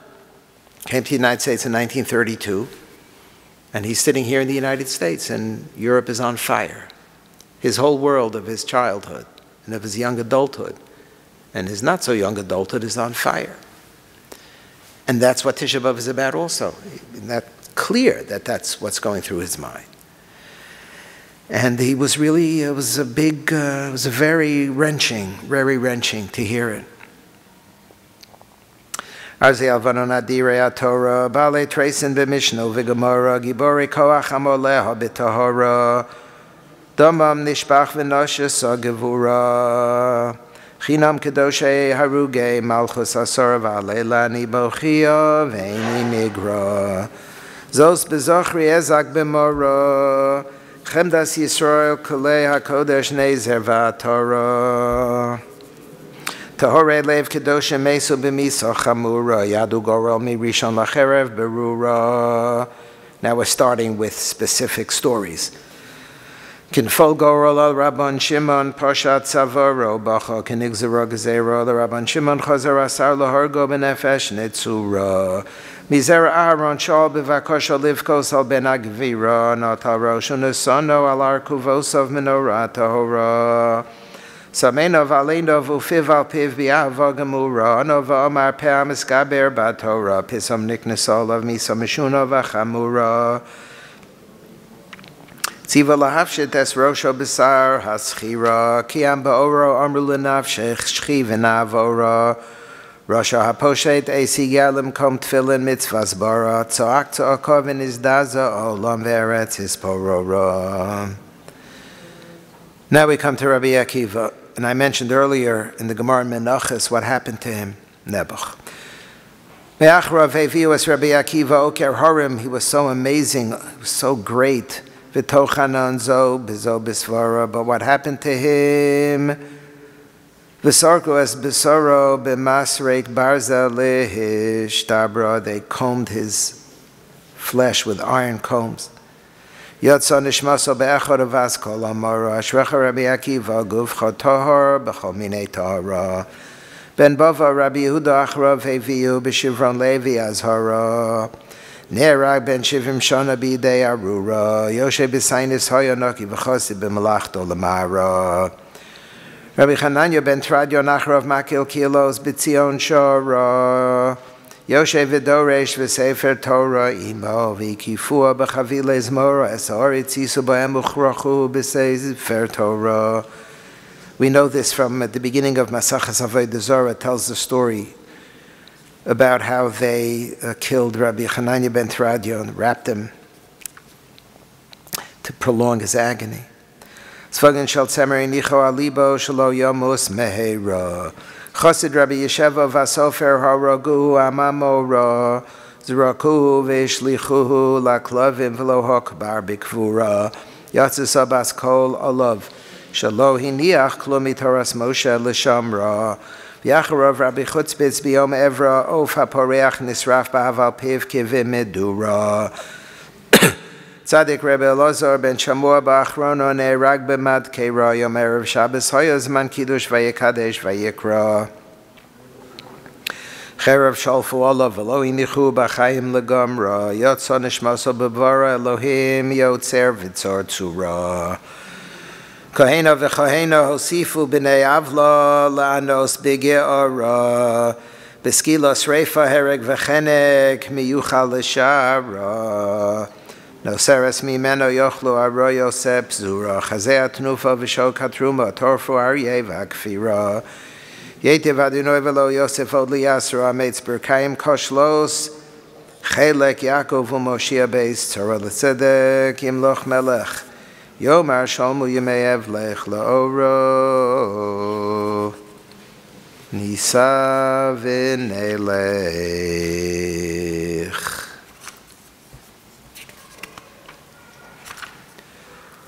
Page 65.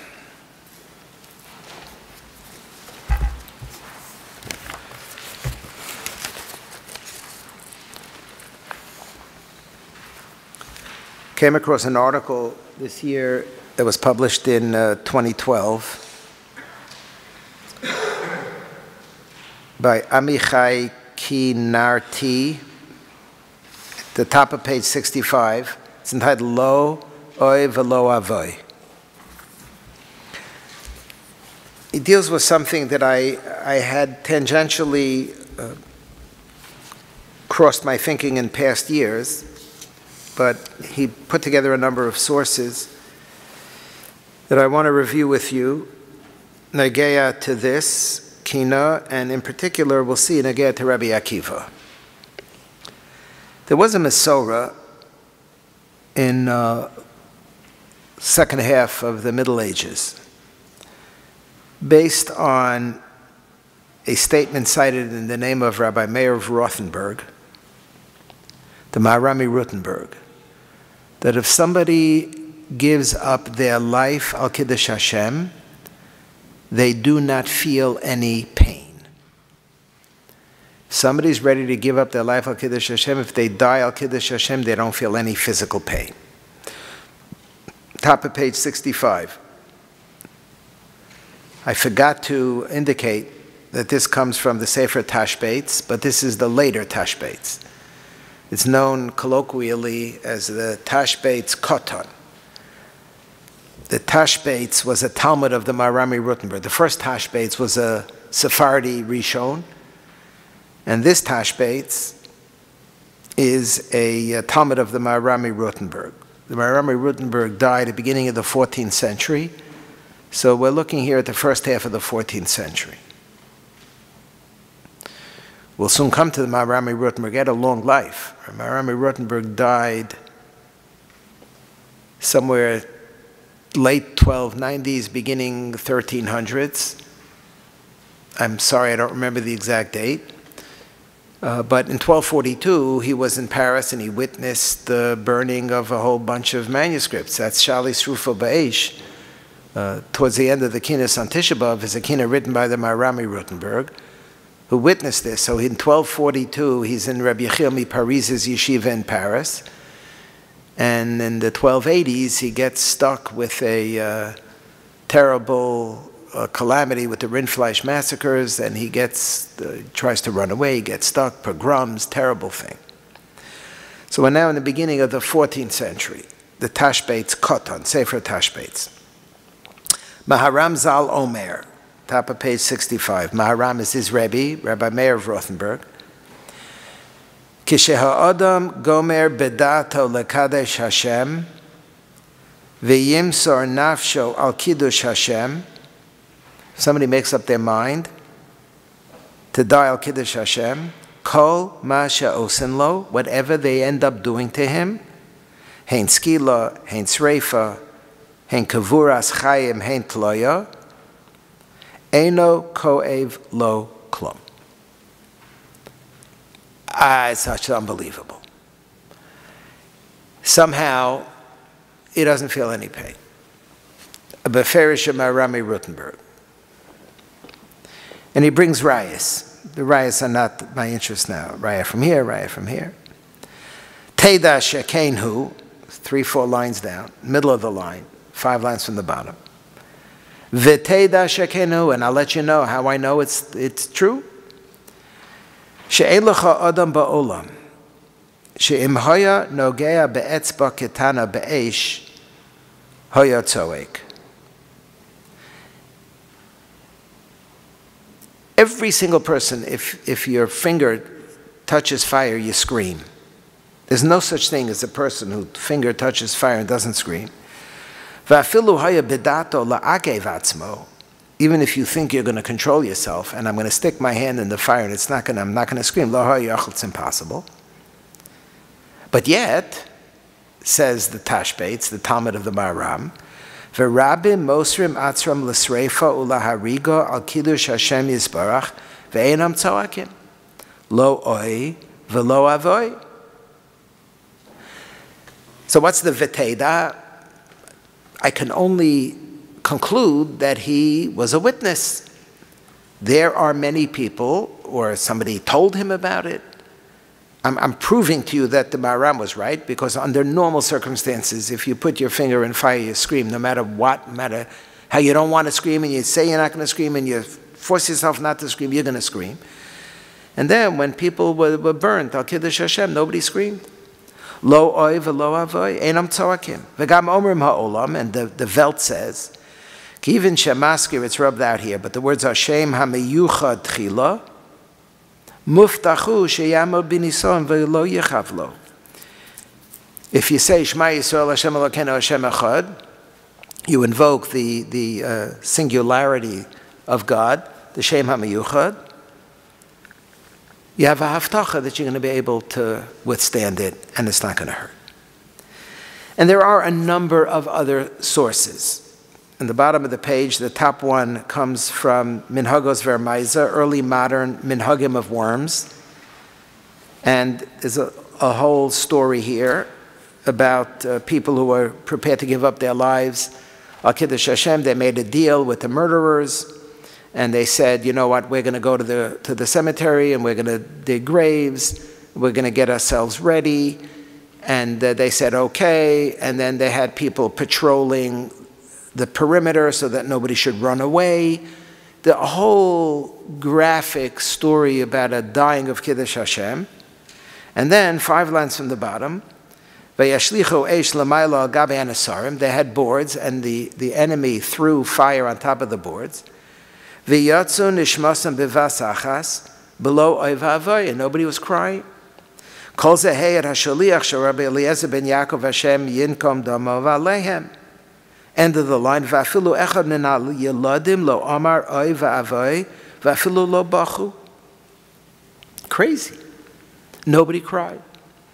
And here we have an eyewitness testimony. Must be the Mesorah, the Kabbalah of the Maharam. You're not going to cry. You're not going to feel any pain. The next source from Yosef ben Nordling in the Yosef Aimitz. He was a shamus in Frankfurt. By shamus, I mean he was the keeper of the community customs. And he wrote a sefer called Yosef Aimitz, which is a book of a collection of the minhagim, the behavior of the Frankfurt community. And here it is again. He died in the middle of the 17th century. He died in 1637. So the Maharam at the end of the 13th century, we're now halfway through the 17th century. Im chas v'shalom boli de nisayon, muftach sheyichazek Hashem es libo lisbol yesurin kashemi misa.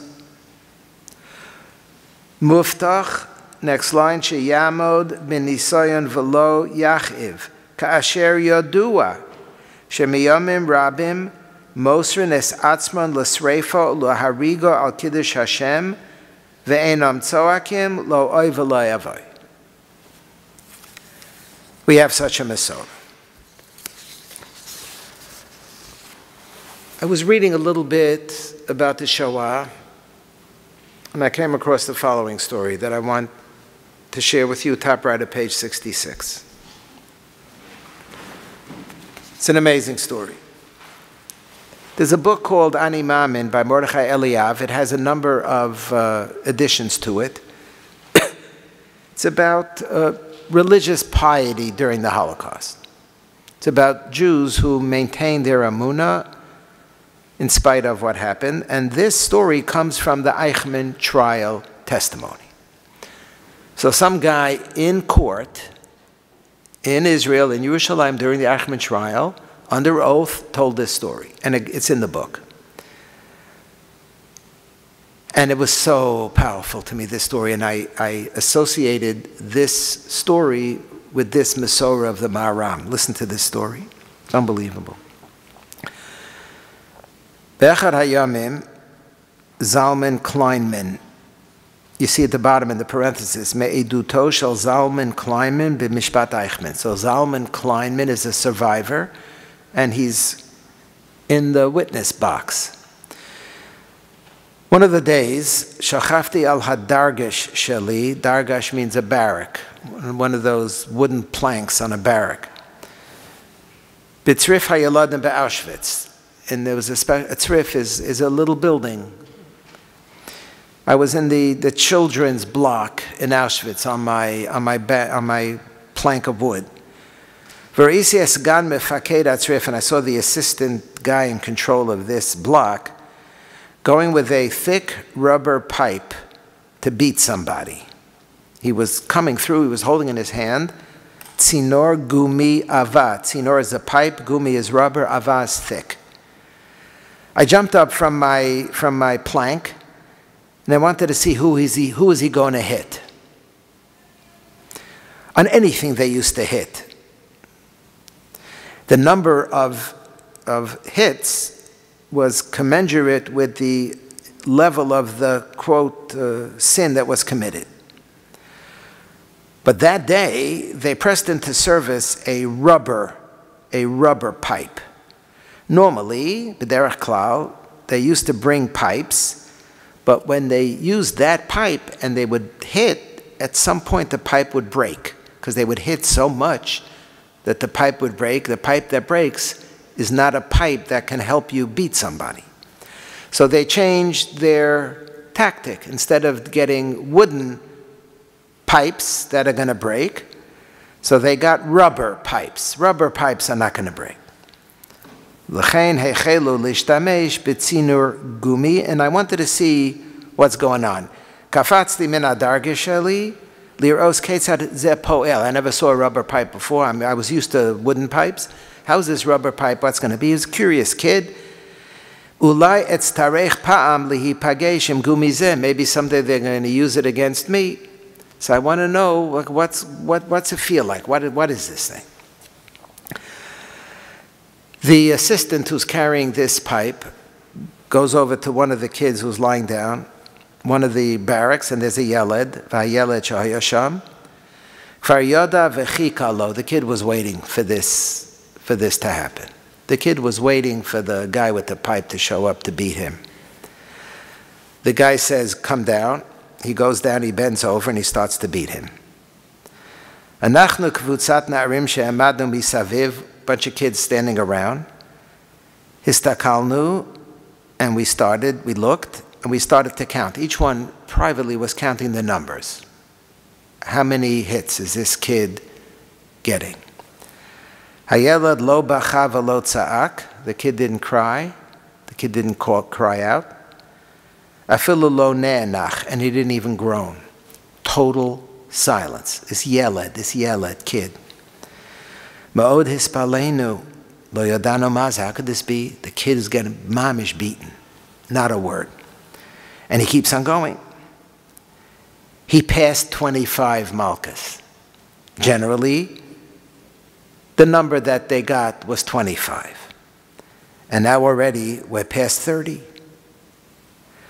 When he passed 40, he turned the kid around and he started to hit him on his legs and on his head. Not only on his back, the kid was bent over, he whacked him 40 plus for a normal 25, normal.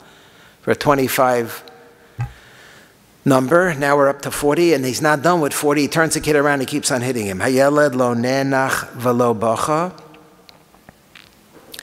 Shum davar. Yeled ben 14 v'lo bacha. Hachayal, this guy, the beater, the Nazi, Yamach Shemo, hitragez ma'od. He's not getting any reaction from this kid. He got very angry. V'gamar et hamishim. He hit him 50 times and then he left. Herminu, we picked him up. The kid's on the floor. The kid's a wreck. Hit by a rubber truncheon 50 times. Back, his legs, his face. Ani zocher simanam in the last paragraph. Adom gadol shahaya lo ala metzach. I remember the huge red welt that he had on his forehead. Mimaka achat b'tzinur hagumi, from getting hit by this. Sha'alnu oso lama hilkuhu. Why did they do this to you? Azana, this 14-year-old kid who didn't peep. Zeha yokedai. Hevesi lechaverim sheli kama sidurei tefillah. I brought some sidurim to my friends. They caught me. I knew they were going to get me. I was waiting for it. But it was worth it. V'shum davar lo hosif yoter. He didn't say another word. He got up, he went on his plank, and he sat down. That's amazing. And I remembered this story when I was thinking about the Maharam. That it's possible to be tortured. I don't understand it. And not say a word. Lo oi v'lo avoy lo nenach lo bocha gornish. I don't understand it. But to me there's a parallel here between these two. There's a parallel. So I was thinking about this Mesorah of the Maharam. I don't know how you can be transported into such a spiritual place where physicality is not a category. I don't know. You're not there. You're not in your body. You're somewhere else. You're not goyrus what's happening to your body. I don't understand it. I was thinking about this with the story of Rabbi Akiva.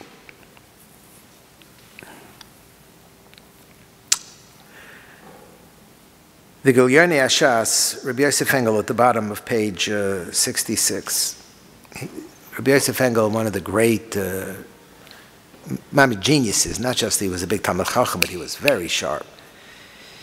In the last few generations, he wrote a sefer called Gilyonei Hashas. It's Chidushim on Shas, and it's Chidushim on Brachas. He has Chidushim on the Brachas, and he has Chidushim on this story of Rabbi Akiva. The story of Rabbi Akiva is at the end of Brachas. Look in the middle of page 66. Is the famous Gemara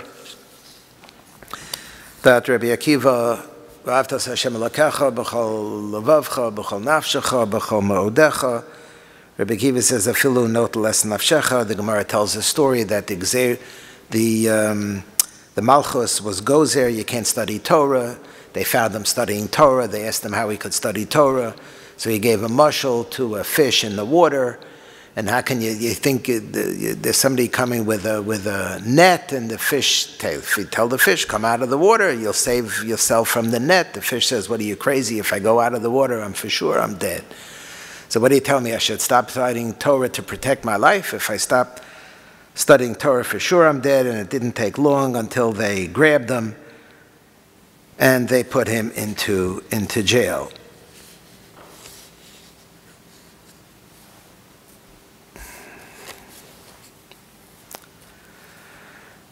And he has a conversation with Papas ben Yehuda, who was jealous of him.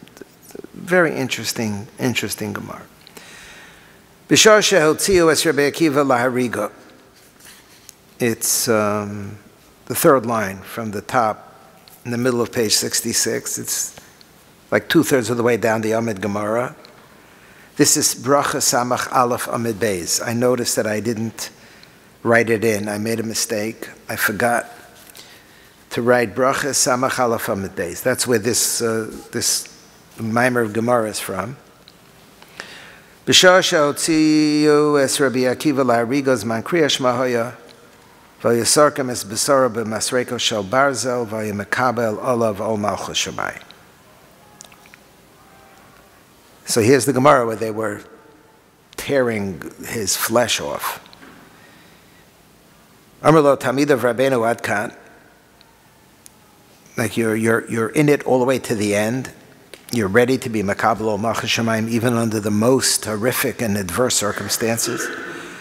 Amar lahem kol yamai yosi mitztar al pasuk zeh b'chol nafshecha afilu notel es nishmascha. Amarti, I learned pshat. That's earlier in the Amid. What is b'chol nafshecha? Even if you have to give up your life. And that's the way I learned pshat. And I thought all these years, Masa yovo liyodi v'akayimenu v'achshav shebo liyodi lo akayimenu v'yamarech be'echad. When he said Shema, he came to echad and he extended the echad. At sheyotza nishmasu be'echad. Yotza baskol v'omra. Ashrecha Rabbi Akiva sheyotza nishmascha be'echad. So Rabbi Yosef Engel, the bottom of the page, quotes the Maharam. And he asks a question. He says, the Maharam, I just read it to you. I read it to you from the Talmud of the Maharam. Has a Masorah that if somebody's ready to die, Al-Kiddush Hashem, you don't feel any pain. But he says, here it's mashma, v'ulam kan mashma, about halfway down, underlined, v'ulam kan mashma, shahaya Rabbi Akiva margish b'yisurin.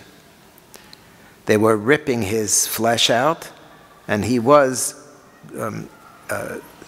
strengthening himself to be Mekabel ol Malchus Shamayim. The Talmidim said, how could you do that? You're in such pain. And he said, Masa yavo liyodi v'akayimenu. And then he quotes Yerushalmi that says, Beferish, that Rabbi Akiva was in pain. So how could it be? So we've been reading in the Asara Rugei Malchus about Rabbi Akiva. Here's the Gemara about Rabbi Akiva, one of the Asara Rugei Malchus. And here we see he did have pain. According to the Rishalmi, Beferish he had pain. But what about the Masorah from the Maharam that you don't have pain? So Rabbi Yosef Engel answers that he wanted to have pain and overcome his pain. That Be'etzem he didn't have to have pain because that's the Masorah of the Maharam. But Rabbi Akiva was so great, and he wanted to be Mekadesh Shem Shamayim with such intensity. The Rabbi Akiva begodel kedushaso umadrei goso rotza beyoser behergash hayisurin mi bihimona hahergash. It was more important for him to feel the pain than not feel the pain. 3 lines from the bottom of the shtickle, 5 lines from the bottom of the page. Ki adarabba, rotza lisbol gam yisurim avur chibas kedushas shmo yisbarach. Val kain lo nitel mimenu hahergish. Ki hu ba'atzmo lo rotza bekach, adarabba rotza behergish. So Rabbi Yosef Engel here tries to save the Masorah of the Maharam, even when it would appear to be a Gemara that says you feel pain, he felt pain because he wanted to feel pain, but otherwise not. I mention this because it's relevant to Rabbi Akiva, to the Asara Rugei Malchus. I also mention it because it is incomprehensible for me to understand. And I dafka wanted to share with you a story from the Shoah to compound the incomprehensibility of this. First of all, what happened then happened now. And second of all, I don't understand it at all. Let's move on. Let's move on. Page 67. This is a question that actually has halachic implications. This goes back to Hamor. I mentioned I quoted something earlier from Hamor, this Torah journal. This comes from 2013. Do you have to say Kaddish on people who are killed al Kiddush Hashem? Do you have to keep a yortzeit for people who are killed al Kiddush Hashem? I mentioned now the Masorah of the Maharam, that people who are killed al Kiddush Hashem, they're in a separate category. They're in a different place. They don't feel. And the author of this article, Rav Tzvi Aryeh Friedman, who lives in Monsey, or in 2013 lived in Monsey, quotes a whole series of sources Shetzrichim lehisabo v'lomer kaddish gam al osan shenehergu al kiddush Hashem shegam hem yitachen shetzrichim od kapara. And then he brings those who disagree, who say maybe they don't need, because they are so holy and they are so exalted that you don't have to say Kaddish. Why do you have to say Kaddish? You say Kaddish because you want to be Ma'aleh the Neshama. You say Kaddish because somehow, and I'm on very thin ice here, I don't know anything, somehow the Neshama is here, and when you say Kaddish, the Neshama goes from here to here. The famous story about the origins of the recital of Kaddish Yasom is if a Yasom says Kaddish and says Baruch Hu and davens for the Amid, so if this nifter produced such a child who could read Hebrew and who can go to shul and who cares about God and who says Kaddish and Yehi Shmei Rabbah, so that's a zchus for the nifter, and every time the surviving child says it, it raises the level in more zchusim for the nifter, so the neshama goes to a higher place. On a yortzeit, people keep a yortzeit, so the minig is the daven for the amid, and on a yortzeit, so I know in our minyan, in our shul, and I'm sure it's in many places, in many shuls, so you say to somebody else, when they have a yortzeit, the neshama zal haben an aliyah. The neshama should have an aliyah. That somehow, on the yortzeit, it's a time when the next notch moves up. You move up another level. And what's the reason? Because on a yortzeit, there's a din for the nifter. So we're normally accustomed to thinking that a nifter is done after that person passes away. So after that person passes away, first of all, we're done every Rosh Hashanah. Rosh Hashanah Yom Kippur is the Yom Adin. When we're alive, we're judged. Then there's a second judgment after we pass away. So we go before the Beis Din Shel Maila, and they ask questions, and there's a whole din. And in order to help the nifter get through that din, so that's what Kaddish is recited for an entire year. And then on your side, Kaddish is recited again because there's another din on a mace on the yard side. So even on Rosh Hashanah and Yom Kippur, there's a din for us, and there's also a din for those who passed away. I remember Rabbi Soloveitchik learned that's pshat at the top of page 67. Pshat in the Gemara, a whole new pshat that it just totally revolutionized my understanding of the Gemara. The Gemara in Erechim wants to know, why don't we say Hallel on Rosh Hashanah and Yom Kippur? Why do we not say Hallel on Rosh Hashanah and Yom Kippur? The Gemara beforehand laid out a series of criteria necessary for the recital of Hallel. So it has to be Isser Malacha, it has to be Ikrei Moed. There are a number of things that have to be in place in order to trigger the recital of Hallel. So they're all in place. In fact, the Gemara for Rosh Hashanah Yom Kippur, there's a Ikdish Basiyas Malacha, there's an Isser Malacha, it's called a Moed, so why do we not say Hallel? So the famous answer is, Mishum de Rabbi Yavod, de Yomer Rabbi Vomer, Malach HaYesharis Lefnei HaKadosh Baruch Hu, top of page 67, Rebbeinu Shalom Mipnei Ma'in, Yisrael Omer Mshur Lefnech B'Rishon of Yom Kippurim. Amar Lahen, so God responded. The question was actually asked by the Malachim, and Hashem, B'chvodo V'atzmai, responds, and he says, Efsher Melech Yoshev al Kisei Adin, V'sifrei Chaim, V'sifrei Mesim, Suchim Lefanov, V'Yisrael Omer Shirma Lefanai. It's a Yom Adin. So my whole life I thought, what's pshat? It's a Yom Adin, God is sitting in the sky, right? The book's in the sky. We talk a lot about the books. Kasveina b'Sefer HaChaim, Zachreina b'Sefer HaChaim, Chsoiv b'Chaim Tovim. But talking about Sefer, so there are two books in the sky. There's the good book, and then there's the opposite of the good book. There's the Sefer HaChaim, and there's the Sefer of the not Chaim. And on Rosh Hashanah and Yom Kippur, both books are open, and our lives are on the line, and all we want is to get into the good book. So you're telling me I should say Hallel and sing Hallel on Rosh Hashanah and Yom Kippur?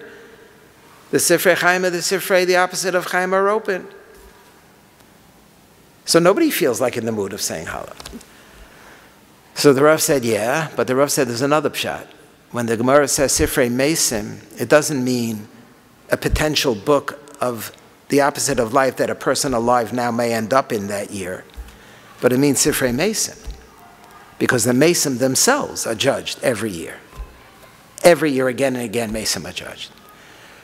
We're not only judged we're not only judged Rosh Hashanah Yom Kippur b'chayim, we're not only judged when we pass away, but every Rosh Hashanah Yom Kippur, God goes back and makes a cheshbon for the Mesim.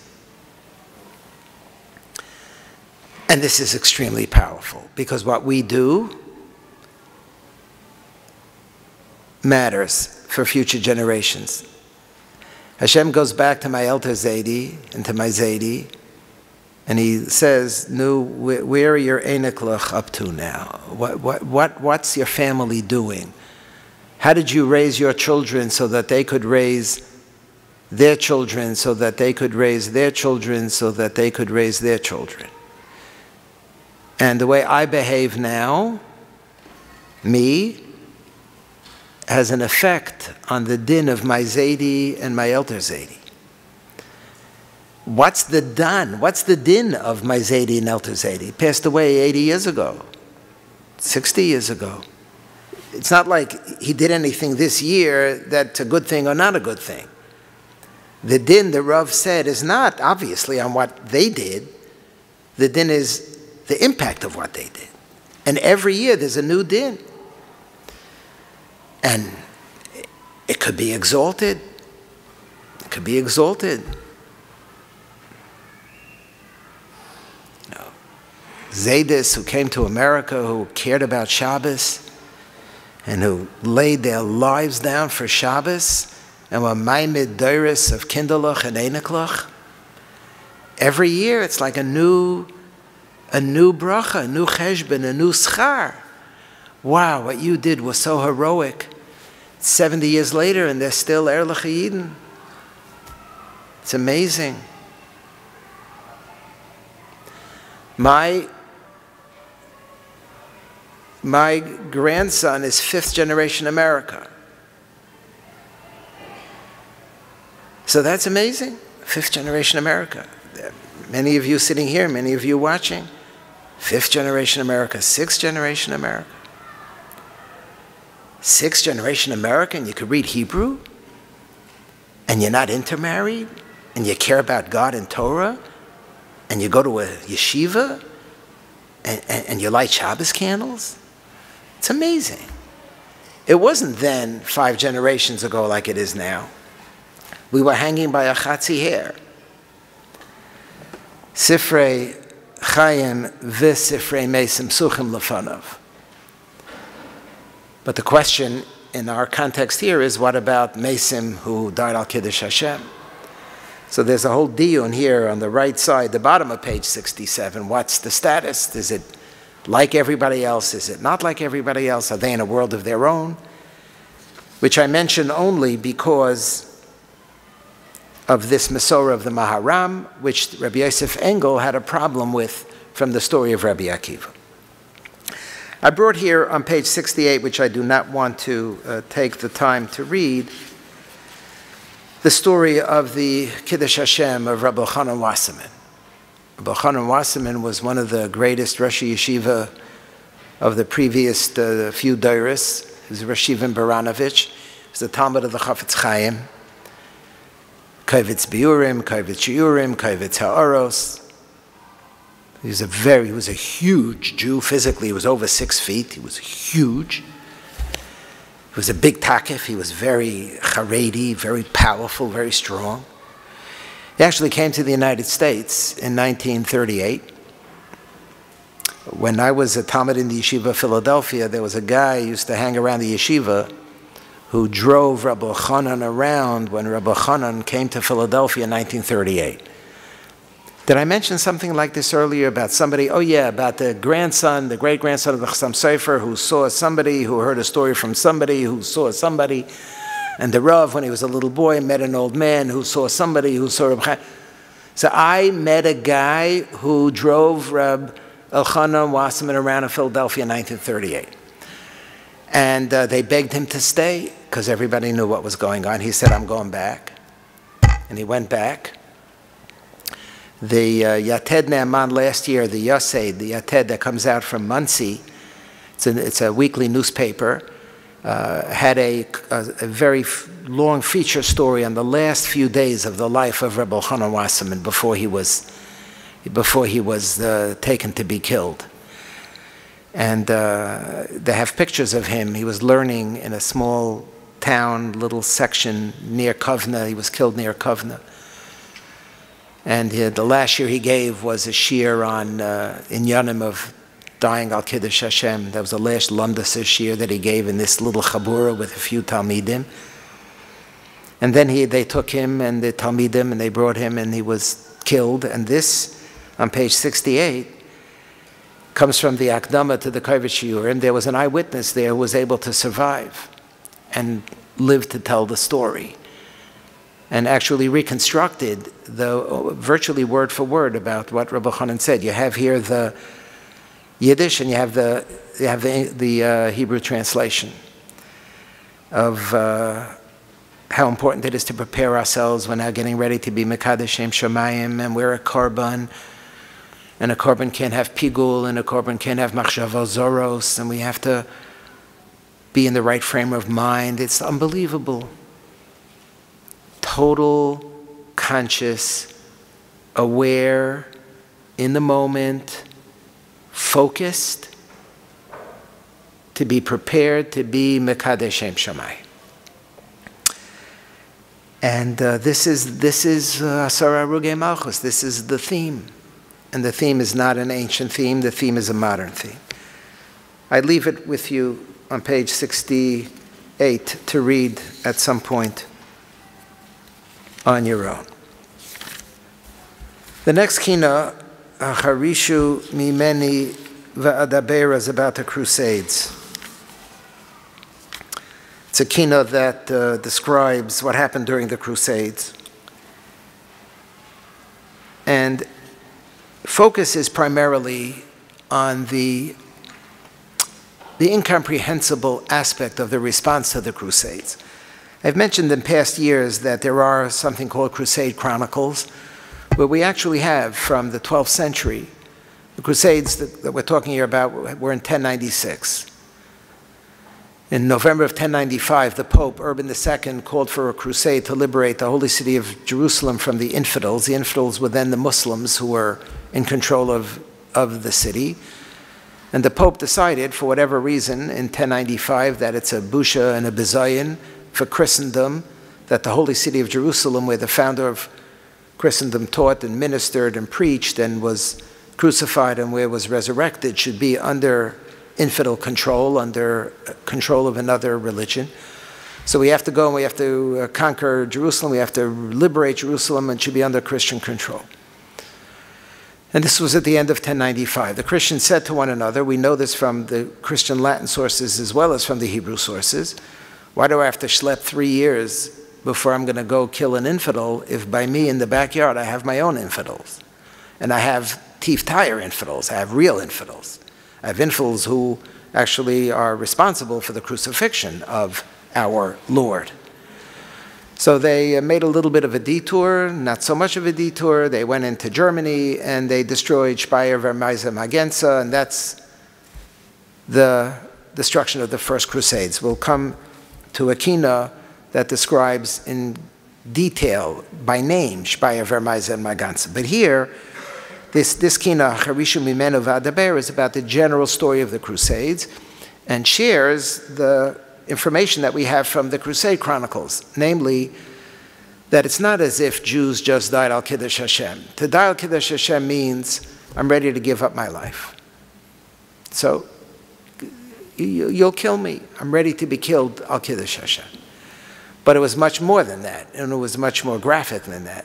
Not only did they let themselves be killed al Kiddush Hashem, but they also committed suicide. They killed themselves, for which there is no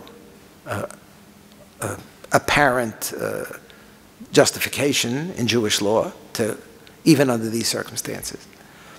And even more apparently complex, is they actually murdered. They killed one another. They killed their children.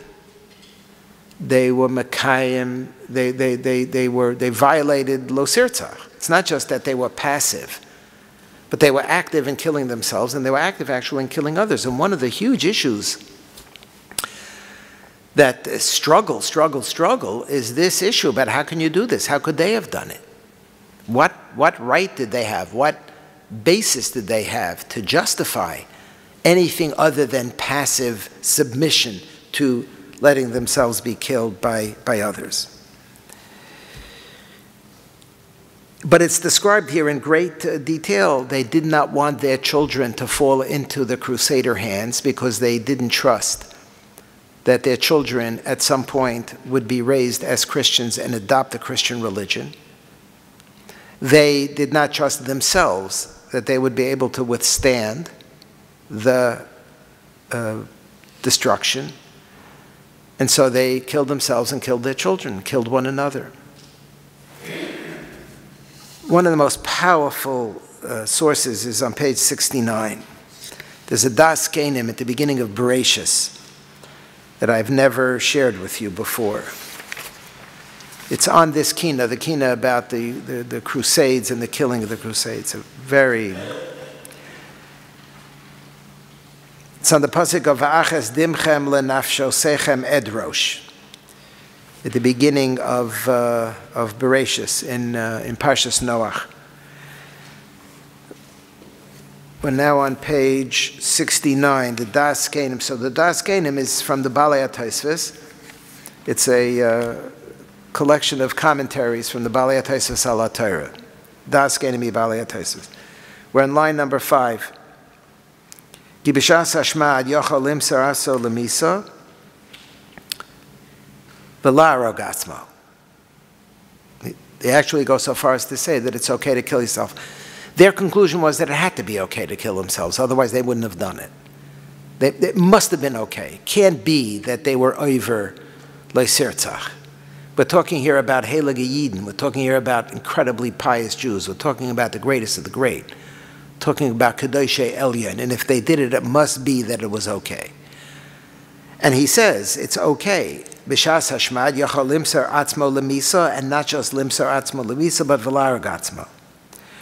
Next line. She'im yorei adam shemo yasu lo yisurim kashim shelo yuchal lisbol v'lamod b'nisayon sheyochal laragas atzmo. If you're afraid you're not going to be able to withstand the torture, yochal laragas atzmo. So I'm thinking, what about the school of the Maharam? The Maharam says you're not going to feel anything. So maybe they didn't know about the Maharam. This is before the Maharam. Maybe b'shas ma'isa you don't feel anything, but beforehand you're nervous that you might feel something. Not sure exactly how that fits in, but this is more realistic. More realistic is you're afraid of the pain, and you're afraid that because of the pain you'll say, okay, I'm going to convert. And you don't want that to happen, so it's okay to take your own life. Umikay mevi'in raya, osan sheshochtin hatinok b'shas hagzera. Not only yourself, but maybe it's then therefore also legitimate to kill a tinok b'shas hagzera, and that is exactly what happened. That's exactly what happened. This Kinnot, Harishu Mimenu, describes explicitly how they took their children and they killed their children. Now comes a story, an unbelievably horrific story. In the first wide line, Umase berav echad. You can't even read such stories. Umase berav echad sheshochat harbe tinokos b'shas hashmad. This is from the Balei HaTosfos. You'll find it in your Mikros Gedolos Chumash. Umaisa berav echad sheshochat harbe tinokos b'shas hashmad. There was one Rav who killed many babies, children, at a time like this. Ki hoya yorei sheya'avirum aldas. He was frightened that they would be converted, rather than they be converted, forcibly converted, and then maybe buy into it.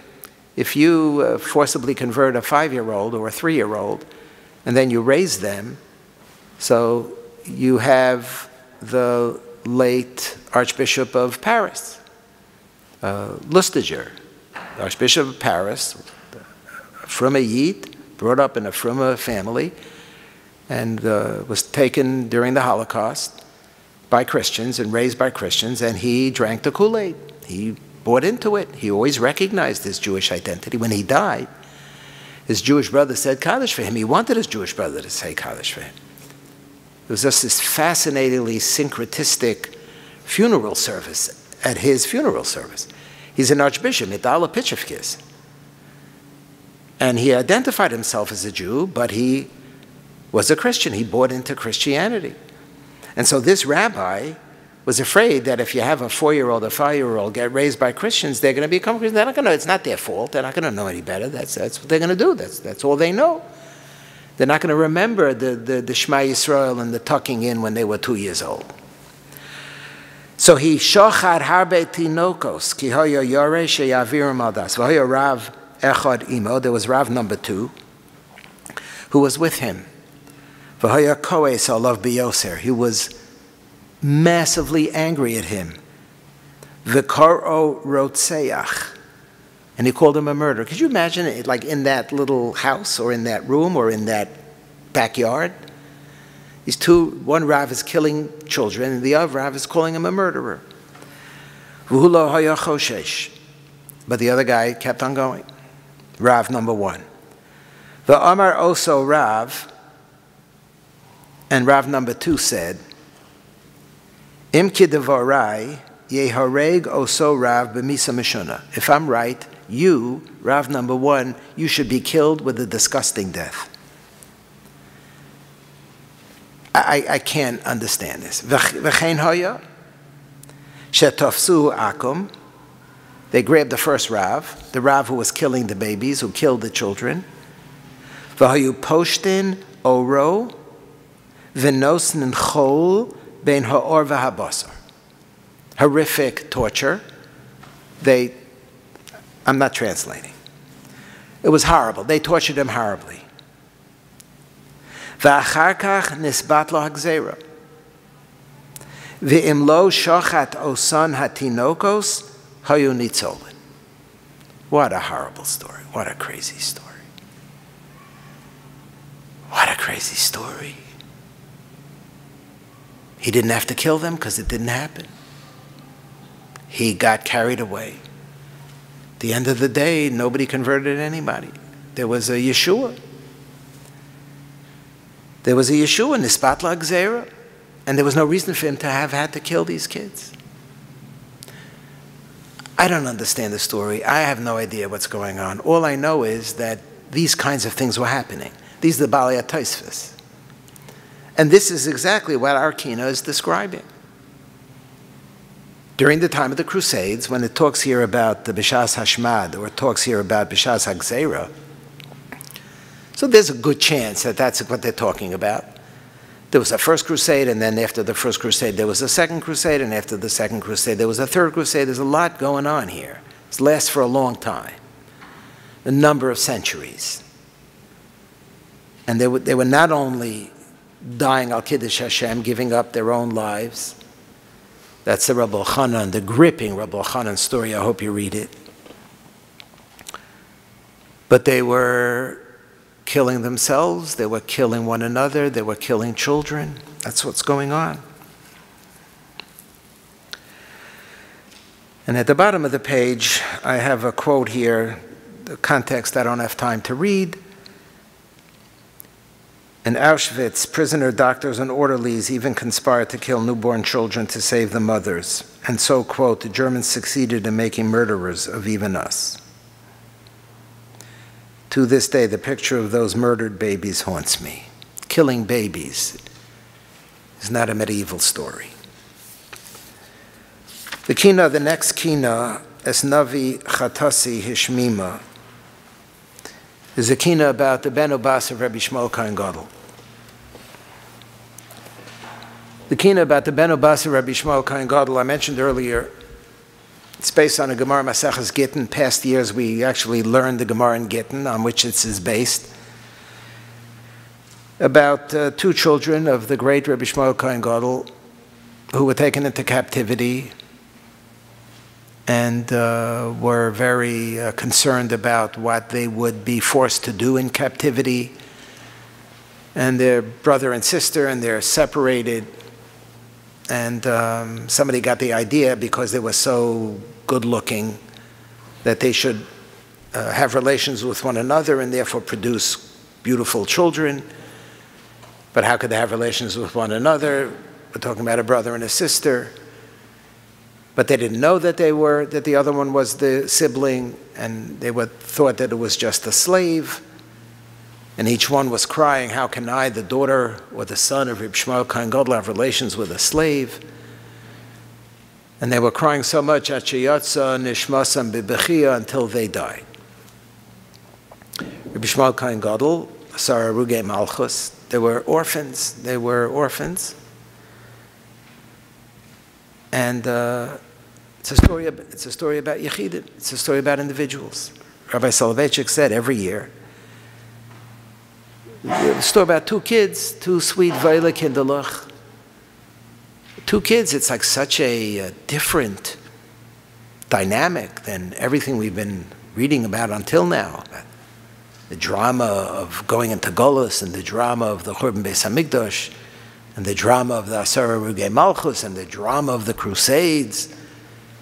And now two kids, we talk about two kids, and the reason is, and I mentioned it earlier in the context of the Yoshio, Vayekonin Yirmiyahu Yoshio Kinnot, is because we want to focus on individuals. We can get so caught up with the numbers. We want to focus on individuals. Individuals are so powerful, and on they're by themselves. They're orphans. There are orphans who are just by themselves. Orphans who are just by themselves. I was thinking about this when I remembered a story that I read, a few pages I read in Rabbi Lau's book, Rabbi Yisrael Meir Lau, with whom our family continues to have a very close connection. My father, Zechrono Livracha, liberated him from Buchenwald. He writes about my father with great passion and respect, and their entire lives. They had a very warm and close relationship. And so in his book, which is a book that you should read, he tells the following story. I want to read it to you because it's on my mind, and I also want to talk a little bit about contemporary Israel. Talk about what happened the days of the Churban. We talk about Asara Rugei Malchus. We talk about the Crusades. We talk about the Shoah. I mentioned in passing the challenges, some of the challenges of contemporary Israel.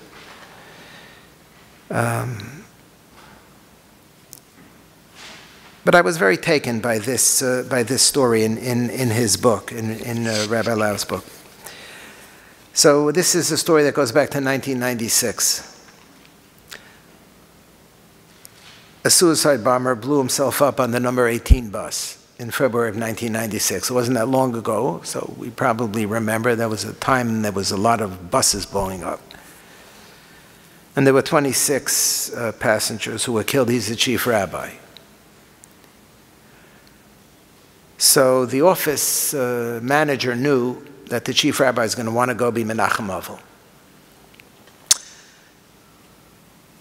I mean, it's a terrible thing to do, but it's an important thing to do. The chief rabbi should go to be Menachem Avel Nebuch, these families who lost loved ones in such horrific circumstances.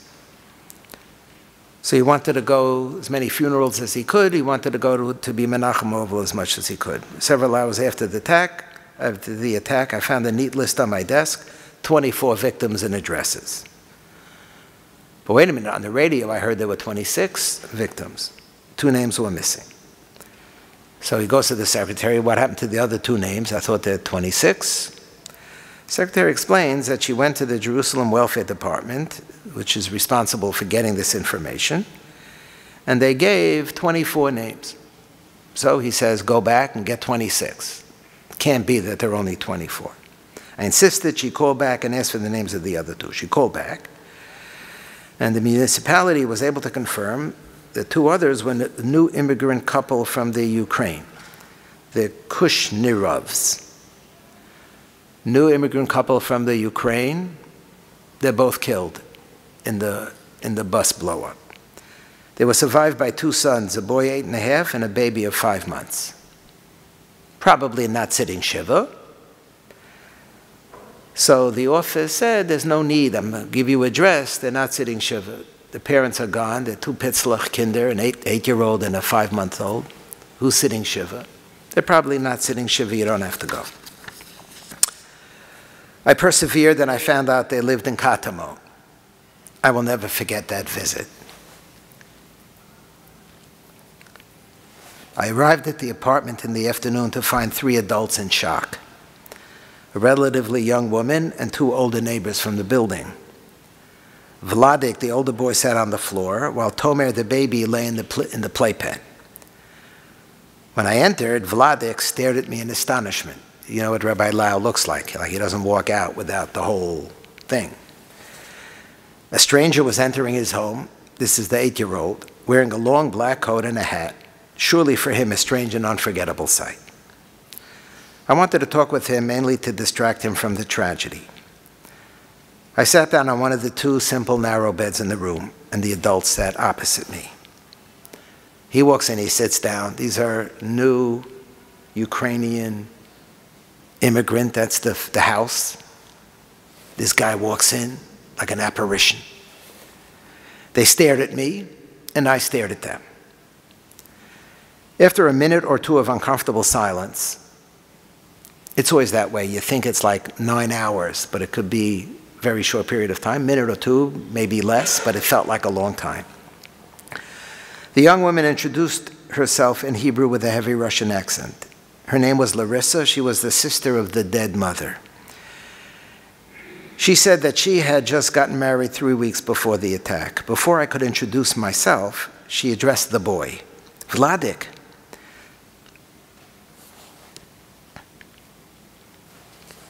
Do you know who came to visit us? Glavny Ravin, the chief rabbi of Israel, came to visit us. The boy raised his eyes, looked at me as if asking, what's this rabbi doing here? His hand continued, you know, Vladik.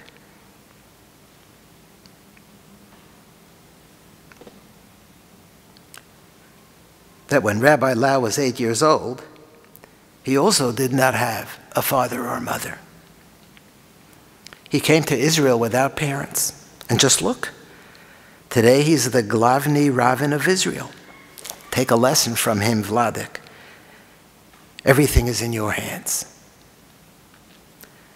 When Larissa finished speaking, the boy stood up from the floor, came over to sit next to me on the thin mattress, and lay his head on my chest.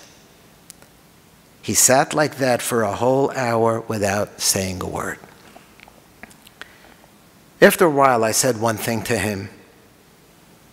It's true that our fates are similar, but there is one big difference between us. I came to Israel with an older brother who took care of me. When I was your age, I had no responsibilities other than worrying about my own future. But you have a double responsibility. Despite your young age, besides yourself, you have to take care of Tomer, the baby sleeping in the playpen who has no idea what's going on. That's a big difference between us. It means you have a responsibility. When I said goodbye to the grieving family, I said that if they were willing to, they should come to visit me in my office after Shiva. Sometime later, Vladik and Larissa came to my office. I was happy to learn that after the Shiva, Larissa and her new husband had legally adopted her deceased sister's 2 children. I thought about what a challenge this was for the husband in particular, who received 2 young children as part of the dowry. 4.5 years after the terror attack on number 18 bus, I met Vladik again. Each year, on the day before Pesach, Chabad organizes a bar and bat mitzvah celebration at the Kotel for 1,000 immigrants from the former Soviet Union. Regularly honored guests include government ministers, the mayor of Jerusalem, chief rabbis of Israel. Throughout my 10 years as chief rabbi, I never missed this ceremony. I gave my speech and then passed out tefillin to each boy and candlesticks to each girl. One by one, the boys and girls mounted the platform to receive their gifts. Suddenly, someone hugged me from behind and grabbed a bag of tefillin from my hands. I turned around. Behind me stood a tall, muscular youth whom I did not recognize. Noticing my embarrassment, he introduced himself. I'm Vladik. Today's my bar mitzvah. You came to visit us in Katamon when my parents were killed in the attack on bus 18, remember? I was with my brother Tomer, remember? Remember Aunt Larissa told me that you were also without parents at 8 years old? I replied that I remembered quite well. But more important, I said that he should remember what Aunt Larissa told him, that everything is in your hands. She said that if you desire it and try, you can succeed. I share her blessing and hope that the Master of the universe will light up your path in life. We parted with a strong handshake. Atkan, the story. I was thinking about this story when I was thinking about Ben Ubas, or Rabbi Shmuel Kohen Gadol. Not the Ben Ubas or Rabbi Shmuel Kohen Gadol, but the Ben Ubas of deceased Rabbi Shmuel Kohen Gadol, or alone, separate from Rabbi Shmuel Kohen Gadol, about orphans who have nobody in the world, and the challenges that they face. The Churban Beis HaMikdash resulted in many orphans, and the Shoah resulted in many orphans. And the challenges of Israel today also results in orphans. Recent tragedy results in orphans. So many tragedies result in orphans. The Henkin family, parents were killed, orphans. And to think about what it means, and to think about the extent of the sadness, it's not just in big places and big numbers and in massive implications. It's very personal. It's families that struggle with destroyed households. It's a lifetime. It's a lifetime. And it has implications for future generations. This is also part of Tisha B'Av. This is also part of trying to wrap our minds around what happened. And not only what happened, but also what continues to happen.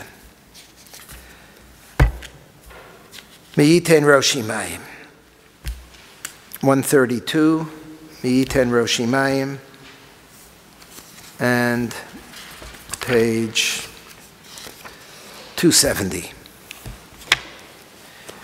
Kinnot about the Crusades.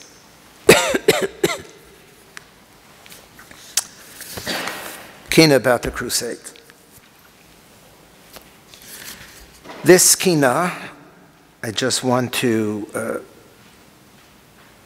draw your attention to maybe 12, 15 lines down where we talk about Harugei Ashpira, Basheni Bishmonebo. At the beginning of the third paragraph, we talk about Speyer by name, and we identify that the destruction in Speyer happened on the 8th day of Iyar. And then we talk about Kahal Vermaisa at the beginning of the next segment. Pa'amayim Kitshu Shem HaMiyuchad B'mora Be'eser Mushlosha B'chodesh Ziv. Chodesh Ziv is Chodesh Iyar.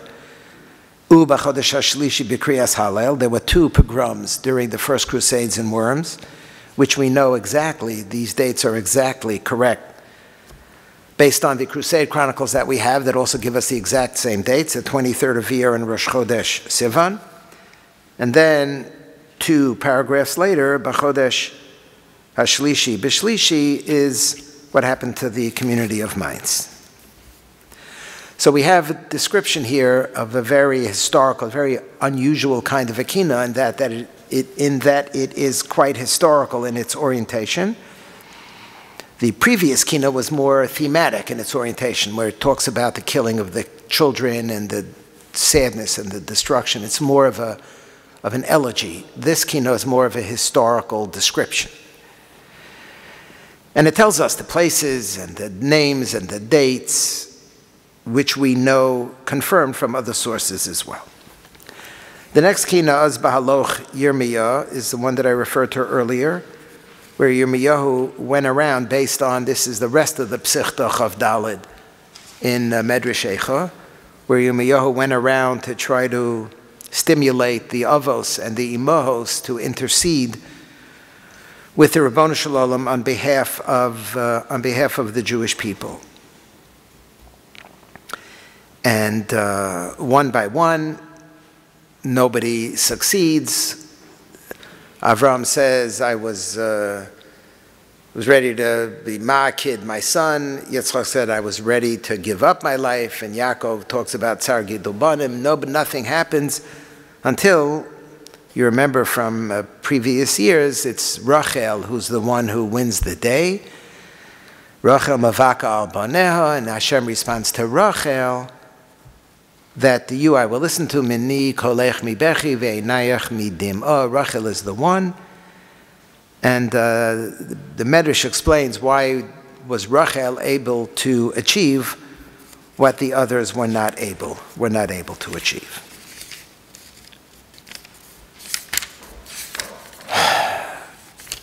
Let's go to B'tzeisi mi Mitzrayim, B'tzeisi mi Yerushalayim. Eish Tukad B'Kirbi.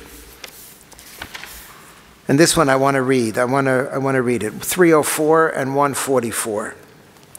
The Medrash here contrasts what it was like when we left Mitzrayim and what it was like when we left Yerushalayim. Obviously, when we left Mitzrayim, there were nisim v'neflaos, and it was incredible and it was amazing. And Hashem was all over the place, and the plagues, and then Kriyas Yamsuf, and it was unbelievable. It was just kulo nisim. And by contrast, the tragedy and the sadness, B'tzeisi mi Yerushalayim. Now turn to the bottom of 71, of page 71. This contrast has already a literary analog, or maybe a precedent, in the Yalkut Shimoni and Eicha. On the pasuk,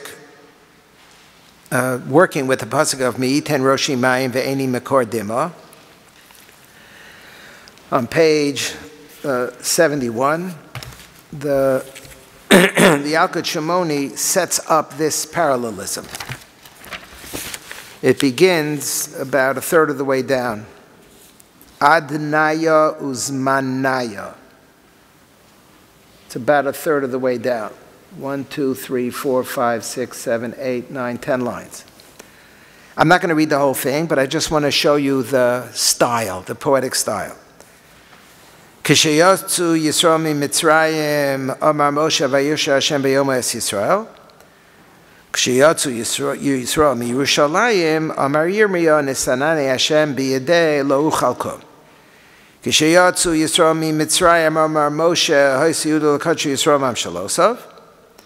Kishayotzu Yisrael mi Yerushalayim, Amar Yirmiyah suru tamei kiru lamo suru suru. K'shiyatzu Yisrael mi Mitzrayim Amar Moshe Hayom Vayano Se'adin Yosef Li'ocher. K'shiyatzu Yisrael mi Yerushalayim Amar Yirmiyah Al Naras Bavel Sham Yeshavnu Gam Bachinu, and so on. So it goes all the way down till the end. All the way down till the end. There are about 10 or 12 couplets, parallels.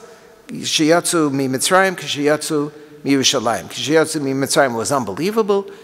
K'shiyatzu mi Yerushalayim, it was terrible. So it's this theme in the Yalkut that's picked up here for us in this Kinnot beginning Eish Tukad B'Kirbi. I was joyous. I was feeling the fire of joy. But kinim ira laman azkira, I was feeling kina, I was feeling lament, I was feeling sadness. Laman azkira, as I remember what I felt like, b'tzeisi mirushalayim. Oz yashir Moshe shir lo yinashe, we didn't stop singing, b'tzeisi mimitzrayim. Vayekonen Yirmiyav and Naha Nehi Nehiyah, all we did was moan and wail, b'tzeisi mirushalayim. Beisi Hiskonan, my house was all set up, the Mishkan, V'shachan ha'anan, and the anan was enveloped by the anan, b'tzeisi mimitzrayim. V'chamas el shachna like ha'anan, there was dark clouds, it was trouble, b'tzeisi mirushalayim. Galei Yamhamu Kriyas Yamsuf v'chachoma kamu, they stood up like walls when Bnei Yisrael went through by Kriyas Yamsuf, b'tzeisi mimitzrayim. Zdonim shatofu v'roshi tzofu b'tzeisi mirushalayim. Degan shamayim the mun. V'tzur yazuv mayim the be'er b'tzeisi mimitzrayim. La'anav v'samrurim, only bitterness. Umayim hamorim b'tzeisi mirushalayim. Ashkein v'arev s'vivos harchorev b'tzeisi mimitzrayim. We went to Makabel the Torah. Korei alevel al naros bavel b'tzeisi mirushalayim. Umarei kavod Adonai ke'esho cheles lifanoi b'tzeisi mimitzrayim v'cherev letusha letevach netusha, only the sword and destruction and murder. B'tzeisi miYerushalayim zevach u'mincha v'shem ha'mishcha b'tzeisi mimitzrayim segulas el lekucha katzon lativcha b'tzeisi miYerushalayim chagim v'shabbosos u'movsim v'yosos b'tzeisi mimitzrayim tanis ve'evel u'redof ha'hevel b'tzeisi miYerushalayim tovu o'holim l'arba degolim b'tzeisi mimitzrayim o'lei yishme'elim achanos areilim b'tzeisi miYerushalayim yovel u'shmita v'eretz shoketa b'tzeisi mimitzrayim machur litzmisus v'chorus l'chrisus b'tzeisi miYerushalayim kaparas v'oron v'avnei zikaron b'tzeisi mimitzrayim v'avnei akola uchlei abola b'tzeisi miYerushalayim leviim v'aronim v'shivim zkenim b'tzeisi mimitzrayim doksim amonim u'mochrim v'konim b'tzeisi miYerushalayim Moshe Yir'enu v'Aharon yanchenu, our leaders were Moshe and Aaron who led us b'tzeisi mimitzrayim Nebuchadnezzar tifsar v'Adrianus Caesar b'tzeisi miYerushalayim narach milchama v'Adonai shama b'tzeisi mimitzrayim rachak mimenu v'nei einenu, God is not present b'tzeisi, far from us b'tzeisi miYerushalayim sisrei paroches v'sidrei ma'aroches b'tzeisi mimitzrayim chemoni toches v'olaiso choches b'tzeisi miYerushalayim alosus v'achem v'isheni chochem b'tzeisi mimitzrayim b'chutzos medukarim b'nei tzion ha'yakarim b'tzeisi miYerushalayim parei migbos l'chavod nigbos b'tzeisi mimitzrayim shrikosus ros v'kolosus vos b'tzeisi miYerushalayim tzitz hazahav v'hamshel v'rohav b'tzeisi mimitzrayim u'shlach ha'nezer v'yofas ha'ezer b'tzeisi miYerushalayim kedusha u'nevuah chavod Adonai nira b'tzeisi mimitzrayim nig'ola u'mora'ah v'ruach hatuma b'tzeisi miYerushalayim rina v'yishua v'chatzoytzrois hatrua b'tzeisi mimitzrayim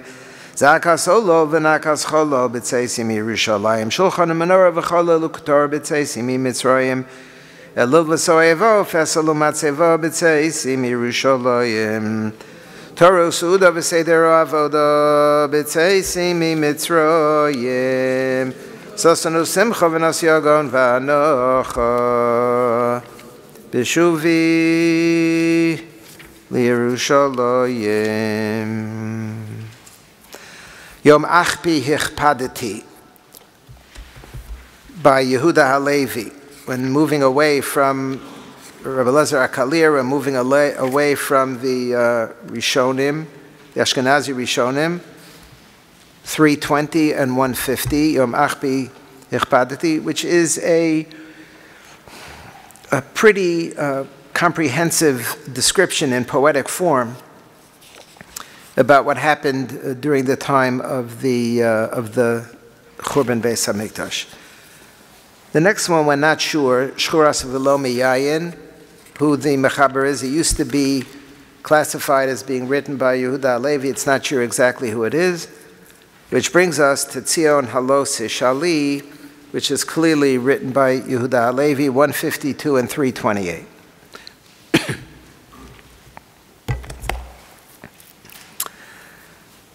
So Rabbi Soloveitchik pointed out, this is certainly the first part of this composition describes the incredible beauty of Yerushalayim, of Tzion, and how it is inconceivable to understand and to be able to have a sense of the magnitude of the loss without having a sense of the greatness that predated the loss. Like, you can't really know how bad the destruction was unless you know how vibrant and how wonderful and how good and how beautiful it was before the destruction. The destruction of what?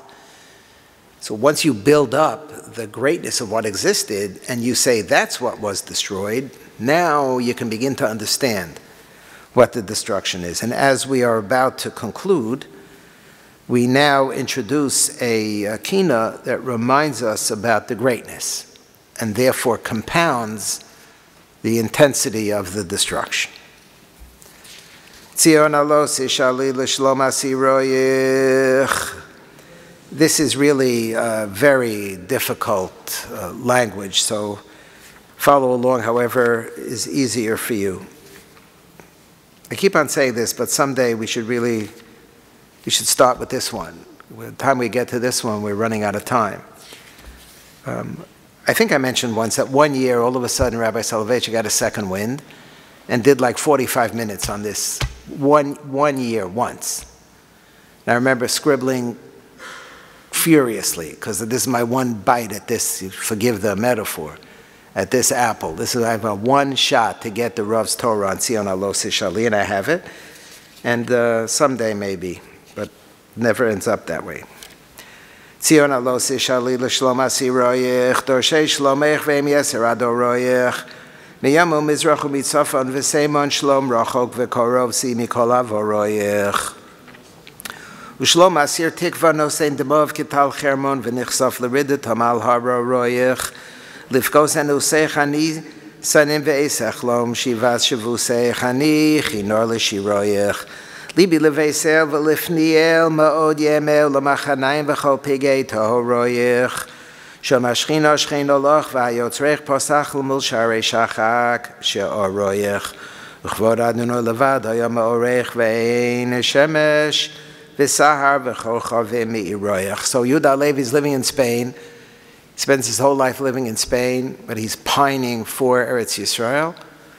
And at the end of his life, he turns his back on the aristocratic life and the elegant circumstances of his existence in Spain, and he comes to Israel.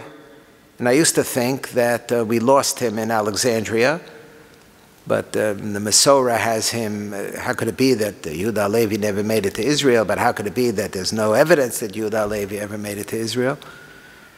So obviously, he must have come to Israel because it has to be, it's not shaykh that Yehuda Halevi, who loved Israel so much, should have not been able to go. But he was killed by an Arab horseman as soon as he arrived. So there's no story about him coming to Israel, because as soon as he came, he was killed. More recently, in this last few months, I've come to the conclusion that, in fact, there is evidence that he made it to Eretz Yisrael. So it's not just a wishful myth, which I always thought it was, but there's actual evidence that he made it to Eretz Yisrael, and he was there for a short period of time, and that's where he died. So all of his yearning was met with some kind of a fulfillment. He actually was able to spend time breathing the air and walking around and seeing the sights, which he describes right here. This is before. There is a Masorah that also says that he wrote this when he got to Israel. So not before he got to Israel, but actually after he got to Israel. So not sure.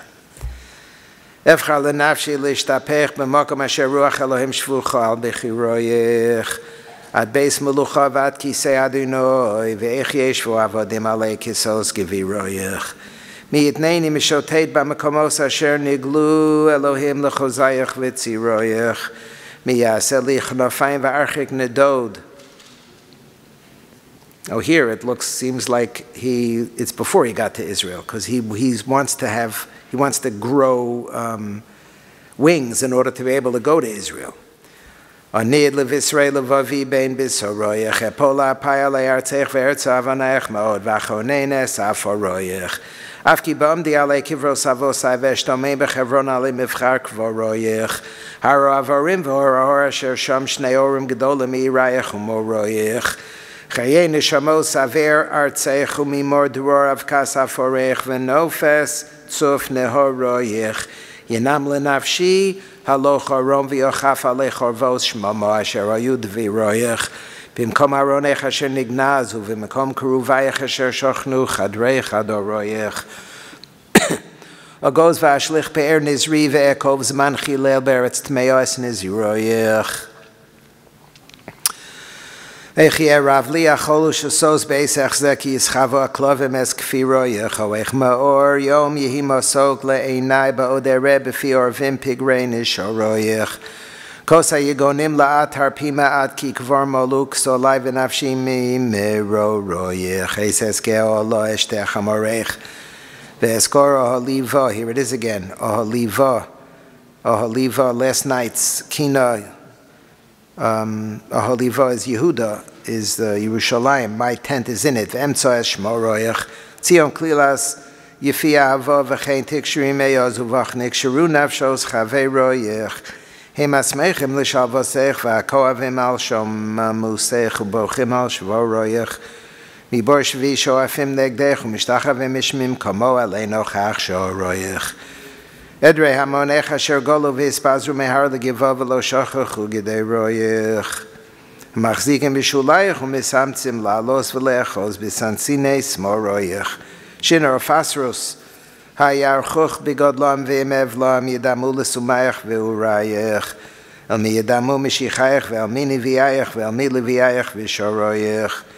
Yishne v'yachlov klil kol mamlechos ho'elil chosnech li'olam l'dor v'dor nizoroyach. Yivech l'moshav Elohoyach v'yashrei anosh yivchar v'yikra v'yishkon v'chatzei royach. Ashrei mechake v'yagia v'yira alo sorech v'yibaku alav shcho royach l'ros b'tovas b'chirayach v'la'alos b'simchosech b'shuvech elei kadmas neuroyach.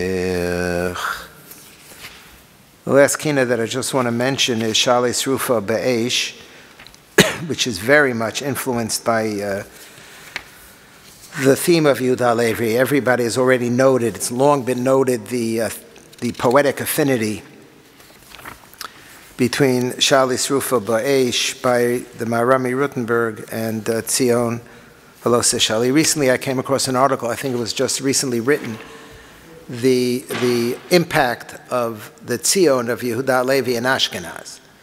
That Yehuda Levi is living in Spain, he's a Sephardi Jew, and the Marami Rutenberg is an echt, solid Ashkenazi Jew, but there is a relationship between the two. It's just a general important issue to realize that we have this misconception sometimes that there are Ashkenazim and Sephardim in the Middle Ages, and they had nothing to do with one another. They're two separate ethnic traditions. There's the Ashkenazi tradition and the Sephardi tradition.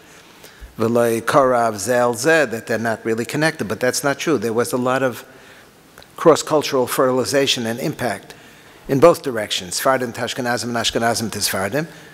And one of the examples that I've become more and more aware of after having read this article is how the Tzion of Yehuda Levi had a tremendous impact in Ashkenaz. And so therefore it's not surprising that the Marami Rutenberg, who is a total product of Ashkenaz, one of the last of the Balei HaTosfos, would follow the style of Yehuda Levi because he had access to it, because he knew about it, because it made its way into Ashkenaz. And this is the Kinnot that he wrote when he witnessed the burning of the 24 wagon loads full of Kisvei Kodesh in Paris. I mentioned in past years we know exactly where in Paris it took place.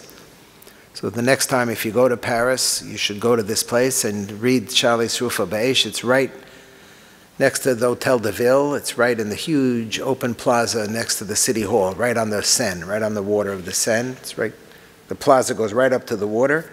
Right over here is a huge City Hall, a huge open air plaza. Right there is where this happened. He witnessed it as a Talmud in the yeshiva in Paris and wrote a Kinnot about it. And so the Kinnos deal with the Churban Beis HaMikdash, with Asara Rugei Malchus, with the Crusades, with the burning of the Sefer Torah and burning of Kisvei HaKodesh. Tisha B'Av is a day that's designed to commemorate all Jewish tragedies. We noticed it in the reference at the very beginning, the first Kinnot that we saw, Shav Asuru Meni, the few lines in, there's a reference to Chalach and Chavar, which are the cities, the places where the Golas Sancherev went, long before Churban even Bayis Rishon. So it's a time that we commemorate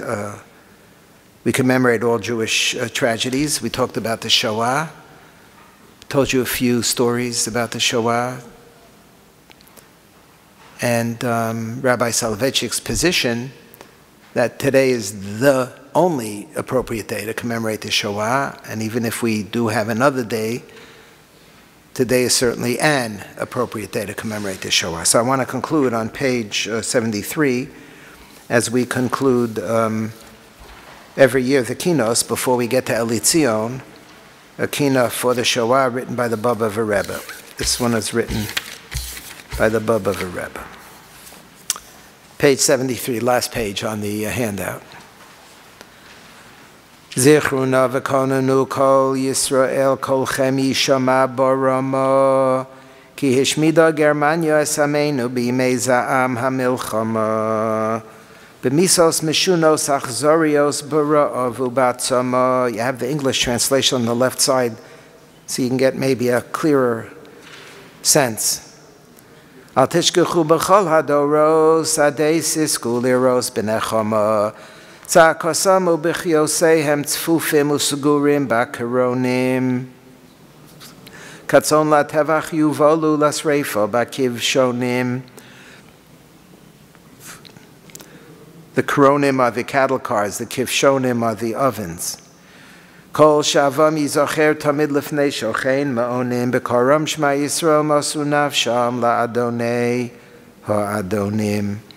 Rashi yeshivos v'salmideim v'hamonei amcha shama he'evidum bi'inuyim koshim v'harogum biyod rama demei eladim rakim tzoakim elecha mino adama dekom nikmas taf v'noshim lo sachaya kol neshama asreifas alfei midrashos uvatei chnesios revavos sifrei Torah v'lomdeho nikonen b'she'iyos shilchu v'esh mikdashei eli tzisu ve'einenu tzofios yishalem ha'maviras ha'be'era yodin bagoyim molei gvios zoaku shamayim v'adamo al alfei ayoros mivtzarei sora artzos Europa ki'iloseh noichalu mekaimei misora tzadikim zkenim v'chasidim dvekei emuna tahira miyam galinu me'artzeinu lo haya chozeh ki lo yon nora rachem al she'eriseinu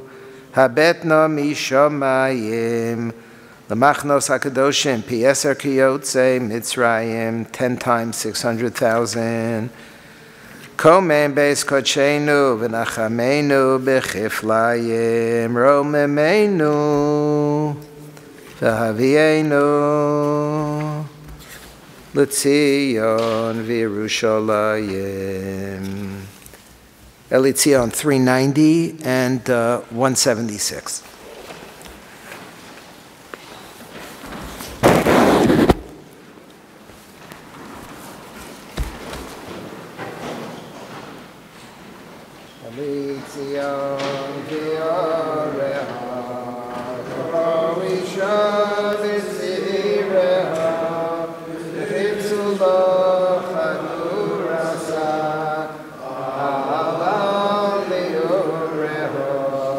Alleluia.